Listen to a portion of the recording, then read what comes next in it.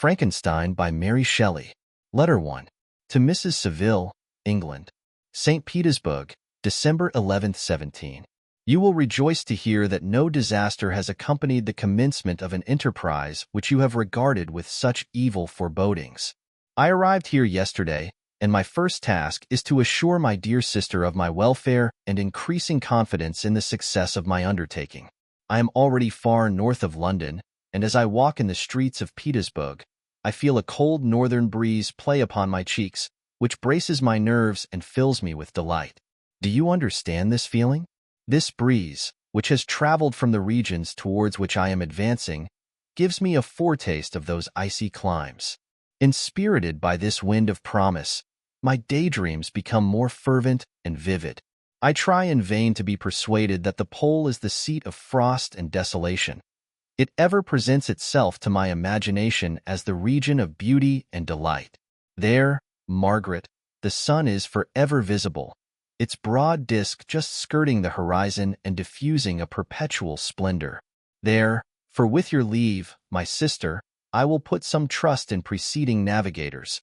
Their snow and frost are banished, and, sailing over a calm sea, we may be wafted to a land surpassing in wonders and in beauty every region hitherto discovered on the habitable globe. Its productions and features may be without example, as the phenomena of the heavenly bodies undoubtedly are in those undiscovered solitudes. What may not be expected in a country of eternal light? I may there discover the wondrous power which attracts the needle and may regulate 1,000 celestial observations that require only this voyage to render their seeming eccentricities consistent forever. I shall satiate my ardent curiosity with the sight of a part of the world never before visited, and may tread a land never before imprinted by the foot of man. These are my enticements, and they are sufficient to conquer all fear of danger or death, and to induce me to commence this laborious voyage with the joy a child feels when he embarks in a little boat, with his holiday mates, on an expedition of discovery up his native river. But supposing all these conjectures to be false, you cannot contest the inestimable benefit which I shall confer on all mankind, to the last generation, by discovering a passage near the pole to those countries, to reach which at present so many months are requisite, or by ascertaining the secret of the magnet, which, if at all possible, can only be effected by an undertaking such as mine. These reflections have dispelled the agitation with which I began my letter, and I feel my heart glow with an enthusiasm which elevates me to heaven, for nothing contributes so much to tranquilize the mind as a steady purpose, a point on which the soul may fix its intellectual eye. This expedition has been the favorite dream of my early years. I have read with ardor the accounts of the various voyages which have been made in the prospect of arriving at the North Pacific Ocean through the seas which surround the pole. You may remember that a history of all the voyages made for purposes of discovery composed the whole of our good Uncle Thomas's library. My education was neglected, yet I was passionately fond of reading. These volumes were my study day and night, and my familiarity with them increased that regret which I had felt, as a child, on learning that my father's dying injunction had forbidden my uncle to allow me to embark in a seafaring life. These visions faded when I perused, for the first time, those poets whose effusions entranced my soul and lifted it to heaven. I also became a poet and for 1 year lived in a paradise of my own creation. I imagined that I also might obtain a niche in the temple where the names of Homer and Shakespeare are consecrated. You are well acquainted with my failure, and how heavily I bore the disappointment. But just at that time, I inherited the fortune of my cousin, and my thoughts were turned into the channel of their earlier bent. 6 years have passed since I resolved on my present undertaking. I can, even now, remember the hour from which I dedicated myself to this great enterprise. I commenced by inuring my body to hardship. I accompanied the whale fishers on several expeditions to the North Sea. I voluntarily endured cold, famine, thirst, and want of sleep. I often worked harder than the common sailors during the day and devoted my nights to the study of mathematics, the theory of medicine, and those branches of physical science from which a naval adventurer might derive the greatest practical advantage. Twice I actually hired myself as an undermate in a Greenland whaler, and acquitted myself to admiration. I must own I felt a little proud when my captain offered me the second dignity in the vessel, and entreated me to remain with the greatest earnestness, So valuable did he consider my services. And now, dear Margaret, do I not deserve to accomplish some great purpose? My life might have been passed in ease and luxury, but I preferred glory to every enticement that wealth placed in my path. Oh, that some encouraging voice would answer in the affirmative. My courage and my resolution is firm, but my hopes fluctuate, and my spirits are often depressed. I am about to proceed on a long and difficult voyage, the emergencies of which will demand all my fortitude. I am required not only to raise the spirits of others, but sometimes to sustain my own when theirs are failing. This is the most favorable period for traveling in Russia. They fly quickly over the snow in their sledges. The motion is pleasant and, in my opinion, far more agreeable than that of an English stagecoach. The cold is not excessive if you are wrapped in furs, a dress which I have already adopted, for there is a great difference between walking the deck and remaining seated motionless for hours, when no exercise prevents the blood from actually freezing in your veins. I have no ambition to lose my life on the post road between St. Petersburg and Archangel. I shall depart for the latter town in a fortnight or 3 weeks, and my intention is to hire a ship there, which can easily be done by paying the insurance for the owner, and to engage as many sailors as I think necessary among those who are accustomed to the whale fishing. I do not intend to sail until the month of June, and when shall I return? Ah, dear sister, how can I answer this question? If I succeed, many months, perhaps years, will pass before you and I may meet. If I fail, you will see me again soon, or never. Farewell, my dear, excellent Margaret. Heaven shower down blessings on you, and save me, that I may again and again testify my gratitude for all your love and kindness. Your affectionate brother, R. Walton. Letter 2. To Mrs. Seville, England.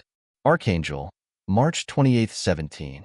How slowly the time passes here, encompassed as I am by frost and snow. Yet a second step is taken towards my enterprise. I have hired a vessel and am occupied in collecting my sailors. Those whom I have already engaged appear to be men on whom I can depend and are certainly possessed of dauntless courage. But I have one want which I have never yet been able to satisfy, and the absence of the object of which I now feel as a most severe evil. I have no friend, Margaret. When I am glowing with the enthusiasm of success, there will be none to participate my joy. If I am assailed by disappointment, no one will endeavor to sustain me in dejection. I shall commit my thoughts to paper, it is true, but that is a poor medium for the communication of feeling. I desire the company of a man who could sympathize with me, whose eyes would reply to mine. You may deem me romantic, my dear sister, but I bitterly feel the want of a friend. I have no one near me, gentle yet courageous, possessed of a cultivated as well as of a capacious mind, whose tastes are like my own, to approve or amend my plans. How would such a friend repair the faults of your poor brother? I am too ardent in execution and too impatient of difficulties. But it is a still greater evil to me that I am self-educated. For the first 14 years of my life, I ran wild on a common and read nothing but our Uncle Thomas's books of voyages.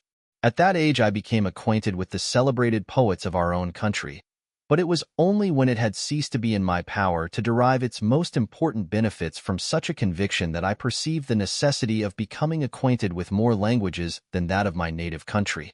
Now I am 28, and am in reality more illiterate than many schoolboys of 15. It is true that I have thought more, and that my daydreams are more extended and magnificent, but they want, as the painters call it, keeping. And I greatly need a friend who would have sense enough not to despise me as romantic, and affection enough for me to endeavor to regulate my mind. Well, these are useless complaints. I shall certainly find no friend on the wide ocean, nor even here in Archangel, among merchants and seamen. Yet some feelings, unallied to the dross of human nature, beat even in these rugged bosoms.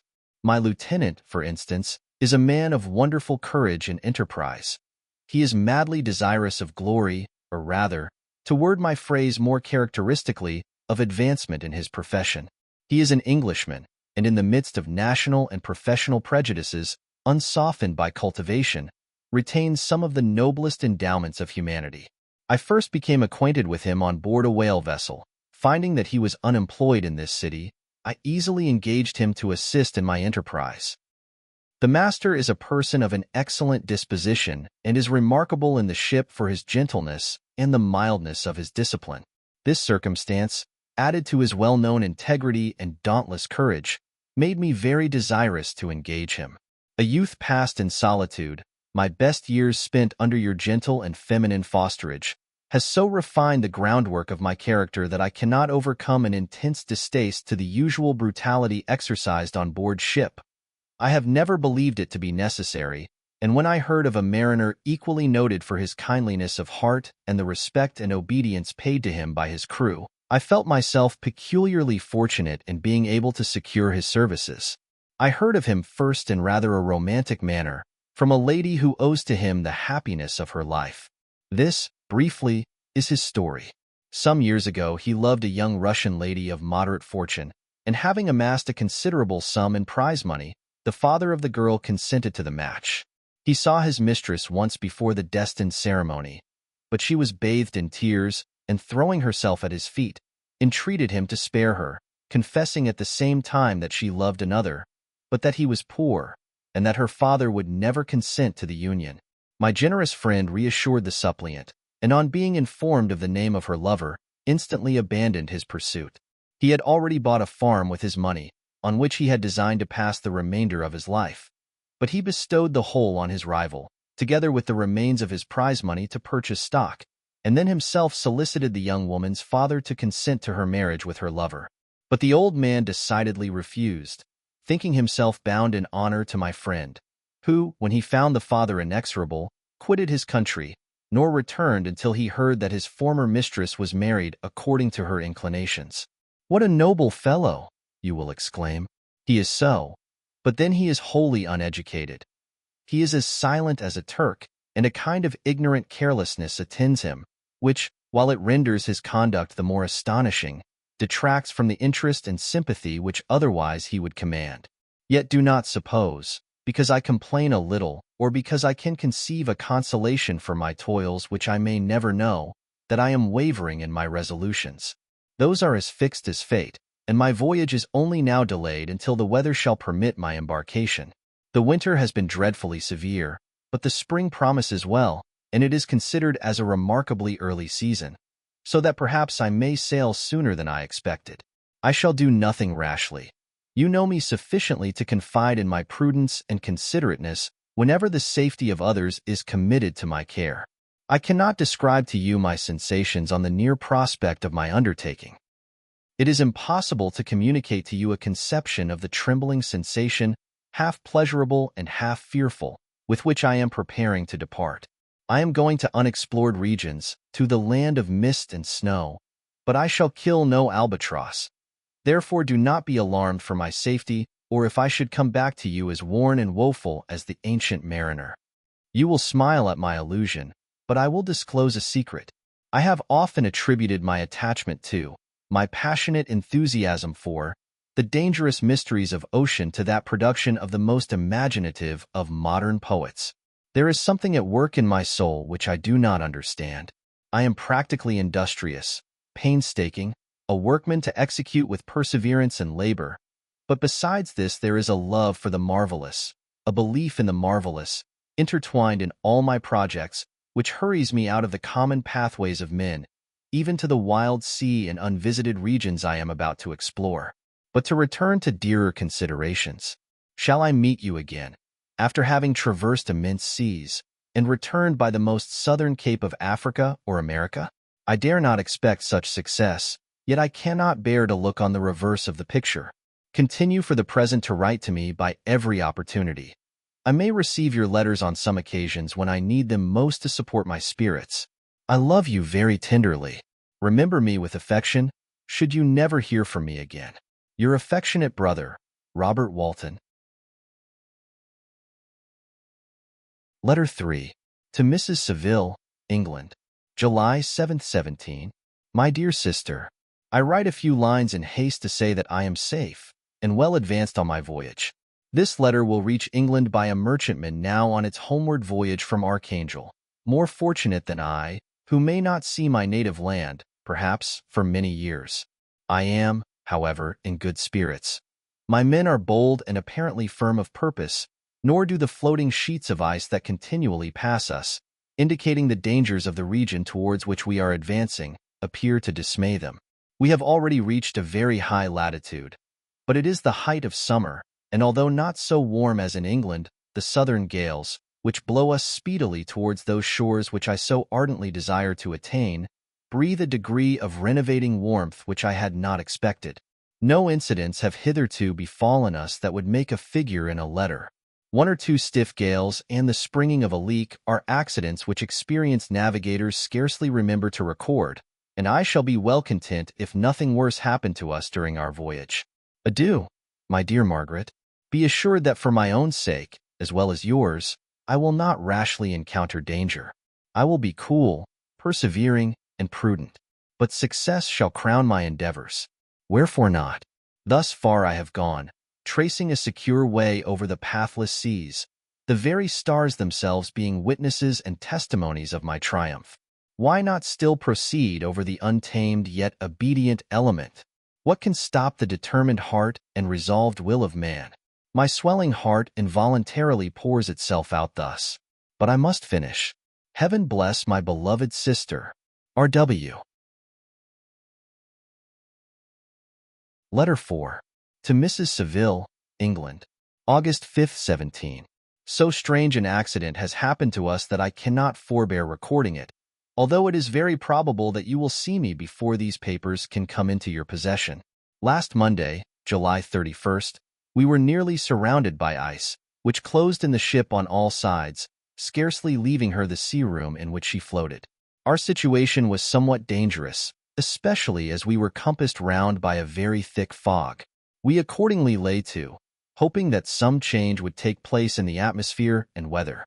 About 2 o'clock the mist cleared away, and we beheld, stretched out in every direction, vast and irregular plains of ice, which seemed to have no end.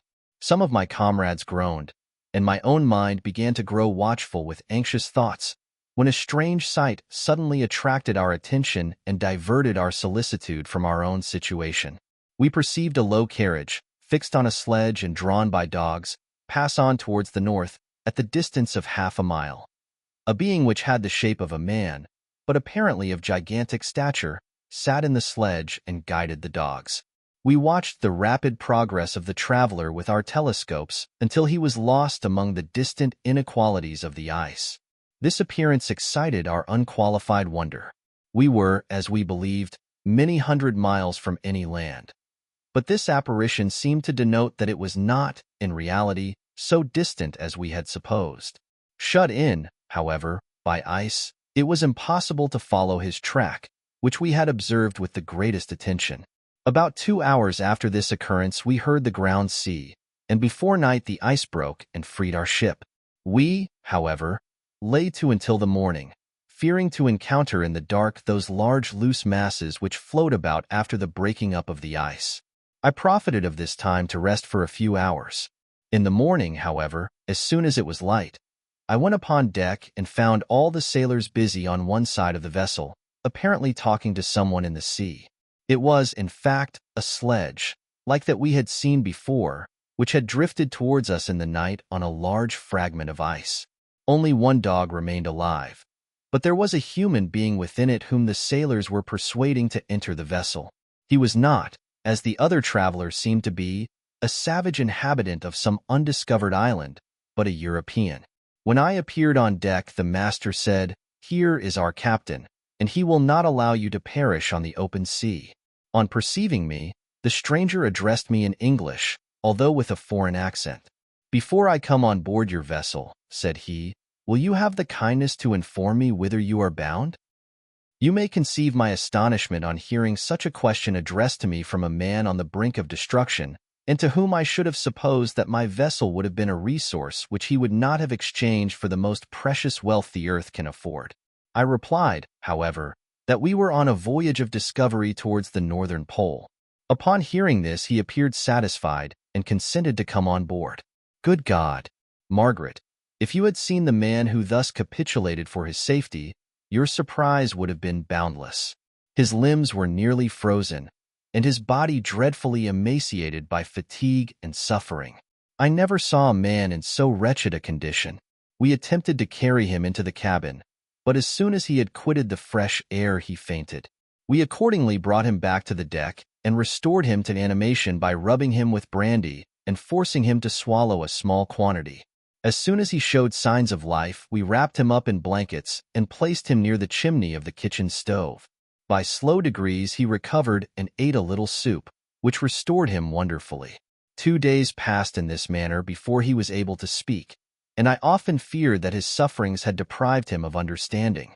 When he had in some measure recovered, I removed him to my own cabin and attended on him as much as my duty would permit. I never saw a more interesting creature. His eyes have generally an expression of wildness and even madness, but there are moments when, if anyone performs an act of kindness towards him or does him any the most trifling service, his whole countenance is lighted up, as it were, with a beam of benevolence and sweetness that I never saw equaled. But he is generally melancholy and despairing, and sometimes he gnashes his teeth, as if impatient of the weight of woes that oppresses him. When my guest was a little recovered, I had great trouble to keep off the men, who wished to ask him 1,000 questions. But I would not allow him to be tormented by their idle curiosity, in a state of body and mind whose restoration evidently depended upon entire repose. Once, however, the lieutenant asked why he had come so far upon the ice in so strange a vehicle. His countenance instantly assumed an aspect of the deepest gloom, and he replied, "To seek one who fled from me." "And did the man whom you pursued travel in the same fashion?" "Yes." "Then I fancy we have seen him, for the day before we picked you up we saw some dogs drawing a sledge, with a man in it, across the ice." This aroused the stranger's attention, and he asked a multitude of questions concerning the route which the demon, as he called him, had pursued. Soon after, when he was alone with me, he said, "I have, doubtless, excited your curiosity, as well as that of these good people, but you are too considerate to make inquiries." "Certainly. It would indeed be very impertinent and inhuman in me to trouble you with any inquisitiveness of mine. And yet you rescued me from a strange and perilous situation. You have benevolently restored me to life." Soon after this, he inquired if I thought that the breaking up of the ice had destroyed the other sledge. I replied that I could not answer with any degree of certainty, for the ice had not broken until near midnight, and the traveler might have arrived at a place of safety before that time. But of this I could not judge. From this time, a new spirit of life animated the decaying frame of the stranger. He manifested the greatest eagerness to be upon deck to watch for the sledge which had before appeared. But I have persuaded him to remain in the cabin, for he is far too weak to sustain the rawness of the atmosphere. I have promised that someone should watch for him and give him instant notice if any new object should appear in sight. Such is my journal of what relates to this strange occurrence up to the present day. The stranger has gradually improved in health, but is very silent, and appears uneasy when anyone except myself enters his cabin. Yet his manners are so conciliating and gentle that the sailors are all interested in him, although they have had very little communication with him. For my own part, I begin to love him as a brother, and his constant and deep grief fills me with sympathy and compassion. He must have been a noble creature in his better days, being even now in wreck so attractive and amiable. I said in one of my letters, "My dear Margaret," that I should find no friend on the wide ocean. Yet I have found a man who, before his spirit had been broken by misery, I should have been happy to have possessed as the brother of my heart. I shall continue my journal concerning the stranger at intervals, should I have any fresh incidents to record. August 13th, 17. My affection for my guest increases every day. He excites at once my admiration and my pity to an astonishing degree. How can I see so noble a creature destroyed by misery without feeling the most poignant grief? He is so gentle, yet so wise. His mind is so cultivated, and when he speaks, although his words are culled with the choicest art, yet they flow with rapidity and unparalleled eloquence. He is now much recovered from his illness and is continually on the deck, apparently watching for the sledge that preceded his own.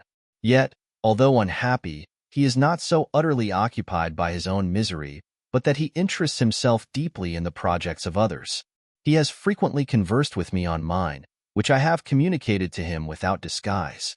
He entered attentively into all my arguments in favor of my eventual success and into every minute detail of the measures I had taken to secure it. I was easily led by the sympathy which he evinced to use the language of my heart, to give utterance to the burning ardor of my soul, and to say, with all the fervor that warmed me, how gladly I would sacrifice my fortune, my existence, my every hope, to the furtherance of my enterprise. One man's life or death were but a small price to pay for the acquirement of the knowledge which I sought, for the dominion I should acquire and transmit over the elemental foes of our race. As I spoke, a dark gloom spread over my listener's countenance. At first I perceived that he tried to suppress his emotion. He placed his hands before his eyes, and my voice quivered and failed me as I beheld tears trickle fast from between his fingers. A groan burst from his heaving breast. I paused. At length he spoke, in broken accents, "Unhappy man, do you share my madness? Have you drunk also of the intoxicating draught? Hear me. Let me reveal my tale, and you will dash the cup from your lips." Such words, you may imagine, strongly excited my curiosity, but the paroxysm of grief that had seized the stranger overcame his weakened powers, and many hours of repose and tranquil conversation were necessary to restore his composure. Having conquered the violence of his feelings, he appeared to despise himself for being the slave of passion, and quelling the dark tyranny of despair, he led me again to converse concerning myself personally. He asked me the history of my earlier years. The tale was quickly told, but it awakened various trains of reflection. I spoke of my desire of finding a friend, of my thirst for a more intimate sympathy with a fellow mind than had ever fallen to my lot, and expressed my conviction that a man could boast of little happiness who did not enjoy this blessing. "I agree with you," replied the stranger. "We are unfashioned creatures, but half made up. If one wiser, better, dearer than ourselves, such a friend ought to be, do not lend his aid to perfectionate our weak and faulty natures. I once had a friend, the most noble of human creatures, and am entitled, therefore, to judge respecting friendship. You have hope and the world before you, and have no cause for despair. But I have lost everything and cannot begin life anew." As he said this, his countenance became expressive of a calm, settled grief that touched me to the heart. But he was silent and presently retired to his cabin. Even broken in spirit as he is, no one can feel more deeply than he does the beauties of nature. The starry sky, the sea, and every sight afforded by these wonderful regions seems still to have the power of elevating his soul from earth. Such a man has a double existence. He may suffer misery and be overwhelmed by disappointments, yet when he has retired into himself, he will be like a celestial spirit that has a halo around him, within whose circle no grief or folly ventures. Will you smile at the enthusiasm I express concerning this divine wanderer? You would not if you saw him. You have been tutored and refined by books and retirement from the world, and you are therefore somewhat fastidious. But this only renders you the more fit to appreciate the extraordinary merits of this wonderful man.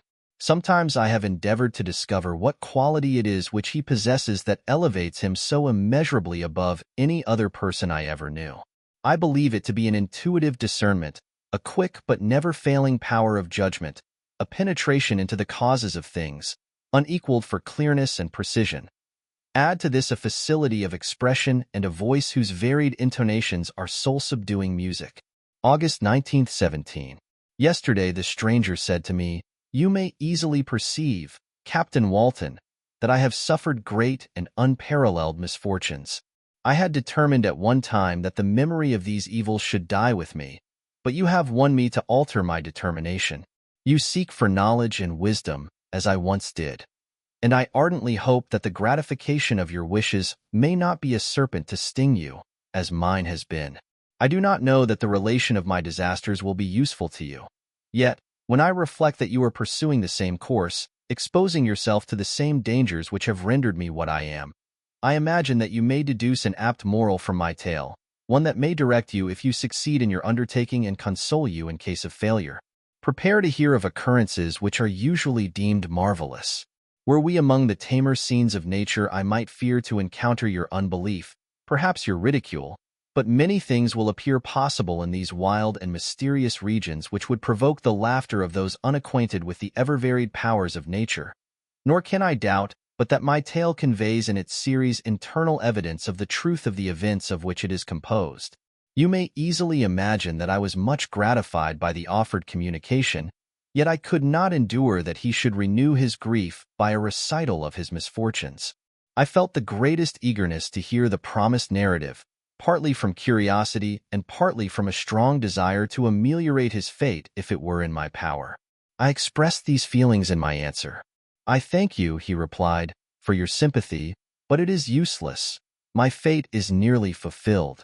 I wait but for one event, and then I shall repose in peace." "I understand your feeling," continued he, perceiving that I wished to interrupt him. "But you are mistaken, my friend, if thus you will allow me to name you. Nothing can alter my destiny. Listen to my history, and you will perceive how irrevocably it is determined." He then told me that he would commence his narrative the next day when I should be at leisure. This promise drew from me the warmest thanks. I have resolved every night, when I am not imperatively occupied by my duties, to record, as nearly as possible in his own words, what he has related during the day. If I should be engaged, I will at least make notes. This manuscript will doubtless afford you the greatest pleasure. But to me, who know him, and who hear it from his own lips, with what interest and sympathy shall I read it in some future day? Even now, as I commence my task, his full-toned voice swells in my ears. His lustrous eyes dwell on me with all their melancholy sweetness. I see his thin hand raised in animation, while the lineaments of his face are irradiated by the soul within. Strange and harrowing must be his story, frightful the storm which embraced the gallant vessel on its course and wrecked it thus. Chapter 1. I am by birth a Genovese, and my family is one of the most distinguished of that republic. My ancestors had been for many years counselors and syndics, and my father had filled several public situations with honor and reputation. He was respected by all who knew him for his integrity and indefatigable attention to public business. He passed his younger days perpetually occupied by the affairs of his country. A variety of circumstances had prevented his marrying early, nor was it until the decline of life that he became a husband and the father of a family. As the circumstances of his marriage illustrate his character, I cannot refrain from relating them. One of his most intimate friends was a merchant who, from a flourishing state, fell, through numerous mischances, into poverty. This man, whose name was Beaufort, was of a proud and unbending disposition and could not bear to live in poverty and oblivion in the same country where he had formerly been distinguished for his rank and magnificence. Having paid his debts, therefore, in the most honorable manner, he retreated with his daughter to the town of Lucerne, where he lived unknown and in wretchedness. My father loved Beaufort with the truest friendship and was deeply grieved by his retreat in these unfortunate circumstances. He bitterly deplored the false pride which led his friend to a conduct so little worthy of the affection that united them. He lost no time in endeavoring to seek him out, with the hope of persuading him to begin the world again through his credit and assistance. Beaufort had taken effectual measures to conceal himself, and it was 10 months before my father discovered his abode. Overjoyed at this discovery, he hastened to the house, which was situated in a mean street near the Rus. But when he entered, misery and despair alone welcomed him. Beaufort had saved but a very small sum of money from the wreck of his fortunes, but it was sufficient to provide him with sustenance for some months, and in the meantime he hoped to procure some respectable employment in a merchant's house. The interval was, consequently, spent in inaction. His grief only became more deep and rankling when he had leisure for reflection, and at length it took so fast hold of his mind that at the end of 3 months he lay on a bed of sickness, incapable of any exertion. His daughter attended him with the greatest tenderness, but she saw with despair that their little fund was rapidly decreasing and that there was no other prospect of support. But Caroline Beaufort possessed a mind of an uncommon mold, and her courage rose to support her in her adversity. She procured plain work. She plaited straw and by various means contrived to earn a pittance scarcely sufficient to support life. Several months passed in this manner. Her father grew worse. Her time was more entirely occupied in attending him. her means of subsistence decreased, and in the 10th month her father died in her arms, leaving her an orphan and a beggar. This last blow overcame her, and she knelt by Beaufort's coffin weeping bitterly when my father entered the chamber. He came like a protecting spirit to the poor girl, who committed herself to his care, and after the interment of his friend, he conducted her to Geneva and placed her under the protection of a relation. 2 years after this event, Caroline became his wife. There was a considerable difference between the ages of my parents, but this circumstance seemed to unite them only closer in bonds of devoted affection. There was a sense of justice in my father's upright mind, which rendered it necessary that he should approve highly to love strongly. Perhaps during former years he had suffered from the late-discovered unworthiness of one beloved and so was disposed to set a greater value on tried worth. There was a show of gratitude and worship in his attachment to my mother, differing wholly from the doting fondness of age, for it was inspired by reverence for her virtues and a desire to be the means of, in some degree, recompensing her for the sorrows she had endured, but which gave inexpressible grace to his behavior to her. Everything was made to yield to her wishes and her convenience. He strove to shelter her, as a fair exotic is sheltered by the gardener, from every rougher wind, and to surround her with all that could tend to excite pleasurable emotion in her soft and benevolent mind. Her health, and even the tranquility of her hitherto constant spirit, had been shaken by what she had gone through.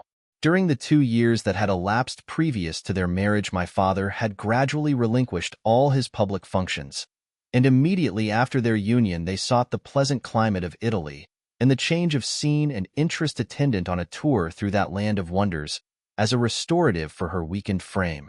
From Italy they visited Germany and France. I, their eldest child, was born at Naples, and as an infant accompanied them in their rambles. I remained for several years their only child. Much as they were attached to each other, they seemed to draw inexhaustible stores of affection from a very mine of love to bestow them upon me. My mother's tender caresses and my father's smile of benevolent pleasure while regarding me are my first recollections.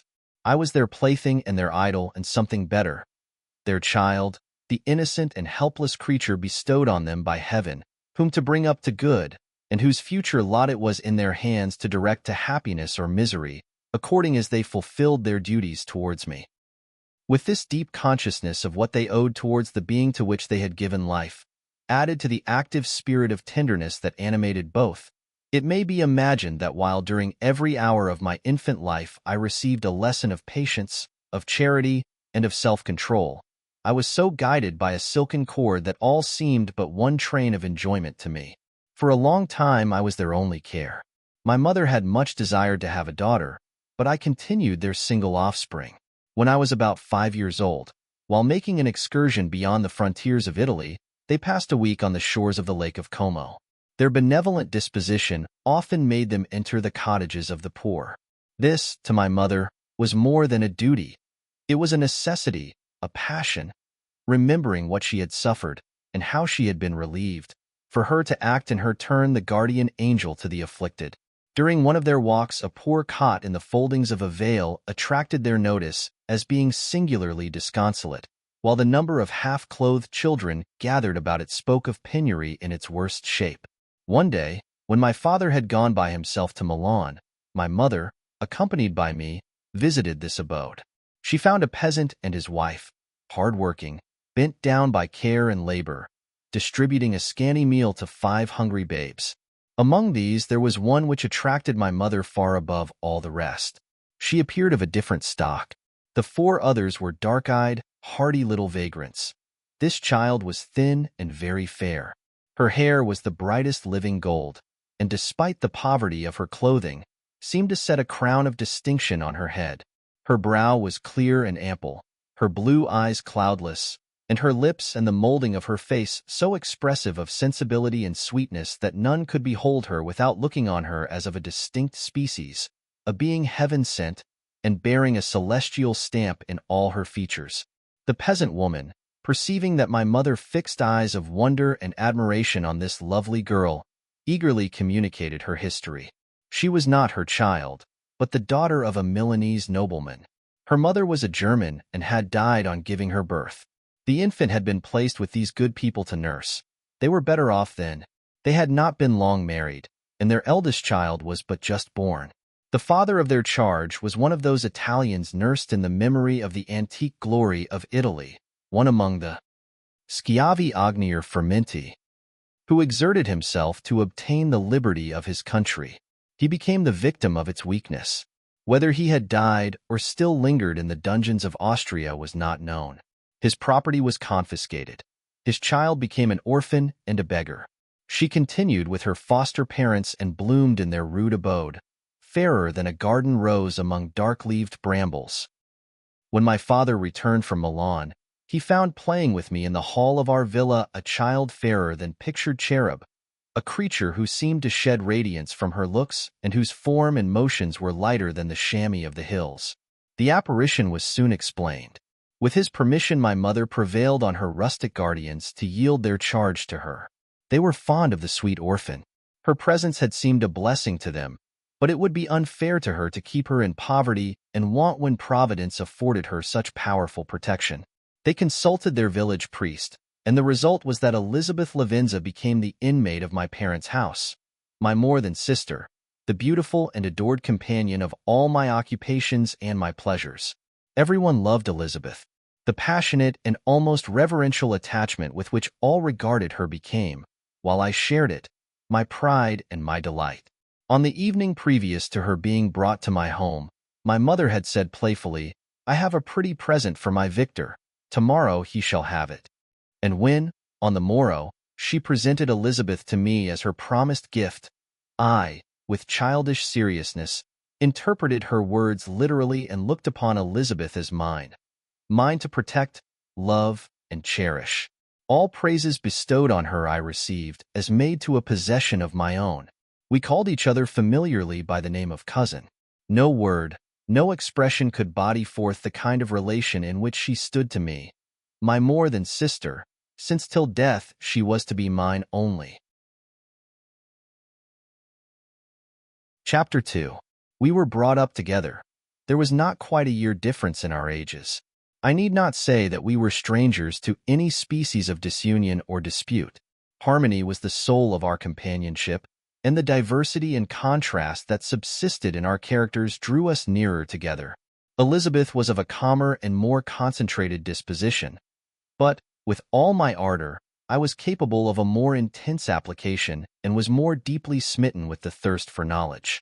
She busied herself with following the aerial creations of the poets, and in the majestic and wondrous scenes which surrounded our Swiss home, the sublime shapes of the mountains, the changes of the seasons, tempest and calm, the silence of winter, and the life and turbulence of our alpine summers, she found ample scope for admiration and delight. While my companion contemplated with a serious and satisfied spirit the magnificent appearances of things, I delighted in investigating their causes. The world was to me a secret which I desired to divine. Curiosity, earnest research to learn the hidden laws of nature, gladness akin to rapture, as they were unfolded to me, are among the earliest sensations I can remember. On the birth of a second son, my junior by 7 years, my parents gave up entirely their wandering life and fixed themselves in their native country. We possessed a house in Geneva and a campaign on Bellerive, the eastern shore of the lake, at the distance of rather more than a league from the city. We resided principally in the latter, and the lives of my parents were passed in considerable seclusion. It was my temper to avoid a crowd and to attach myself fervently to a few. I was indifferent, therefore, to my schoolfellows in general, but I united myself in the bonds of the closest friendship to one among them. Henry Clerval was the son of a merchant of Geneva. He was a boy of singular talent and fancy. He loved enterprise, hardship, and even danger for its own sake. He was deeply read in books of chivalry and romance. He composed heroic songs and began to write many a tale of enchantment and knightly adventure. He tried to make U.S. act plays and to enter into masquerades, in which the characters were drawn from the heroes of Roncesvalles, of the Round Table of King Arthur, and the chivalrous train who shed their blood to redeem the Holy Sepulchre from the hands of the infidels. No human being could have passed a happier childhood than myself. My parents were possessed by the very spirit of kindness and indulgence. We felt that they were not the tyrants to rule our lot according to their caprice, but the agents and creators of all the many delights which we enjoyed.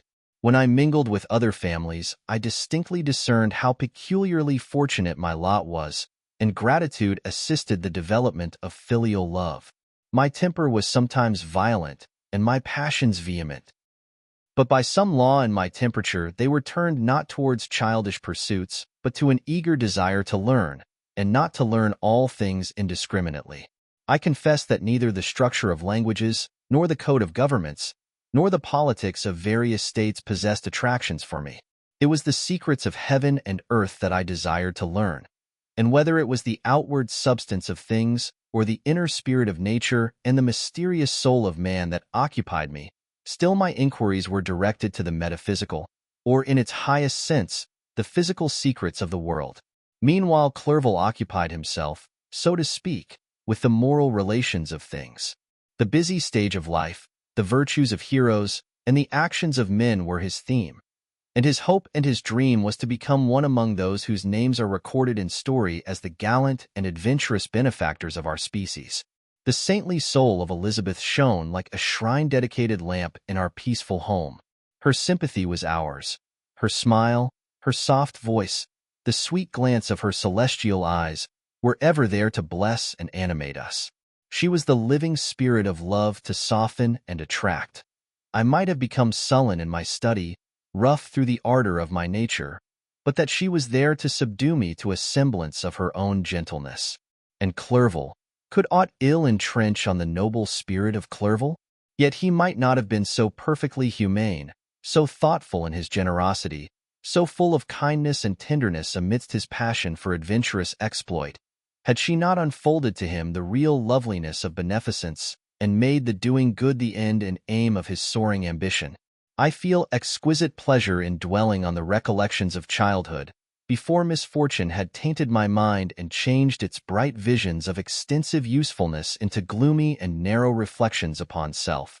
Besides, in drawing the picture of my early days, I also record those events which led, by insensible steps, to my after tale of misery, for when I would account to myself for the birth of that passion which afterwards ruled my destiny, I find it arise, like a mountain river, from ignoble and almost forgotten sources. But, swelling as it proceeded, it became the torrent which, in its course, has swept away all my hopes and joys. Natural philosophy is the genius that has regulated my fate. I desire, therefore, in this narration, to state those facts which led to my predilection for that science. When I was 13 years of age, we all went on a party of pleasure to the baths near Thonon. The inclemency of the weather obliged us to remain a day confined to the inn. In this house I chanced to find a volume of the works of Cornelius Agrippa. I opened it with apathy. The theory which he attempts to demonstrate and the wonderful facts which he relates soon changed this feeling into enthusiasm. A new light seemed to dawn upon my mind, and bounding with joy, I communicated my discovery to my father. My father looked carelessly at the title page of my book and said, "Ah, Cornelius Agrippa. My dear Victor, do not waste your time upon this. It is sad trash." If, instead of this remark, my father had taken the pains to explain to me that the principles of Agrippa had been entirely exploded, and that a modern system of science had been introduced which possessed much greater powers than the ancient, because the powers of the latter were chimerical, while those of the former were real and practical, under such circumstances I should certainly have thrown Agrippa aside, and have contented my imagination, warmed as it was, by returning with greater ardor to my former studies. It is even possible that the train of my ideas would never have received the fatal impulse that led to my ruin. But the cursory glance my father had taken of my volume by no means assured me that he was acquainted with its contents, and I continued to read with the greatest avidity. When I returned home, my first care was to procure the whole works of this author, and afterwards of Paracelsus and Albertus Magnus. I read and studied the wild fancies of these writers with delight. They appeared to me treasures known to few besides myself. I have described myself as always having been imbued with a fervent longing to penetrate the secrets of nature. In spite of the intense labor and wonderful discoveries of modern philosophers, I always came from my studies discontented and unsatisfied. Sir Isaac Newton is said to have avowed that he felt like a child picking up shells beside the great and unexplored ocean of truth. Those of his successors in each branch of natural philosophy with whom I was acquainted appeared, even to my boy's apprehensions, as tyros engaged in the same pursuit. The untaught peasant beheld the elements around him and was acquainted with their practical uses. The most learned philosopher knew little more. He had partially unveiled the face of nature, but her immortal lineaments were still a wonder and a mystery. He might dissect, anatomize, and give names. But, not to speak of a final cause, causes in their secondary and tertiary grades were utterly unknown to him. I had gazed upon the fortifications and impediments that seemed to keep human beings from entering the citadel of nature, and rashly and ignorantly I had repined. But here were books, and here were men who had penetrated deeper and knew more. I took their word for all that they averred, and I became their disciple. It may appear strange that such should arise in the 18th century, but while I followed the routine of education in the schools of Geneva, I was, to a great degree, self-taught with regard to my favorite studies. My father was not scientific, and I was left to struggle with a child's blindness, added to a student's thirst for knowledge. Under the guidance of my new preceptors, I entered with the greatest diligence into the search of the philosopher's stone and the elixir of life. But the latter soon obtained my undivided attention. Wealth was an inferior object, but what glory would attend the discovery if I could banish disease from the human frame and render man invulnerable to any but a violent death? Nor were these my only visions. The raising of ghosts or devils was a promise liberally accorded by my favorite authors, the fulfillment of which I most eagerly sought. And if my incantations were always unsuccessful, I attributed the failure rather to my own inexperience and mistake than to a want of skill or fidelity in my instructors. And thus for a time I was occupied by exploded systems, mingling, like an unadept, 1,000 contradictory theories and floundering desperately in a very slough of multifarious knowledge, guided by an ardent imagination and childish reasoning, till an accident again changed the current of my ideas. When I was about 15 years old, we had retired to our house near Bellerive, when we witnessed a most violent and terrible thunderstorm. It advanced from behind the mountains of Jura, and the thunder burst at once with frightful loudness from various quarters of the heavens. I remained, while the storm lasted, watching its progress with curiosity and delight. As I stood at the door, on a sudden I beheld a stream of fire issue from an old and beautiful oak which stood about 20 yards from our house. And so soon as the dazzling light vanished, the oak had disappeared, and nothing remained but a blasted stump. When we visited it the next morning, we found the tree shattered in a singular manner. It was not splintered by the shock, but entirely reduced to thin ribbons of wood. I never beheld anything so utterly destroyed. Before this, I was not unacquainted with the more obvious laws of electricity. On this occasion, a man of great research in natural philosophy was with us, and excited by this catastrophe, he entered on the explanation of a theory which he had formed on the subject of electricity and galvanism, which was at once new and astonishing to me.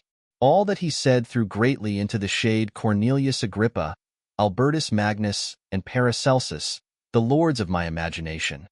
But by some fatality the overthrow of these men disinclined me to pursue my accustomed studies. It seemed to me as if nothing would or could ever be known. All that had so long engaged my attention suddenly grew despicable. By one of those caprices of the mind which we are perhaps most subject to in early youth, I at once gave up my former occupations, set down natural history and all its progeny as a deformed and abortive creation, and entertained the greatest disdain for a would-be science which could never even step within the threshold of real knowledge. In this mood of mind, I betook myself to the mathematics and the branches of study appertaining to that science as being built upon secure foundations, and so worthy of my consideration. Thus strangely are our souls constructed, and by such slight ligaments are we bound to prosperity or ruin. When I look back, it seems to me as if this almost miraculous change of inclination and will was the immediate suggestion of the guardian angel of my life, the last effort made by the spirit of preservation to avert the storm that was even then hanging in the stars and ready to envelop me. Her victory was announced by an unusual tranquility and gladness of soul that followed the relinquishing of my ancient and latterly tormenting studies. It was thus that I was to be taught to associate evil with their prosecution and happiness with their disregard. It was a strong effort of the spirit of good, but it was ineffectual. Destiny was too potent, and her immutable laws had decreed my utter and terrible destruction. Chapter 3. When I had attained the age of 17, my parents resolved that I should become a student at the University of Ingolstadt. I had hitherto attended the schools of Geneva, but my father thought it necessary for the completion of my education that I should be made acquainted with other customs than those of my native country. My departure was therefore fixed at an early date, but before the day resolved upon could arrive, the first misfortune of my life occurred, an omen, as it were, of my future misery. Elizabeth had caught the scarlet fever. Her illness was severe, and she was in the greatest danger. During her illness, many arguments had been urged to persuade my mother to refrain from attending upon her. She had at first yielded to our entreaties, but when she heard that the life of her favorite was menaced, she could no longer control her anxiety. She attended her sickbed. Her watchful attentions triumphed over the malignity of the distemper. Elizabeth was saved, but the consequences of this imprudence were fatal to her preserver. On the third day my mother sickened. Her fever was accompanied by the most alarming symptoms, and the looks of her medical attendants prognosticated the worst event. On her deathbed, the fortitude and benignity of this best of women did not desert her. She joined the hands of Elizabeth and myself. "My children," she said, "my firmest hopes of future happiness were placed on the prospect of your union. This expectation will now be the consolation of your father. Elizabeth, my love, you must supply my place to my younger children. Alas, I regret that I am taken from you. And, happy and beloved as I have been, is it not hard to quit you all? But these are not thoughts befitting me. I will endeavor to resign myself cheerfully to death, and will indulge a hope of meeting you in another world." She died calmly, and her countenance expressed affection even in death. I need not describe the feelings of those whose dearest ties are rent by that most irreparable evil, the void that presents itself to the soul, and the despair that is exhibited on the countenance.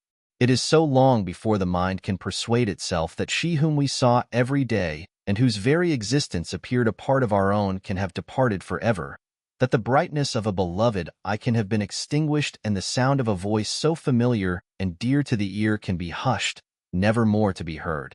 These are the reflections of the first days.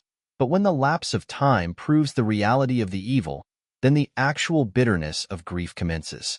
Yet from whom has not that rude hand rent away some dear connection? And why should I describe a sorrow which all have felt and must feel? The time at length arrives when grief is rather an indulgence than a necessity, and the smile that plays upon the lips, although it may be deemed a sacrilege, is not banished. My mother was dead, but we had still duties which we ought to perform. We must continue our course with the rest and learn to think ourselves fortunate, whilst one remains whom the spoiler has not seized. My departure for Ingolstadt, which had been deferred by these events, was now again determined upon. I obtained from my father a respite of some weeks. It appeared to me sacrilege so soon to leave the repose, akin to death, of the house of mourning and to rush into the thick of life. I was new to sorrow, but it did not the less alarm me. I was unwilling to quit the sight of those that remained to me, and above all, I desired to see my sweet Elizabeth in some degree consoled. She indeed veiled her grief, and strove to act the comforter to us all. She looked steadily on life, and assumed its duties with courage and zeal. She devoted herself to those whom she had been taught to call her uncle and cousins. Never was she so enchanting as at this time, when she recalled the sunshine of her smiles and spent them upon us. She forgot even her own regret in her endeavors to make us forget. The day of my departure at length arrived. Clerval spent the last evening with us. He had endeavored to persuade his father to permit him to accompany me and to become my fellow student, but in vain. His father was a narrow-minded trader and saw idleness and ruin in the aspirations and ambition of his son.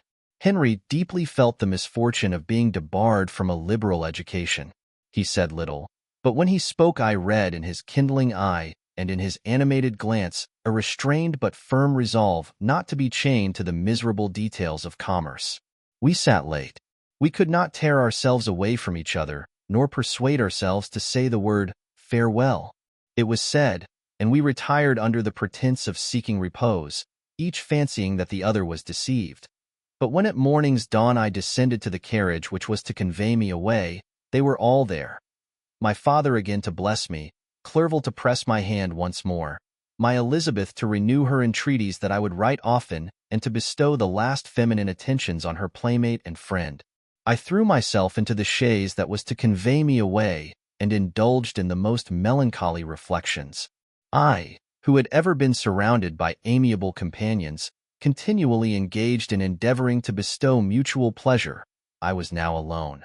In the university whither I was going I must form my own friends and be my own protector. My life had hitherto been remarkably secluded and domestic, and this had given me invincible repugnance to new countenances. I loved my brothers, Elizabeth and Clerval. These were old familiar faces, but I believed myself totally unfitted for the company of strangers.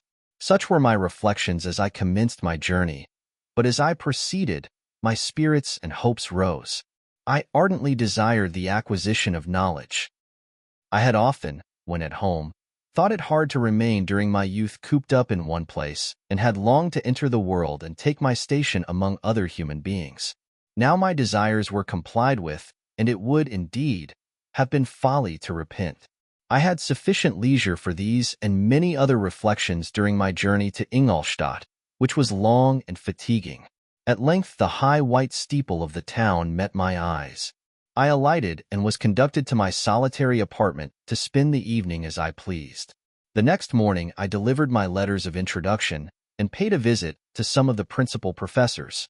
Chance, or rather the evil influence, the angel of destruction, which asserted omnipotent sway over me from the moment I turned my reluctant steps from my father's door, led me first to M. Krempe, professor of natural philosophy. He was an uncouth man, but deeply imbued in the secrets of his science. He asked me several questions concerning my progress in the different branches of science appertaining to natural philosophy. I replied carelessly, and partly in contempt, mentioned the names of my alchemists as the principal authors I had studied. The professor stared. "Have you," he said, "really spent your time in studying such nonsense?" I replied in the affirmative. "Every minute," continued M. Krempe with warmth, "every instant that you have wasted on those books is utterly and entirely lost.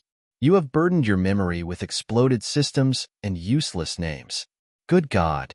In what desert land have you lived, where no one was kind enough to inform you that these fancies which you have so greedily imbibed are 1,000 years old and as musty as they are ancient? I little expected, in this enlightened and scientific age, to find a disciple of Albertus Magnus and Paracelsus. My dear sir, you must begin your studies entirely anew." So saying, he stepped aside and wrote down a list of several books treating of natural philosophy which he desired me to procure, and dismissed me after mentioning that in the beginning of the following week he intended to commence a course of lectures upon natural philosophy in its general relations, and that M. Waldman, a fellow professor, would lecture upon chemistry the alternate days that he omitted. I returned home not disappointed, for I have said that I had long considered those authors useless whom the professor reprobated. But I returned not at all the more inclined to recur to these studies in any shape. M. Krempe was a little squat man with a gruff voice and a repulsive countenance. The teacher, therefore, did not prepossess me in favor of his pursuits. In rather a too philosophical and connected a strain, perhaps, I have given an account of the conclusions I had come to concerning them in my early years. As a child, I had not been content with the results promised by the modern professors of natural science. With a confusion of ideas only to be accounted for by my extreme youth and my want of a guide on such matters, I had retrod the steps of knowledge along the paths of time, and exchanged the discoveries of recent inquirers for the dreams of forgotten alchemists. Besides, I had a contempt for the uses of modern natural philosophy. It was very different when the masters of the science sought immortality and power. Such views, although futile, were grand. But now the scene was changed. The ambition of the inquirer seemed to limit itself to the annihilation of those visions on which my interest in science was chiefly founded. I was required to exchange chimeras of boundless grandeur for realities of little worth. Such were my reflections during the first 2 or 3 days of my residence at Ingolstadt, which were chiefly spent in becoming acquainted with the localities and the principal residents in my new abode. But as the ensuing week commenced, I thought of the information which M. Kremp had given me concerning the lectures, and although I could not consent to go and hear that little conceited fellow deliver sentences out of a pulpit, I recollected what he had said of M. Waldman, whom I had never seen, as he had hitherto been out of town. Partly from curiosity and partly from idleness, I went into the lecturing room, which M. Waldman entered shortly after. This professor was very unlike his colleague. He appeared about 50 years of age, but with an aspect expressive of the greatest benevolence. A few gray hairs covered his temples, but those at the back of his head were nearly black.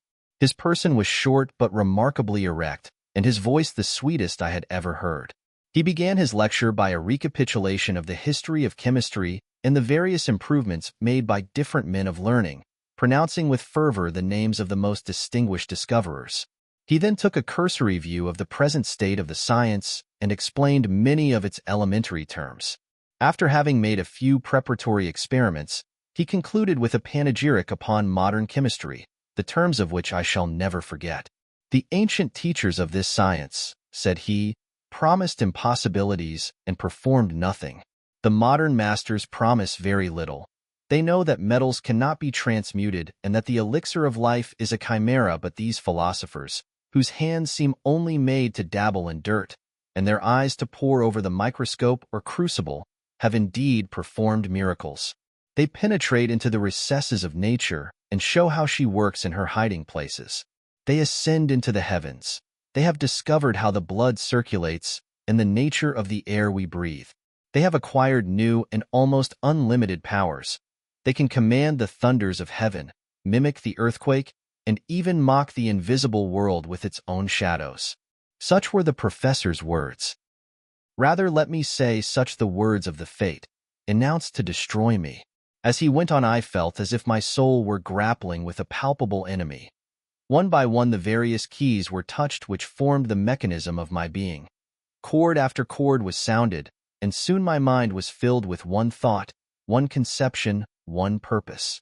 So much has been done, exclaimed the soul of Frankenstein. More, far more, will I achieve. Treading in the steps already marked, I will pioneer a new way, explore unknown powers, and unfold to the world the deepest mysteries of creation. If your wish is to become really a man of science and not merely a petty experimentalist, I should advise you to apply to every branch of natural philosophy, including mathematics. He then took me into his laboratory and explained to me the uses of his various machines, instructing me as to what I ought to procure and promising me the use of his own when I should have advanced far enough in the science not to derange their mechanism. He also gave me the list of books which I had requested, and I took my leave. Thus ended a day memorable to me. It decided my future destiny. Chapter 4. From this day, natural philosophy, and particularly chemistry, in the most comprehensive sense of the term, became nearly my sole occupation. I read with ardor those works, so full of genius and discrimination, which modern inquirers have written on these subjects. I attended the lectures and cultivated the acquaintance of the men of science of the university, and I found even in M. Kremp a great deal of sound sense and real information, combined, it is true, with a repulsive physiognomy and manners, but not on that account the less valuable. In M. Waldman I found a true friend. His gentleness was never tinged by dogmatism, and his instructions were given with an air of frankness and good nature that banished every idea of pedantry. In 1,000 ways he smoothed for me the path of knowledge and made the most abstruse inquiries clear and facile to my apprehension. My application was at first fluctuating and uncertain. It gained strength as I proceeded and soon became so ardent and eager that the stars often disappeared in the light of morning whilst I was yet engaged in my laboratory. As I applied so closely, it may be easily conceived that my progress was rapid. My ardor was indeed the astonishment of the students, and my proficiency that of the masters. Professor Crimp often asked me, with a sly smile, how Cornelius Agrippa went on, whilst M. Waldman expressed the most heartfelt exultation in my progress. 2 years passed in this manner, during which I paid no visit to Geneva, but was engaged, heart and soul, in the pursuit of some discoveries which I hoped to make. None but those who have experienced them can conceive of the enticements of science. In other studies you go as far as others have gone before you, and there is nothing more to know. But in a scientific pursuit there is continual food for discovery and wonder. A mind of moderate capacity which closely pursues one study must infallibly arrive at great proficiency in that study. And I, who continually sought the attainment of one object of pursuit and was solely wrapped up in this, improved so rapidly that at the end of 2 years I made some discoveries in the improvement of some chemical instruments, which procured me great esteem and admiration at the university. When I had arrived at this point, and had become as well acquainted with the theory and practice of natural philosophy as depended on the lessons of any of the professors at Ingolstadt, my residence there being no longer conducive to my improvements, I thought of returning to my friends and my native town, when an incident happened that protracted my stay. One of the phenomena which had peculiarly attracted my attention was the structure of the human frame, and indeed, any animal endued with life.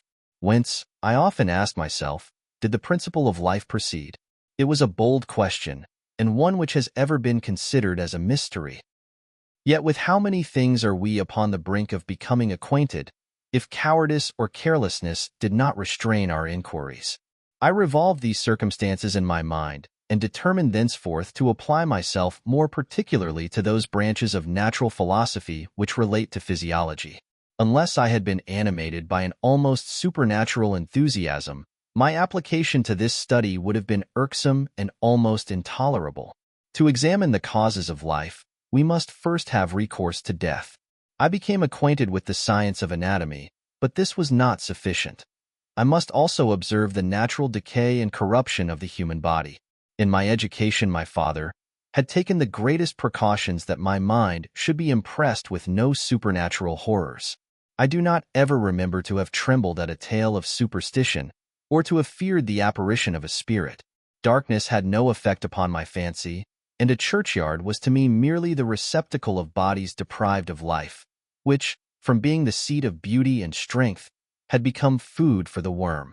Now I was led to examine the cause and progress of this decay, and forced to spend days and nights in vaults and charnel houses. My attention was fixed upon every object the most insupportable to the delicacy of the human feelings. I saw how the fine form of man was degraded and wasted. I beheld the corruption of death succeed to the blooming cheek of life. I saw how the worm inherited the wonders of the eye and brain. I paused, examining and analyzing all the minutiae of causation, as exemplified in the change from life to death and death to life, until from the midst of this darkness a sudden light broke in upon me. A light so brilliant and wondrous, yet so simple, that while I became dizzy with the immensity of the prospect which it illustrated, I was surprised that among so many men of genius who had directed their inquiries towards the same science, that I alone should be reserved to discover so astonishing a secret. Remember, I am not recording the vision of a madman. The sun does not more certainly shine in the heavens than that which I now affirm is true. Some miracle might have produced it, yet the stages of the discovery were distinct and probable. After days and nights of incredible labor and fatigue, I succeeded in discovering the cause of generation in life. Nay, more, I became myself capable of bestowing animation upon lifeless matter. The astonishment which I had at first experienced on this discovery soon gave place to delight and rapture. After so much time spent in painful labor, to arrive at once at the summit of my desires was the most gratifying consummation of my toils. But this discovery was so great and overwhelming that all the steps by which I had been progressively led to it were obliterated, and I beheld only the result.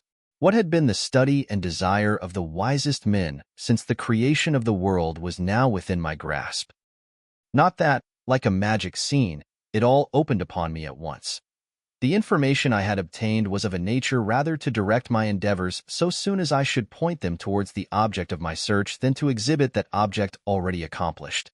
I was like the Arabian who had been buried with the dead and found a passage to life, aided only by one glimmering and seemingly ineffectual light. I see by your eagerness and the wonder and hope which your eyes express, my friend, that you expect to be informed of the secret with which I am acquainted. That cannot be.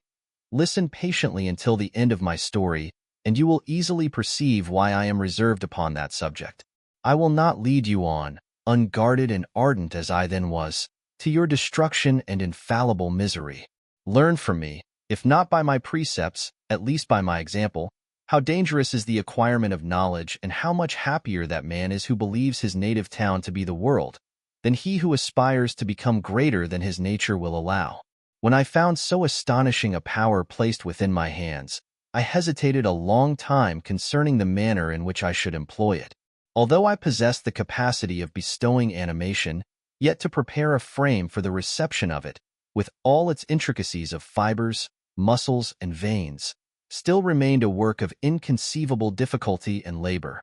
I doubted at first whether I should attempt the creation of a being like myself, or one of simpler organization, but my imagination was too much exalted by my first success to permit me to doubt of my ability to give life to an animal as complex and wonderful as man. The materials at present within my command hardly appeared adequate to so arduous an undertaking, but I doubted not that I should ultimately succeed. I prepared myself for a multitude of reverses. My operations might be incessantly baffled, and at last my work be imperfect, yet when I considered the improvement which every day takes place in science and mechanics, I was encouraged to hope my present attempts would at least lay the foundations of future success. Nor could I consider the magnitude and complexity of my plan as any argument of its impracticability. It was with these feelings that I began the creation of a human being. As the minuteness of the parts formed a great hindrance to my speed, I resolved, contrary to my first intention, to make the being of a gigantic stature, that is to say, about 8 feet in height and proportionably large.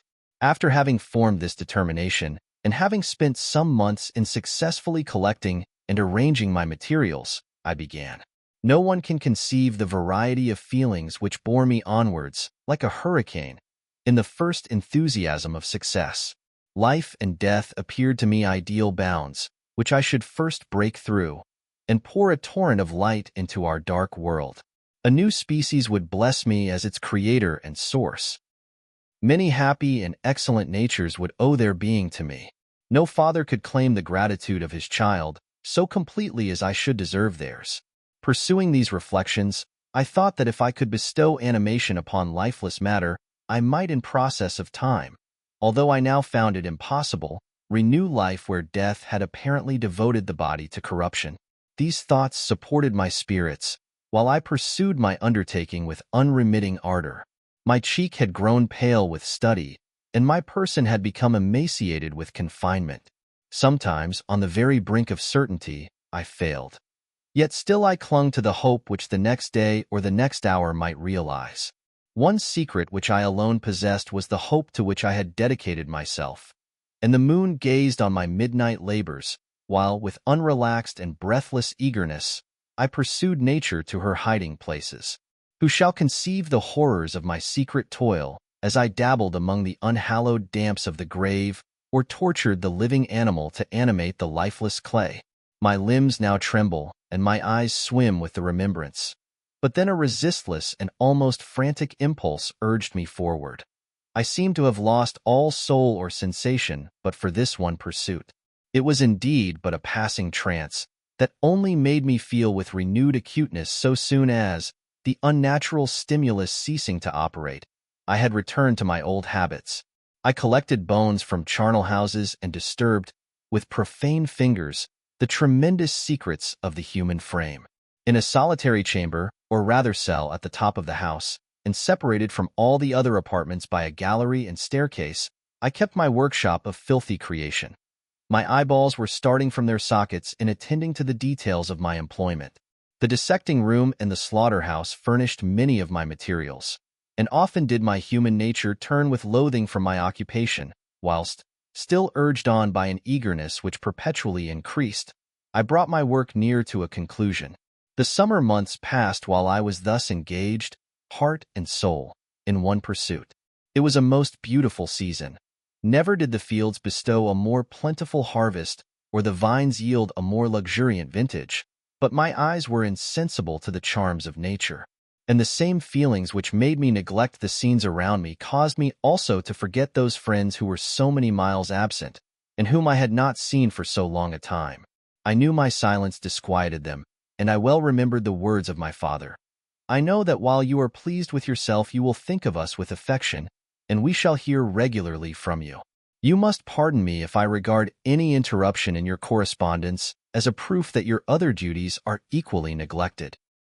I knew well, therefore, what would be my father's feelings, but I could not tear my thoughts from my employment, loathsome in itself, but which had taken an irresistible hold of my imagination.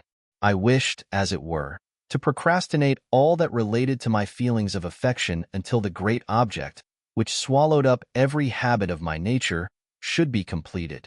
I then thought that my father would be unjust if he ascribed my neglect to vice or faultiness on my part, but I am now convinced that he was justified in conceiving that I should not be altogether free from blame.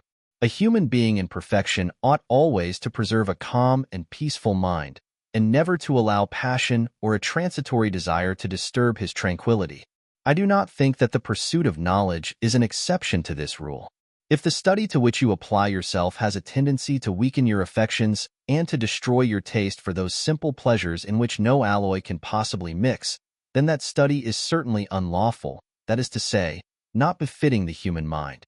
If this rule were always observed, if no man allowed any pursuit whatsoever to interfere with the tranquility of his domestic affections, Greece had not been enslaved, Caesar would have spared his country, America would have been discovered more gradually, and the empires of Mexico and Peru had not been destroyed. But I forget that I am moralizing in the most interesting part of my tale, and your looks remind me to proceed. My father made no reproach in his letters, and only took notice of my silence by inquiring into my occupations more particularly than before.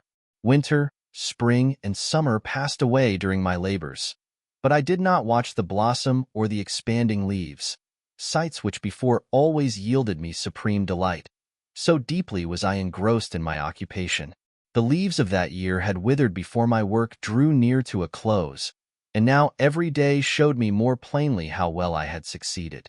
But my enthusiasm was checked by my anxiety, and I appeared rather like one doomed by slavery to toil in the mines, or any other unwholesome trade than an artist occupied by his favorite employment. Every night I was oppressed by a slow fever, and I became nervous to a most painful degree. The fall of a leaf startled me, and I shunned my fellow creatures as if I had been guilty of a crime. Sometimes I grew alarmed at the wreck I perceived that I had become. The energy of my purpose alone sustained me. My labors would soon end, and I believed that exercise and amusement would then drive away incipient disease. And I promised myself both of these when my creation should be complete. Chapter 5. It was on a dreary night of November that I beheld the accomplishment of my toils. With an anxiety that almost amounted to agony, I collected the instruments of life around me, that I might infuse a spark of being into the lifeless thing that lay at my feet. It was already 1 in the morning. The rain pattered dismally against the panes, and my candle was nearly burnt out, when, by the glimmer of the half-extinguished light, I saw the dull yellow eye of the creature open. It breathed hard, and a convulsive motion agitated its limbs. How can I describe my emotions at this catastrophe, or how delineate the wretch whom, with such infinite pains and care, I had endeavored to form? His limbs were in proportion, and I had selected his features as beautiful. Beautiful! Great God! His yellow skin scarcely covered the work of muscles and arteries beneath.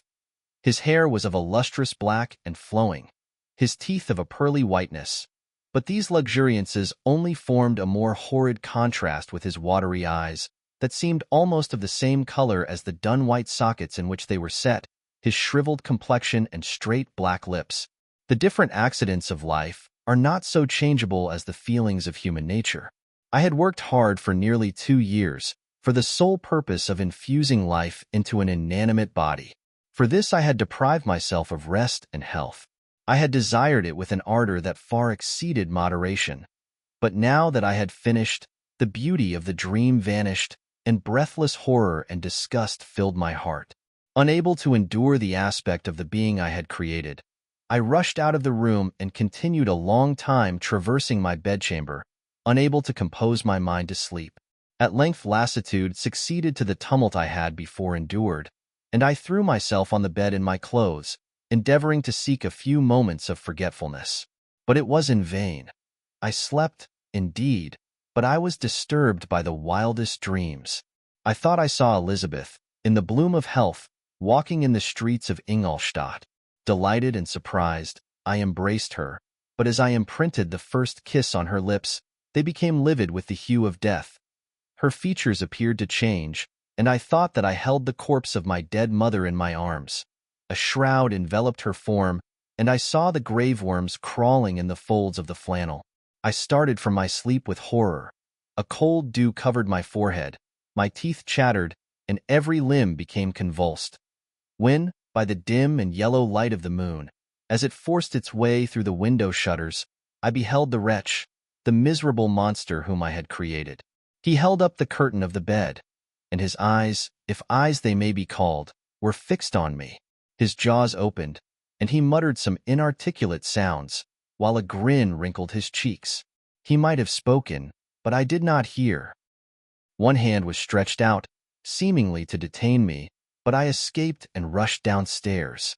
I took refuge in the courtyard belonging to the house which I inhabited, where I remained during the rest of the night, walking up and down in the greatest agitation, listening attentively, catching and fearing each sound as if it were to announce the approach of the demoniacal corpse to which I had so miserably given life.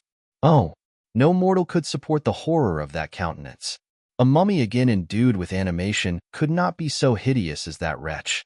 I had gazed on him while unfinished. He was ugly then, but when those muscles and joints were rendered capable of motion, it became a thing such as even Dante could not have conceived. I passed the night wretchedly. Sometimes my pulse beat so quickly and hardly that I felt the palpitation of every artery. At others, I nearly sank to the ground through languor and extreme weakness. Mingled with this horror, I felt the bitterness of disappointment. Dreams that had been my food and pleasant rest for so long a space were now become a hell to me, and the change was so rapid, the overthrow so complete. Morning, dismal and wet, at length dawned and discovered to my sleepless and aching eyes the church of Ingolstadt, its white steeple and clock, which indicated the 6th hour. The porter opened the gates of the court, which had that night been my asylum, and I issued into the streets, pacing them with quick steps, as if I sought to avoid the wretch whom I feared every turning of the street would present to my view. I did not dare return to the apartment which I inhabited, but felt impelled to hurry on, although drenched by the rain which poured from a black and comfortless sky. I continued walking in this manner for some time, endeavoring by bodily exercise to ease the load that weighed upon my mind. I traversed the streets without any clear conception of where I was or what I was doing. My heart palpitated in the sickness of fear, and I hurried on with irregular steps, not daring to look about me, like one who, on a lonely road, doth walk in fear and dread, and, having once turned round, walks on, and turns no more his head, because he knows a frightful fiend doth close behind him tread. Coleridge's Ancient Mariner. Continuing thus, I came at length opposite to the inn at which the various diligences and carriages usually stopped. Here I paused. I knew not why, but I remained some minutes with my eyes fixed on a coach that was coming towards me from the other end of the street. As it drew nearer, I observed that it was the Swiss diligence. It stopped just where I was standing, and on the door being opened, I perceived Henry Clerval, who, on seeing me, instantly sprung out. "My dear Frankenstein," exclaimed he, "how glad I am to see you! How fortunate that you should be here at the very moment of my alighting!" Nothing could equal my delight on seeing Clerval. His presence brought back to my thoughts my father, Elizabeth, and all those scenes of home so dear to my recollection. I grasped his hand, and in a moment forgot my horror and misfortune. I felt suddenly, and for the first time during many months, calm and serene joy. I welcomed my friend, therefore, in the most cordial manner, and we walked towards my college. Clerval continued talking for some time about our mutual friends, and his own good fortune in being permitted to come to Ingolstadt. "You may easily believe," said he, "how great was the difficulty to persuade my father that all necessary knowledge was not comprised in the noble art of bookkeeping. And indeed, I believe I left him incredulous to the last, for his constant answer to my unwearied entreaties was the same as that of the Dutch schoolmaster in The Vicar of Wakefield. I have 10,000 florins a year without Greek, I eat heartily without Greek." But his affection for me at length overcame his dislike of learning, and he has permitted me to undertake a voyage of discovery to the land of knowledge. It gives me the greatest delight to see you. But tell me how you left my father, brothers, and Elizabeth. "Very well and very happy, only a little uneasy that they hear from you so seldom. By the by, I mean to lecture you a little upon their account myself. But, my dear Frankenstein," continued he, stopping short and gazing full in my face, "I did not before remark how very ill you appear, so thin and pale. You look as if you had been watching for several nights. You have guessed right. I have lately been so deeply engaged in one occupation that I have not allowed myself sufficient rest, as you see. But I sincerely hope, that all these employments are now at an end and that I am at length free." I trembled excessively. I could not endure to think of, and far less to allude to, the occurrences of the preceding night. I walked with a quick pace, and we soon arrived at my college. I then reflected, and the thought made me shiver, that the creature whom I had left in my apartment might still be there, alive and walking about. I dreaded to behold this monster, but I feared still more that Henry should see him. Entreating him, therefore, to remain a few minutes at the bottom of the stairs, I darted up towards my own room. My hand was already on the lock of the door before I recollected myself. I then paused, and a cold shivering came over me. I threw the door forcibly open, as children are accustomed to do when they expect a spectre to stand in waiting for them on the other side. But nothing appeared. I stepped fearfully in. The apartment was empty, and my bedroom was also freed from its hideous guest. I could hardly believe that so great a good fortune could have befallen me, but when I became assured that my enemy had indeed fled, I clapped my hands for joy and ran down to Clerval. We ascended into my room, and the servant presently brought breakfast. But I was unable to contain myself. It was not joy only that possessed me. I felt my flesh tingle with excess of sensitiveness, and my pulse beat rapidly. I was unable to remain for a single instant in the same place. I jumped over the chairs, clapped my hands, and laughed aloud. Clerval at first attributed my unusual spirits to joy on his arrival, but when he observed me more attentively, he saw a wildness in my eyes for which he could not account, and my loud, unrestrained, heartless laughter frightened and astonished him. "My dear Victor," cried he, "what, for God's sake, is the matter? Do not laugh in that manner. How ill you are! What is the cause of all this?" "Do not ask me," cried I, putting my hands before my eyes, for I thought I saw the dreaded spectre glide into the room. "He can tell? Oh, save me! Save me!" I imagined that the monster seized me. I struggled furiously and fell down in a fit. Poor Clerval! What must have been his feelings? A meeting, which he anticipated with such joy, so strangely turned to bitterness. But I was not the witness of his grief, for I was lifeless and did not recover my senses for a long, long time. This was the commencement of a nervous fever which confined me for several months. During all that time Henry was my only nurse. I afterwards learned that, knowing my father's advanced age and unfitness for so long a journey, and how wretched my sickness would make Elizabeth, he spared them this grief by concealing the extent of my disorder. He knew that I could not have a more kind and attentive nurse than himself, and, firm in the hope he felt of my recovery, he did not doubt that, instead of doing harm, he performed the kindest action that he could towards them. But I was in reality very ill, and surely nothing but the unbounded and unremitting attentions of my friend could have restored me to life. The form of the monster on whom I had bestowed existence was forever before my eyes, and I raved incessantly concerning him. Doubtless my words surprised Henry. He at first believed them to be the wanderings of my disturbed imagination, but the pertinacity with which I continually recurred to the same subject persuaded him that my disorder indeed owed its origin to some uncommon and terrible event. By very slow degrees, and with frequent relapses that alarmed and grieved my friend, I recovered. I remember the first time I became capable of observing outward objects with any kind of pleasure. I perceived that the fallen leaves had disappeared and that the young buds were shooting forth from the trees that shaded my window. It was a divine spring, and the season contributed greatly to my convalescence. I felt also sentiments of joy and affection revive in my bosom. My gloom disappeared, and in a short time I became as cheerful as before I was attacked by the fatal passion. "Dearest Clerval," exclaimed I, "how kind, how very good you are to me! This whole winter, instead of being spent in study, as you promised yourself, has been consumed in my sick room. How shall I ever repay you? I feel the greatest remorse for the disappointment of which I have been the occasion, but you will forgive me. You will repay me entirely if you do not discompose yourself, but get well as fast as you can. And since you appear in such good spirits, I may speak to you on one subject, may I not?" I trembled. One subject? What could it be? Could he allude to an object on whom I dared not even think? "Compose yourself," said Clerval, who observed my change of color. "I will not mention it if it agitates you. But your father and cousin would be very happy if they received a letter from you in your own handwriting.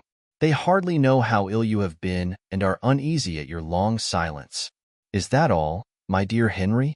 How could you suppose that my first thought would not fly towards those dear, dear friends whom I love and who are so deserving of my love? If this is your present temper, my friend, you will perhaps be glad to see a letter that has been lying here some days for you. It is from your cousin, I believe." Chapter 6. Clerval then put the following letter into my hands. It was from my own Elizabeth.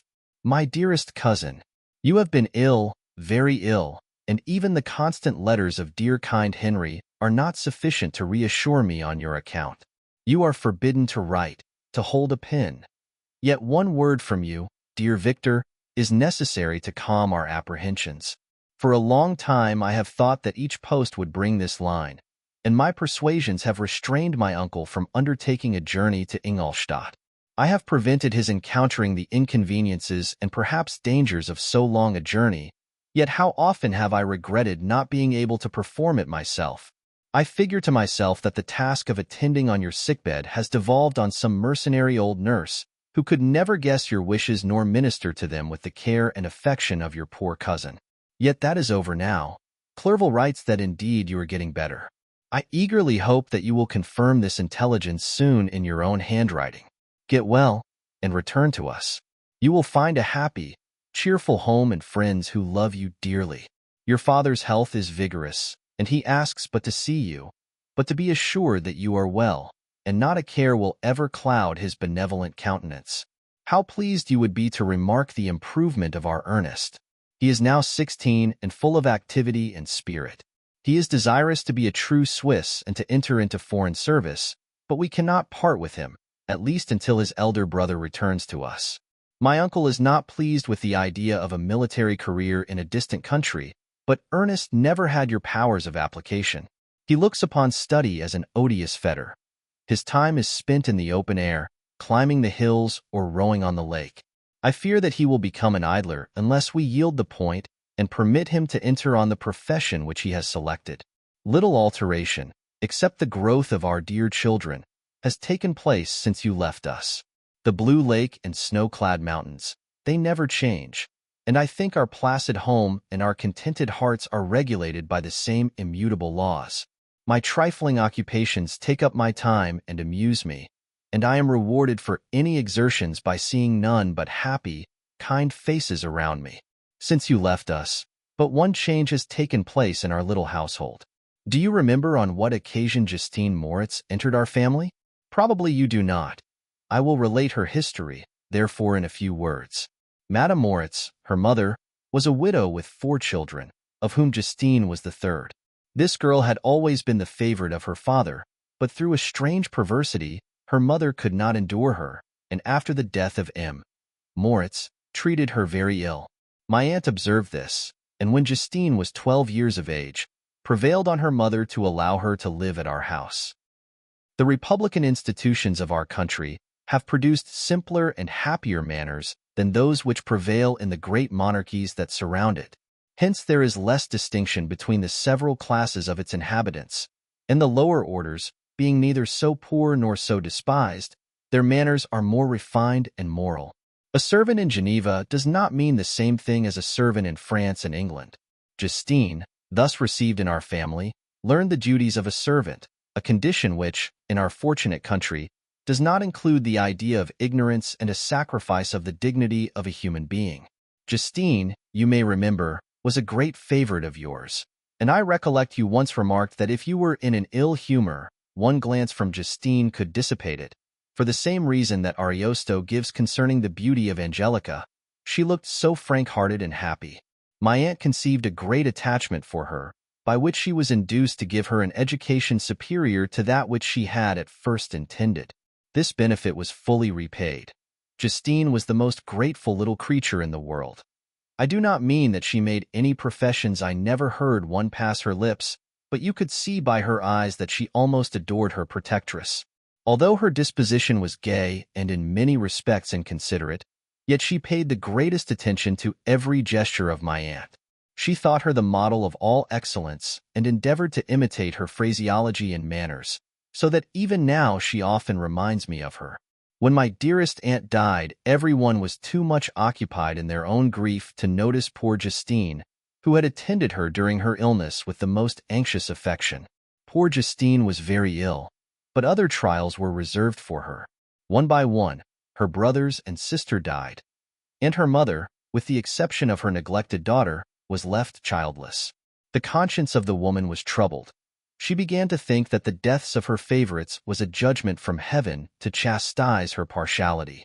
She was a Roman Catholic, and I believe her confessor confirmed the idea which she had conceived. Accordingly, a few months after your departure for Ingolstadt, Justine was called home by her repentant mother. Poor girl! She wept when she quitted our house. She was much altered since the death of my aunt. Grief had given softness and a winning mildness to her manners, which had before been remarkable for vivacity.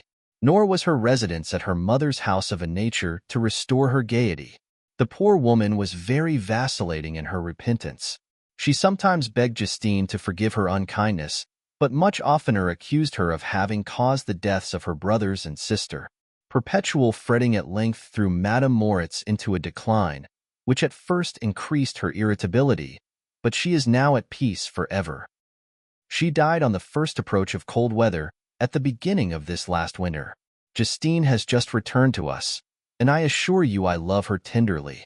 She is very clever and gentle and extremely pretty. As I mentioned before, her mien and her expression continually remind me of my dear aunt. I must say also a few words to you, my dear cousin, of little darling William. I wish you could see him. He is very tall of his age, with sweet laughing blue eyes, dark eyelashes, and curling hair. When he smiles, 2 little dimples appear on each cheek, which are rosy with health. He has already had 1 or 2 little wives, but Louisa Byron is his favorite, a pretty little girl of 5 years of age. Now, dear Victor, I dare say you wish to be indulged in a little gossip concerning the good people of Geneva. The pretty Miss Mansfield has already received the congratulatory visits on her approaching marriage with the young Englishman, John Melbourne, Esq. Her ugly sister, Manon, married M. de Villard, the rich banker, last autumn. Your favorite schoolfellow, Louis Manoir, has suffered several misfortunes since the departure of Clerval from Geneva, but he has already recovered his spirits, and is reported to be on the point of marrying a lively pretty Frenchwoman, Madame Tavernier. She is a widow, and much older than Manoir, but she is very much admired, and a favorite with everybody. I have written myself into better spirits, dear cousin, but my anxiety returns upon me as I conclude. Write, dearest Victor, 1 line. 1 word will be a blessing to us. 10,000 thanks to Henry for his kindness, his affection, and his many letters. We are sincerely grateful. Adieu, my cousin. Take care of yourself, and, I entreat you, write. Elizabeth Lavenza, Geneva, March 18th, 17. Dear "Dear Elizabeth," I exclaimed when I had read her letter, "I will write instantly and relieve them from the anxiety they must feel." I wrote, and this exertion greatly fatigued me, but my convalescence had commenced and proceeded regularly. In another fortnight, I was able to leave my chamber. One of my first duties on my recovery was to introduce Clerval to the several professors of the university. In doing this, I underwent a kind of rough usage, ill-befitting the wounds that my mind had sustained. Ever since the fatal night, the end of my labors, and the beginning of my misfortunes, I had conceived a violent antipathy even to the name of natural philosophy. When I was otherwise quite restored to health, the sight of a chemical instrument would renew all the agony of my nervous symptoms. Henry saw this, and had removed all my apparatus from my view. He had also changed my apartment, for he perceived that I had acquired a dislike for the room which had previously been my laboratory. But these cares of Clerval were made of no avail when I visited the professors. M. Waldman inflicted torture when he praised, with kindness and warmth, the astonishing progress I had made in the sciences. He soon perceived that I disliked the subject, but not guessing the real cause, he attributed my feelings to modesty, and changed the subject from my improvement to the science itself, with a desire, as I evidently saw, of drawing me out. What could I do? He meant to please, and he tormented me. I felt as if he had placed carefully, one by one, in my view those instruments which were to be afterwards used in putting me to a slow and cruel death. I writhed under his words, yet dared not exhibit the pain I felt. Clerval, whose eyes and feelings were always quick in discerning the sensations of others, declined the subject, alleging, in excuse, his total ignorance, and the conversation took a more general turn. I thanked my friend from my heart, but I did not speak. I saw plainly that he was surprised, but he never attempted to draw my secret from me, and although I loved him with a mixture of affection and reverence that knew no bounds, yet I could never persuade myself to confide in him that event which was so often present to my recollection, but which I feared the detail to another would only impress more deeply. M. Crimp was not equally docile, and in my condition at that time, of almost insupportable sensitiveness, his harsh, blunt encomiums gave me even more pain than the benevolent approbation of M. Waldman. "D. N. the fellow!" cried he. "Why, M. Clerval, I assure you he has outstripped us all. I stare if you please, but it is nevertheless true. A youngster who, but a few years ago, believed in Cornelius Agrippa as firmly as in the gospel, has now set himself at the head of the university, and if he is not soon pulled down, we shall all be out of countenance. I, continued he, observing my face expressive of suffering, M. Frankenstein is modest, an excellent quality in a young man. Young men should be diffident of themselves, you know, M. Clerval. I was myself when young, but that wears out in a very short time." M. Crimp had now commenced an eulogy on himself, which happily turned the conversation from a subject that was so annoying to me. Clerval had never sympathized in my tastes for natural science, and his literary pursuits differed wholly from those which had occupied me. He came to the university with the design of making himself complete master of the Oriental languages, and thus he should open a field for the plan of life he had marked out for himself. Resolved to pursue no inglorious career, he turned his eyes toward the East, as affording scope for his spirit of enterprise. The Persian, Arabic, and Sanskrit languages engaged his attention, and I was easily induced to enter on the same studies. Idleness had ever been irksome to me, and now that I wished to fly from reflection and hated my former studies, I felt great relief in being the fellow pupil with my friend, and found not only instruction but consolation in the works of the Orientalists. I did not, like him, attempt a critical knowledge of their dialects, for I did not contemplate making any other use of them than temporary amusement. I read merely to understand their meaning, and they well repaid my labors. Their melancholy is soothing, and their joy elevating, to a degree I never experienced in studying the authors of any other country. When you read their writings, life appears to consist in a warm sun and a garden of roses, in the smiles and frowns of a fair enemy, and the fire that consumes your own heart. How different from the manly and heroical poetry of Greece and Rome! Summer passed away in these occupations, and my return to Geneva was fixed for the latter end of autumn. But being delayed by several accidents, winter and snow arrived, the roads were deemed impassable, and my journey was retarded until the ensuing spring. I felt this delay very bitterly, for I longed to see my native town and my beloved friends. My return had only been delayed so long, from an unwillingness to leave Clerval in a strange place, before he had become acquainted with any of its inhabitants. The winter, however, was spent cheerfully, and although the spring was uncommonly late, when it came its beauty compensated for its dilatoriness. The month of May had already commenced, and I expected the letter daily which was to fix the date of my departure, when Henry proposed a pedestrian tour in the environs of Ingolstadt, that I might bid a personal farewell to the country I had so long inhabited. I acceded with pleasure to this proposition. I was fond of exercise, and Clerval had always been my favorite companion in the ramble of this nature that I had taken among the scenes of my native country. We passed a fortnight in these perambulations. My health and spirits had long been restored, and they gained additional strength from the salubrious air I breathed, the natural incidents of our progress, and the conversation of my friend. Study had before secluded me from the intercourse of my fellow creatures, and rendered me unsocial. But Clerval called forth the better feelings of my heart. He again taught me to love the aspect of nature and the cheerful faces of children. Excellent friend, how sincerely you did love me, and endeavor to elevate my mind until it was on a level with your own. A selfish pursuit had cramped and narrowed me, until your gentleness and affection warmed and opened my senses. I became the same happy creature who, a few years ago, loved and beloved by all, had no sorrow or care. When happy, inanimate nature had the power of bestowing on me the most delightful sensations. A serene sky and verdant fields filled me with ecstasy. The present season was indeed divine. The flowers of spring bloomed in the hedges, while those of summer were already in bud. I was undisturbed by thoughts which during the preceding year had pressed upon me, notwithstanding my endeavors to throw them off with an invincible burden. Henry rejoiced in my gaiety and sincerely sympathized in my feelings. He exerted himself to amuse me, while he expressed the sensations that filled his soul.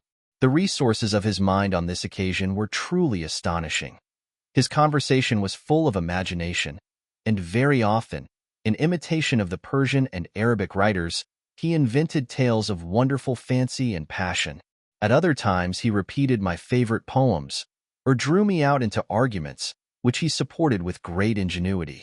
We returned to our college on a Sunday afternoon.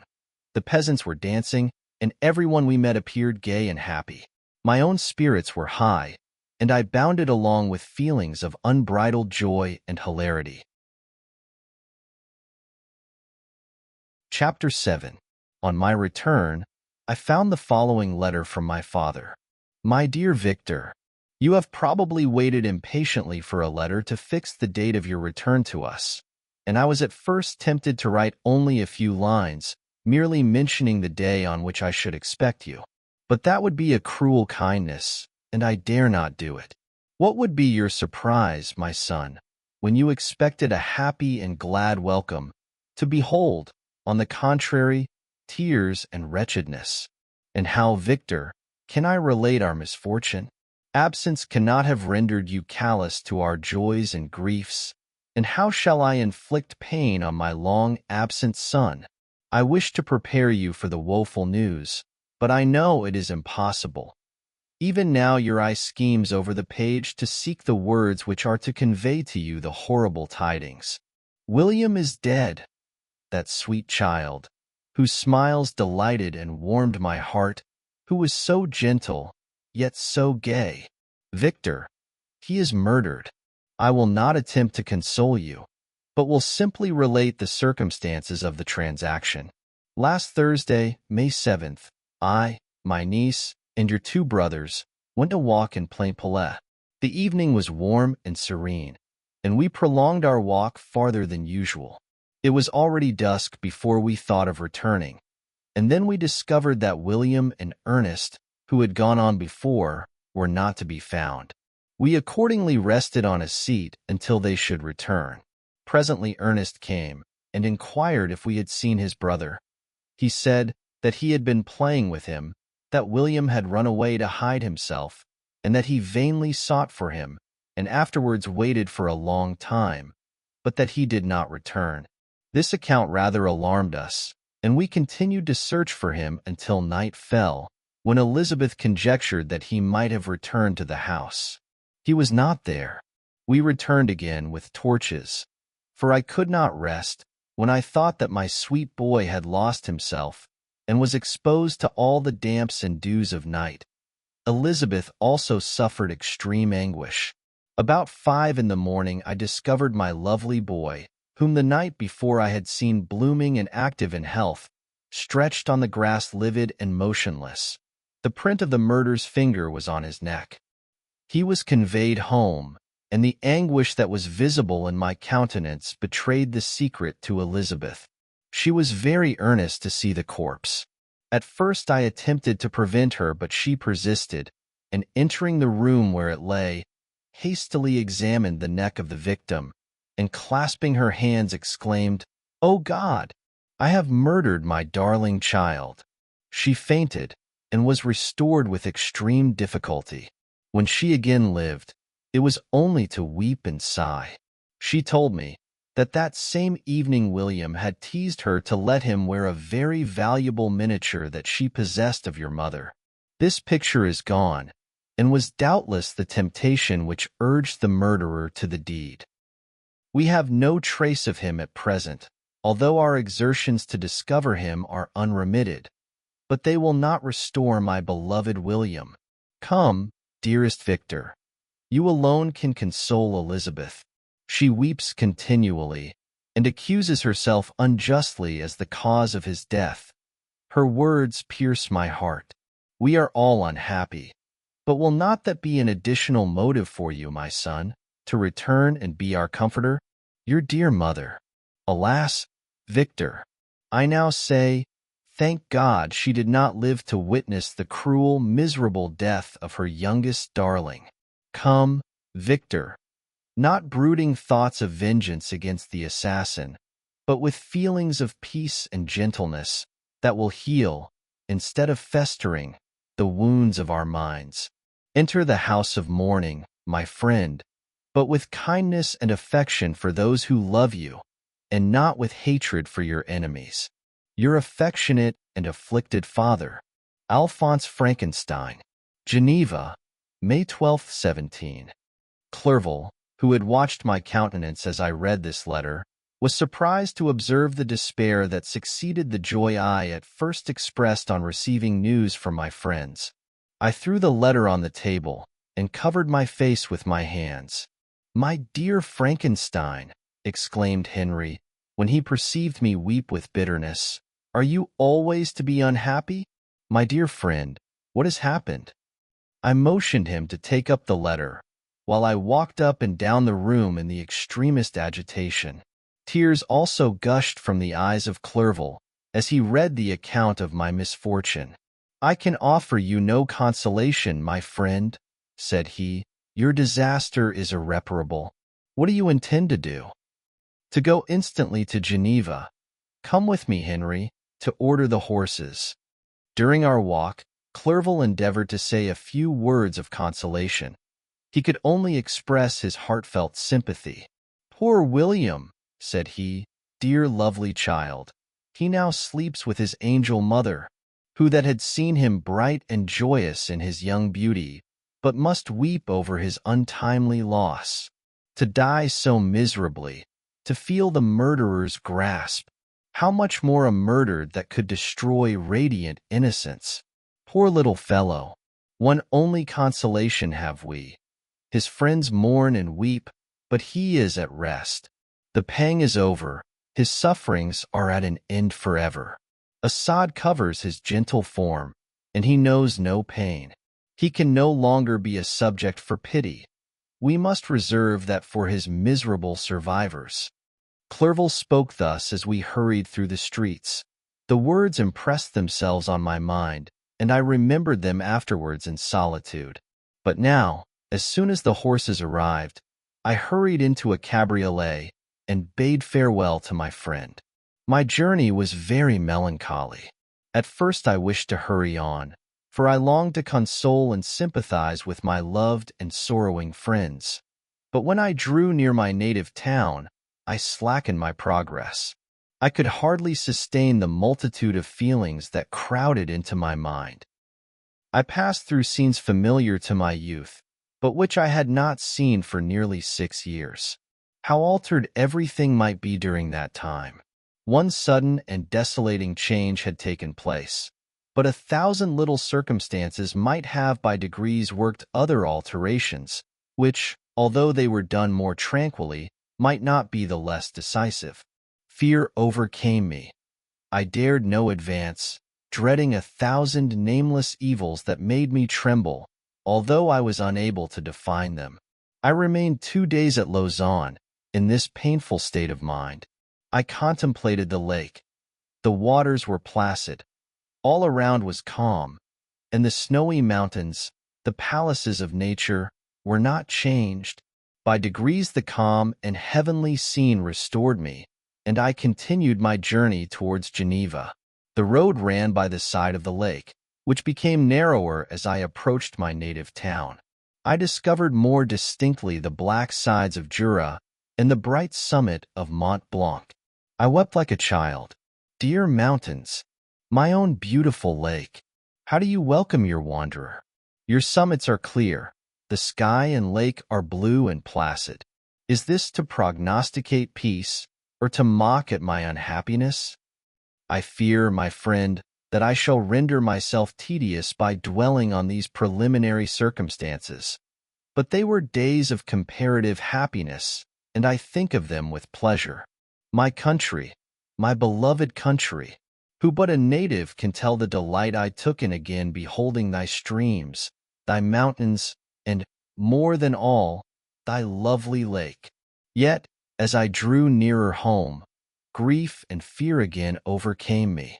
Night also closed around, and when I could hardly see the dark mountains, I felt still more gloomily.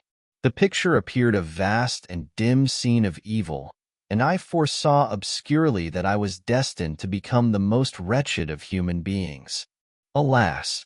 I prophesied truly, and failed only in one single circumstance, that in all the misery I imagined and dreaded, I did not conceive the 100th part of the anguish I was destined to endure. It was completely dark when I arrived in the environs of Geneva. The gates of the town were already shut, and I was obliged to pass the night at Cetron, a village at the distance of half a league from the city. The sky was serene, and as I was unable to rest, I resolved to visit the spot where my poor William had been murdered. As I could not pass through the town, I was obliged to cross the lake in a boat to arrive at Plainpalais. During this short voyage, I saw the lightning playing on the summit of Mont Blanc in the most beautiful figures. The storm appeared to approach rapidly, and on landing, I ascended a low hill that I might observe its progress. It advanced. The heavens were clouded, and I soon felt the rain coming slowly in large drops, but its violence quickly increased. I quitted my seat and walked on, although the darkness and storm increased every minute, and the thunder burst with a terrific crash over my head. It was echoed from Salive, the Jura, and the Alps of Savoy. Vivid flashes of lightning dazzled my eyes, illuminating the lake, making it appear like a vast sheet of fire. Then for an instant everything seemed of a pitchy darkness, until the eye recovered itself from the preceding flash. The storm, as is often the case in Switzerland, appeared at once in various parts of the heavens. The most violent storm hung exactly north of the town, over the part of the lake which lies between the promontory of Bellerive and the village of Copet. Another storm enlightened Jura with faint flashes, and another darkened and sometimes disclosed the mole, a peaked mountain to the east of the lake. While I watched the tempest, so beautiful yet terrific, I wandered on with a hasty step. This noble war in the sky elevated my spirits. I clasped my hands and exclaimed aloud, "William, dear angel, this is thy funeral, this thy dirge." As I said these words, I perceived in the gloom a figure which stole from behind a clump of trees near me. I stood fixed, gazing intently. I could not be mistaken. A flash of lightning illuminated the object and discovered its shape plainly to me. Its gigantic stature and the deformity of its aspect, more hideous than belongs to humanity, instantly informed me that it was the wretch, the filthy demon, to whom I had given life. What had he there? Could he be, I shuddered at the conception, the murderer of my brother? No sooner did that idea cross my imagination than I became convinced of its truth. My teeth chattered, and I was forced to lean against a tree for support. The figure passed me quickly, and I lost it in the gloom. Nothing in human shape could have destroyed the fair child. He was the murderer. I could not doubt it. The mere presence of the idea was an irresistible proof of the fact. I thought of pursuing the devil, but it would have been in vain, for another flash discovered him to me hanging among the rocks of the nearly perpendicular ascent of Mont Saleve, a hill that bounds Plainpalais on the south. He soon reached the summit and disappeared. I remained motionless. The thunder ceased, but the rain still continued, and the scene was enveloped in an impenetrable darkness. I revolved in my mind the events which I had until now sought to forget. The whole train of my progress toward the creation, the appearance of the works of my own hands at my bedside, its departure. 2 years had now nearly elapsed since the night on which he first received life. And was this his first crime? Alas! I had turned loose into the world a depraved wretch, whose delight was in carnage and misery. Had he not murdered my brother? No one can conceive the anguish I suffered during the remainder of the night, which I spent, cold and wet, in the open air. But I did not feel the inconvenience of the weather. My imagination was busy in scenes of evil and despair. I considered the being whom I had cast among mankind, and endowed with the will and power to effect purposes of horror, such as the deed which he had now done, nearly in the light of my own vampire, my own spirit let loose from the grave, and forced to destroy all that was dear to me. Day dawned, and I directed my steps towards the town. The gates were open, and I hastened to my father's house. My first thought was to discover what I knew of the murderer, and cause instant pursuit to be made. But I paused when I reflected on the story that I had to tell. A being whom I myself had formed and endued with life had met me at midnight among the precipices of an inaccessible mountain.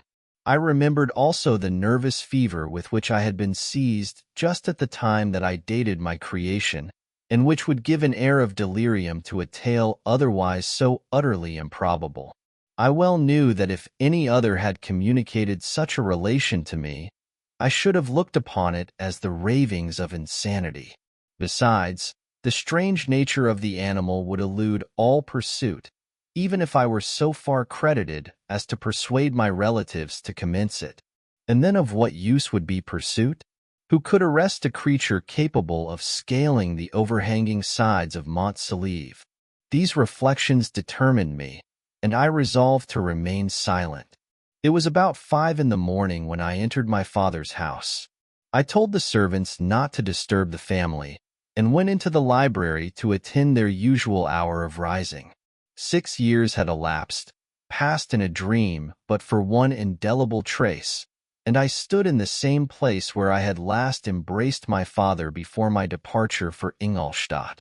Beloved and venerable parent, he still remained to me. I gazed on the picture of my mother, which stood over the mantelpiece. It was an historical subject, painted at my father's desire, and represented Caroline Beaufort in an agony of despair, kneeling by the coffin of her dead father. Her garb was rustic, and her cheek pale, but there was an air of dignity and beauty that hardly permitted the sentiment of pity. Below this picture was a miniature of William, and my tears flowed when I looked upon it. While I was thus engaged, Ernest entered. He had heard me arrive, and hastened to welcome me. "Welcome, my dearest Victor," said he. "Ah, I wish you had come 3 months ago, and then you would have found us all joyous and delighted. You come to us now to share a misery which nothing can alleviate. Yet your presence will, I hope, revive our father, who seems sinking under his misfortune. And your persuasions will induce poor Elizabeth to cease her vain and tormenting self-accusations. Poor William! He was our darling and our pride. Tears, unrestrained, fell from my brother's eyes. A sense of mortal agony crept over my frame. Before, I had only imagined the wretchedness of my desolated home. The reality came on me as a new, and a not less terrible, disaster. I tried to calm Ernest. I inquired more minutely concerning my father, and here I named my cousin.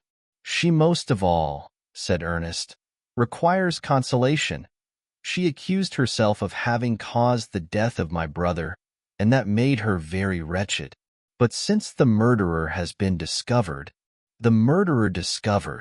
good God, how can that be? Who could attempt to pursue him? It is impossible. One might as well try to overtake the winds, or confine a mountain stream with a straw. I saw him too. He was free last night. I do not know what you mean, replied my brother, in accents of wonder, but to us the discovery we have made completes our misery. No one would believe it at first, and even now Elizabeth will not be convinced, notwithstanding all the evidence. Indeed, who would credit that Justine Moritz, who was so amiable and fond of all the family, could suddenly become so capable of so frightful, so appalling a crime? Justine Moritz. Poor girl. Is she the accused? But it is wrongfully. Everyone knows that. No one believes it, surely, Ernest? No one did at first, but several circumstances came out that have almost forced conviction upon us, and her own behavior has been so confused as to add to the evidence of facts a weight that, I fear, leaves no hope for doubt. But she will be tried today, and you will then hear all. He then related that, the morning on which the murder of poor William had been discovered, Justine had been taken ill and confined to her bed for several days. During this interval, one of the servants, happening to examine the apparel she had worn on the night of the murder, had discovered in her pocket the picture of my mother, which had been judged to be the temptation of the murderer. The servant instantly showed it to one of the others, who, without saying a word to any of the family, went to a magistrate. And upon their deposition, Justine was apprehended. On being charged with the fact, the poor girl confirmed the suspicion in a great measure by her extreme confusion of manner.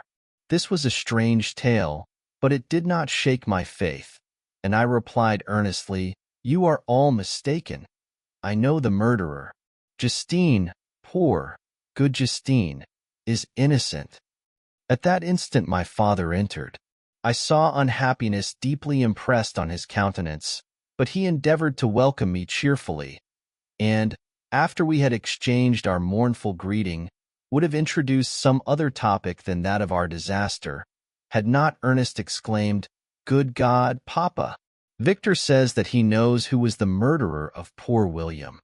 "We do also, unfortunately," replied my father, "for indeed I had rather have been forever ignorant than have discovered so much depravity and ingratitude in one I valued so highly. My dear father, you are mistaken. Justine is innocent. If she is, God forbid that she should suffer as guilty. She is to be tried today, and I sincerely hope, that she will be acquitted." This speech calmed me. I was firmly convinced in my own mind that Justine, and indeed every human being, was guiltless of this murder. I had no fear, therefore, that any circumstantial evidence could be brought forward strong enough to convict her. My tale was not one to announce publicly. Its astounding horror would be looked upon as madness by the vulgar. Did anyone indeed exist, except I, the Creator, who would believe, unless his senses convinced him, in the existence of the living monument of presumption and rash ignorance which I had let loose upon the world? We were soon joined by Elizabeth. Time had altered her since I last beheld her. It had endowed her with loveliness surpassing the beauty of her childish years. There was the same candor, the same vivacity, but it was allied to an expression more full of sensibility and intellect. She welcomed me with the greatest affection. "Your arrival, my dear cousin," said she, "fills me with hope. You perhaps will find some means to justify my poor guiltless Justine. Alas! Who is safe, if she be convicted of crime?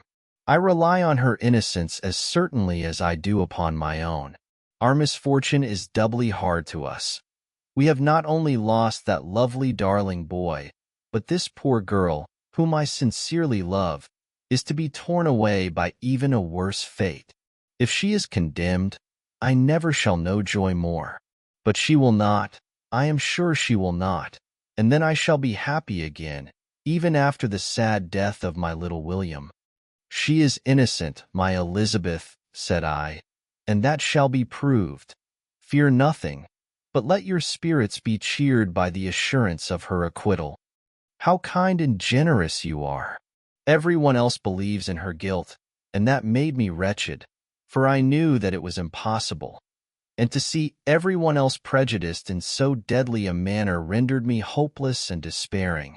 She wept. "Dearest niece," said my father, "dry your tears. If she is, as you believe, innocent, rely on the justice of our laws, and the activity with which I shall prevent the slightest shadow of partiality." Brea. Chapter 8. We passed a few sad hours until 11 o'clock, when the trial was to commence. My father and the rest of the family being obliged to attend as witnesses, I accompanied them to the court. During the whole of this wretched mockery of justice, I suffered living torture. It was to be decided whether the result of my curiosity and lawless devices would cause the death of two of my fellow beings. One a smiling babe full of innocence and joy, the other far more dreadfully murdered, with every aggravation of infamy that could make the murder memorable in horror. Justine also was a girl of merit and possessed qualities which promised to render her life happy. Now all was to be obliterated in an ignominious grave, and I the cause. 1,000 times rather would I have confessed myself guilty of the crime ascribed to Justine, but I was absent when it was committed, and such a declaration would have been considered as the ravings of a madman, and would not have exculpated her who suffered through me. The appearance of Justine was calm. She was dressed in mourning, and her countenance, always engaging, was rendered, by the solemnity of her feelings, exquisitely beautiful. Yet she appeared confident in innocence and did not tremble, although gazed on and execrated by thousands, for all the kindness which her beauty might otherwise have excited was obliterated in the minds of the spectators by the imagination of the enormity she was supposed to have committed. She was tranquil, yet her tranquillity was evidently constrained. And as her confusion had before been adduced as a proof of her guilt, she worked up her mind to an appearance of courage. When she entered the court, she threw her eyes round it, and quickly discovered where we were seated. A tear seemed to dim her eye when she saw us, but she quickly recovered herself, and a look of sorrowful affection seemed to attest her utter guiltlessness. The trial began, and after the advocate against her had stated the charge, several witnesses were called. Several strange facts combined against her, which might have staggered anyone who had not such proof of her innocence as I had.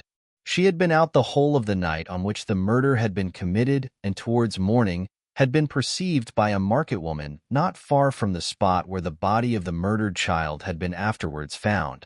The woman asked her what she did there, but she looked very strangely and only returned a confused and unintelligible answer.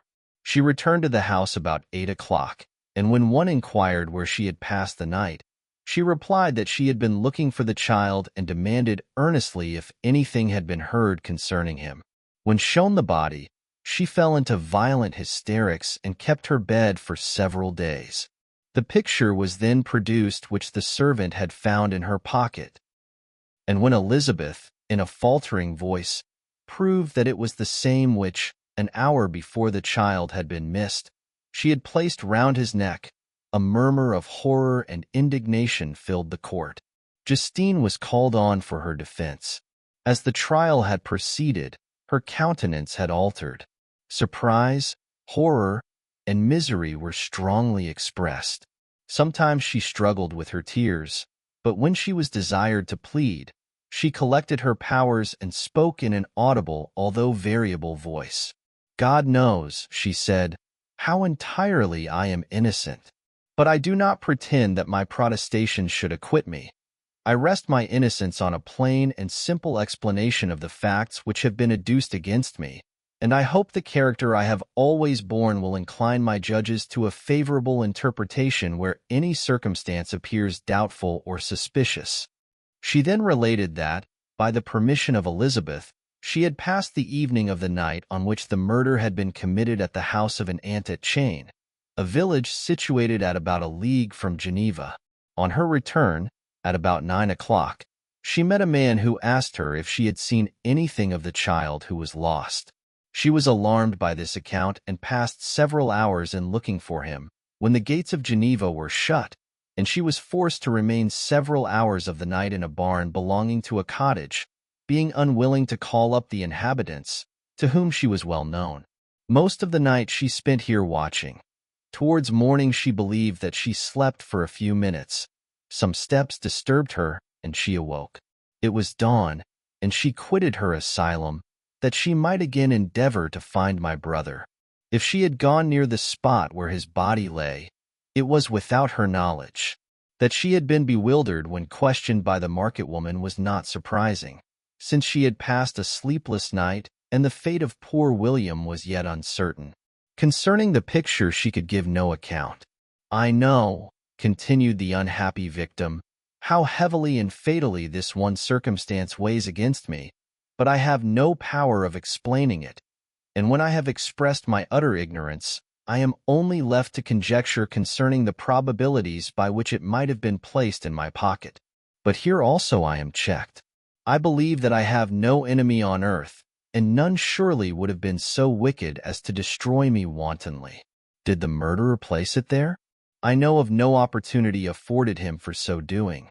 Or, if I had, why should he have stolen the jewel, to part with it again so soon? I commit my cause to the justice of my judges, yet I see no room for hope. I beg permission to have a few witnesses examined concerning my character, and if their testimony shall not overweigh my supposed guilt, I must be condemned, although I would pledge my salvation on my innocence." Several witnesses were called who had known her for many years, and they spoke well of her. But fear and hatred of the crime of which they supposed her guilty rendered them timorous and unwilling to come forward. Elizabeth saw even this last resource, her excellent dispositions and irreproachable conduct, about to fail the accused, when, although violently agitated, she desired permission to address the court. "I am," said she, "the cousin of the unhappy child who was murdered, or rather his sister, for I was educated by and have lived with his parents ever since and even long before his birth. It may therefore be judged indecent in me to come forward on this occasion, but when I see a fellow creature about to perish through the cowardice of her pretended friends, I wish to be allowed to speak, that I may say what I know of her character. I am well acquainted with the accused. I have lived in the same house with her, at one time for 5, and at another for nearly 2 years. During all that period she appeared to me the most amiable and benevolent of human creatures. She nursed Madame Frankenstein, my aunt, in her last illness, with the greatest affection and care, and afterwards attended her own mother during a tedious illness, in a manner that excited the admiration of all who knew her, after which she again lived in my uncle's house, where she was beloved by all the family. She was warmly attached to the child who is now dead and acted towards him like a most affectionate mother. For my own part, I do not hesitate to say that, notwithstanding all the evidence produced against her, I believe and rely on her perfect innocence. She had no temptation for such an action. As to the bauble on which the chief proof rests, if she had earnestly desired it, I should have willingly given it to her, so much do I esteem and value her.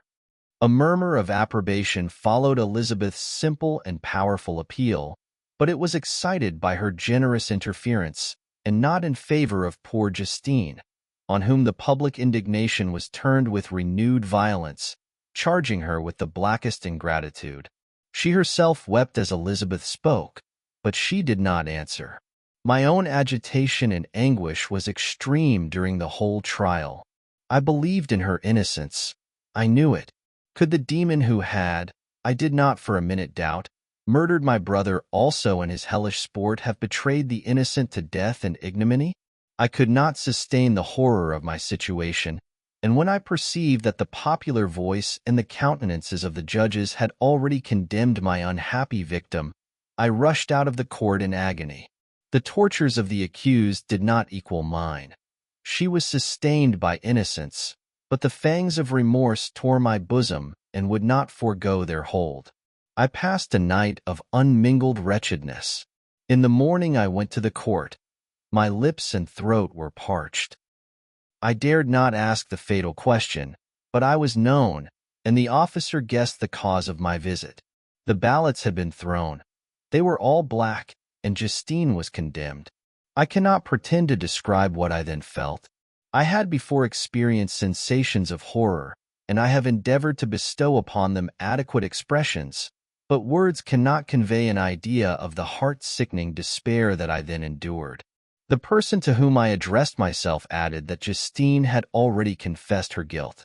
That evidence, he observed, was hardly required in so glaring a case, but I am glad of it, and indeed, none of our judges like to condemn a criminal upon circumstantial evidence, be it ever so decisive. This was strange and unexpected intelligence. What could it mean? Had my eyes deceived me? And was I really as mad as the whole world would believe me to be if I disclosed the object of my suspicions? I hastened to return home, and Elizabeth eagerly demanded the result. "My cousin," replied I, "it is decided as you may have expected.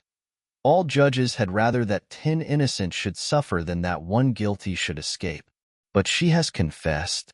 This was a dire blow to poor Elizabeth, who had relied with firmness upon Justine's innocence. "Alas," said she, "how shall I ever again believe in human goodness? Justine, whom I loved and esteemed as my sister, how could she put on those smiles of innocence only to betray?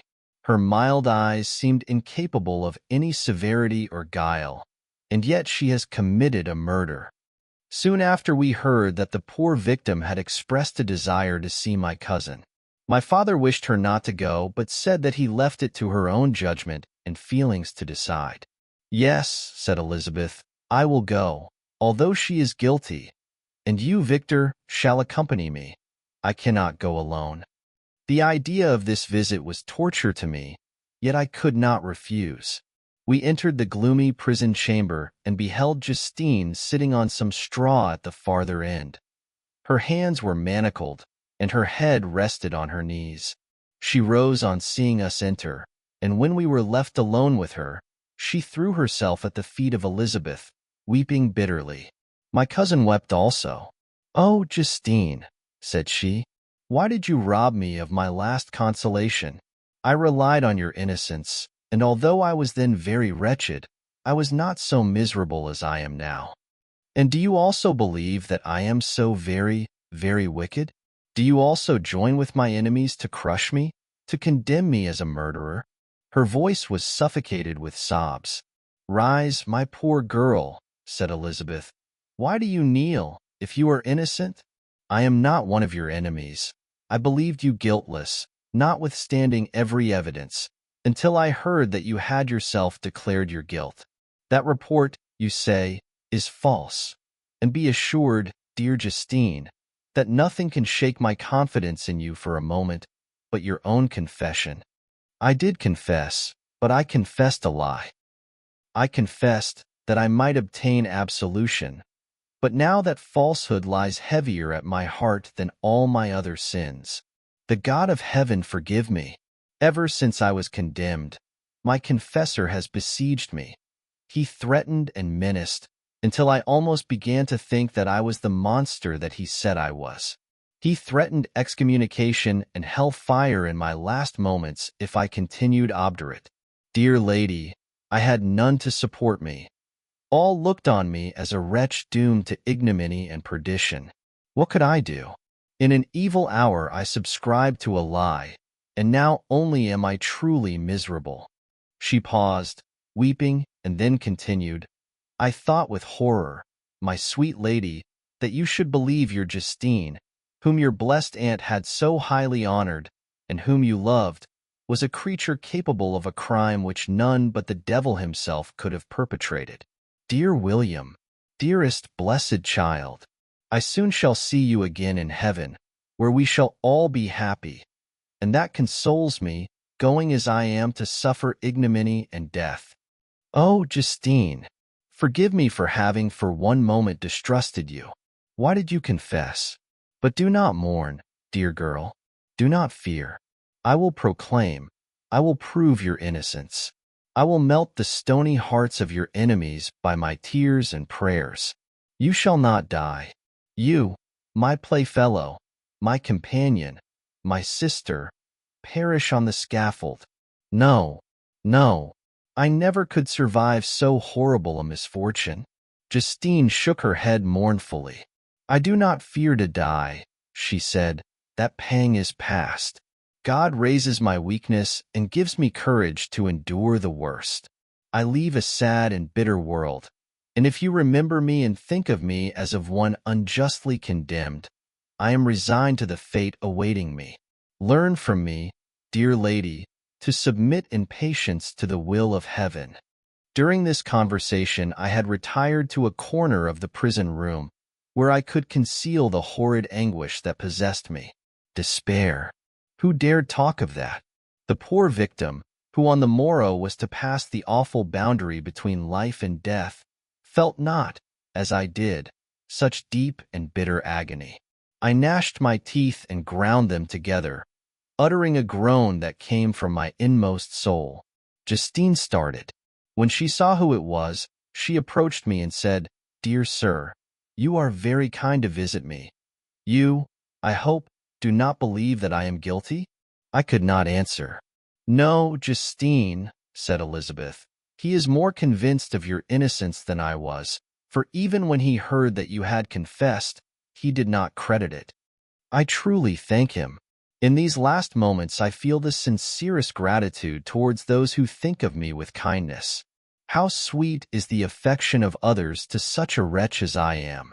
It removes more than half my misfortune, and I feel as if I could die in peace now that my innocence is acknowledged by you, dear lady, and your cousin. Thus the poor sufferer tried to comfort others and herself. She indeed gained the resignation she desired. But I, the true murderer, felt the never-dying worm alive in my bosom, which allowed of no hope or consolation. Elizabeth also wept and was unhappy, but hers also was the misery of innocence, which, like a cloud that passes over the fair moon, for a while hides but cannot tarnish its brightness. Anguish and despair had penetrated into the core of my heart. I bore a hell within me which nothing could extinguish. We stayed several hours with Justine, and it was with great difficulty that Elizabeth could tear herself away. I wish, cried she, that I were to die with you. I cannot live in this world of misery. Justine assumed an air of cheerfulness, while she with difficulty repressed her bitter tears. She embraced Elizabeth and said in a voice of half-suppressed emotion, Farewell, sweet lady, dearest Elizabeth, my beloved and only friend. May heaven, in its bounty, bless and preserve you. May this be the last misfortune that you will ever suffer. Live and be happy, and make others so. And on the morrow Justine died. Elizabeth's heart-rending eloquence failed to move the judges from their settled conviction in the criminality of the saintly sufferer. My passionate and indignant appeals were lost upon them. And when I received their cold answers and heard the harsh, unfeeling reasoning of these men, my purposed avowal died away on my lips. Thus I might proclaim myself a madman, but not revoke the sentence passed upon my wretched victim. She perished on the scaffold as a murderess. From the tortures of my own heart, I turned to contemplate the deep and voiceless grief of my Elizabeth.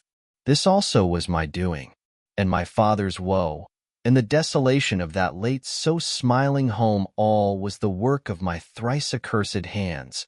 Ye weep, unhappy ones, but these are not your last tears. Again shall you raise the funeral wail, and the sound of your lamentations shall again and again be heard. Frankenstein, your son, your kinsman, your early, much-loved friend, he who would spend each vital drop of blood for your sakes, who has no thought nor sense of joy except as it is mirrored also in your dear countenances, who would fill the air with blessings and spend his life in serving you. He bids you weep, to shed countless tears. Happy beyond his hopes, if thus inexorable fate be satisfied, and if the destruction pause before the peace of the grave, have succeeded to your sad torments. Thus spoke my prophetic soul, as, torn by remorse, horror, and despair, I beheld those I loved spend vain sorrow upon the graves of William and Justine, the first hapless victims to my unhallowed arts. Chapter 9. Nothing is more painful to the human mind than, after the feelings have been worked up by a quick succession of events, the dead calmness of inaction and certainty which follows and deprives the soul both of hope and fear. Justine died, she rested, and I was alive. The blood flowed freely in my veins, but a weight of despair and remorse pressed on my heart which nothing could remove. Sleep fled from my eyes.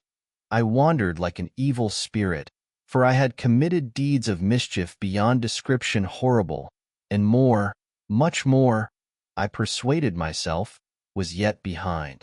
Yet my heart overflowed with kindness and the love of virtue.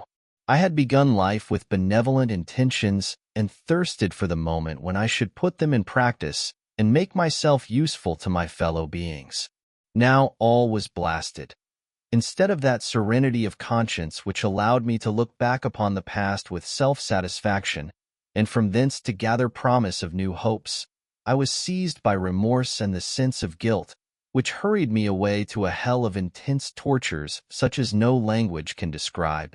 This state of mind preyed upon my health, which had perhaps never entirely recovered from the first shock it had sustained. I shunned the face of man. All sound of joy or complacency was torture to me. Solitude was my only consolation, deep, dark, death-like solitude.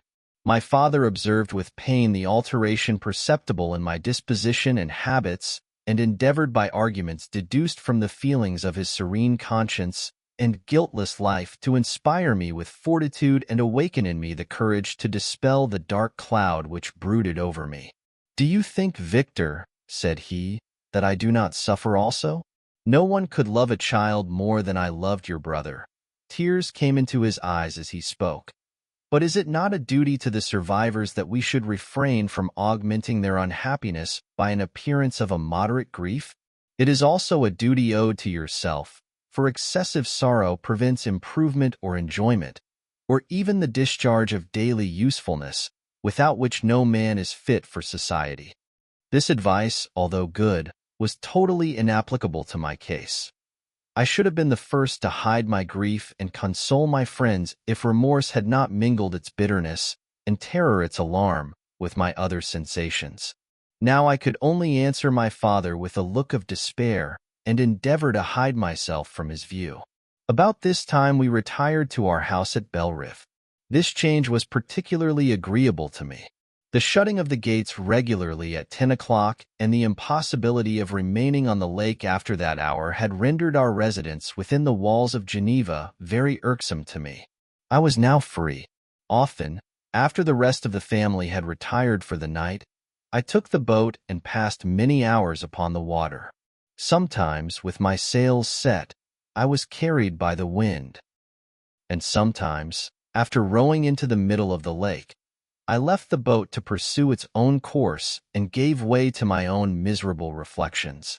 I was often tempted, when all was at peace around me, and I the only unquiet thing that wandered restless in a scene so beautiful and heavenly, if I except some bat or the frogs, whose harsh and interrupted croaking was heard only when I approached the shore. Often, I say, I was tempted to plunge into the silent lake, that the waters might close over me and my calamities forever. But I was restrained when I thought of the heroic and suffering Elizabeth, whom I tenderly loved and whose existence was bound up in mine. I thought also of my father and surviving brother. Should I, by my base desertion, leave them exposed and unprotected to the malice of the fiend whom I had let loose among them? At these moments I wept bitterly and wished that peace would revisit my mind, only that I might afford them consolation and happiness. But that could not be. Remorse extinguished every hope.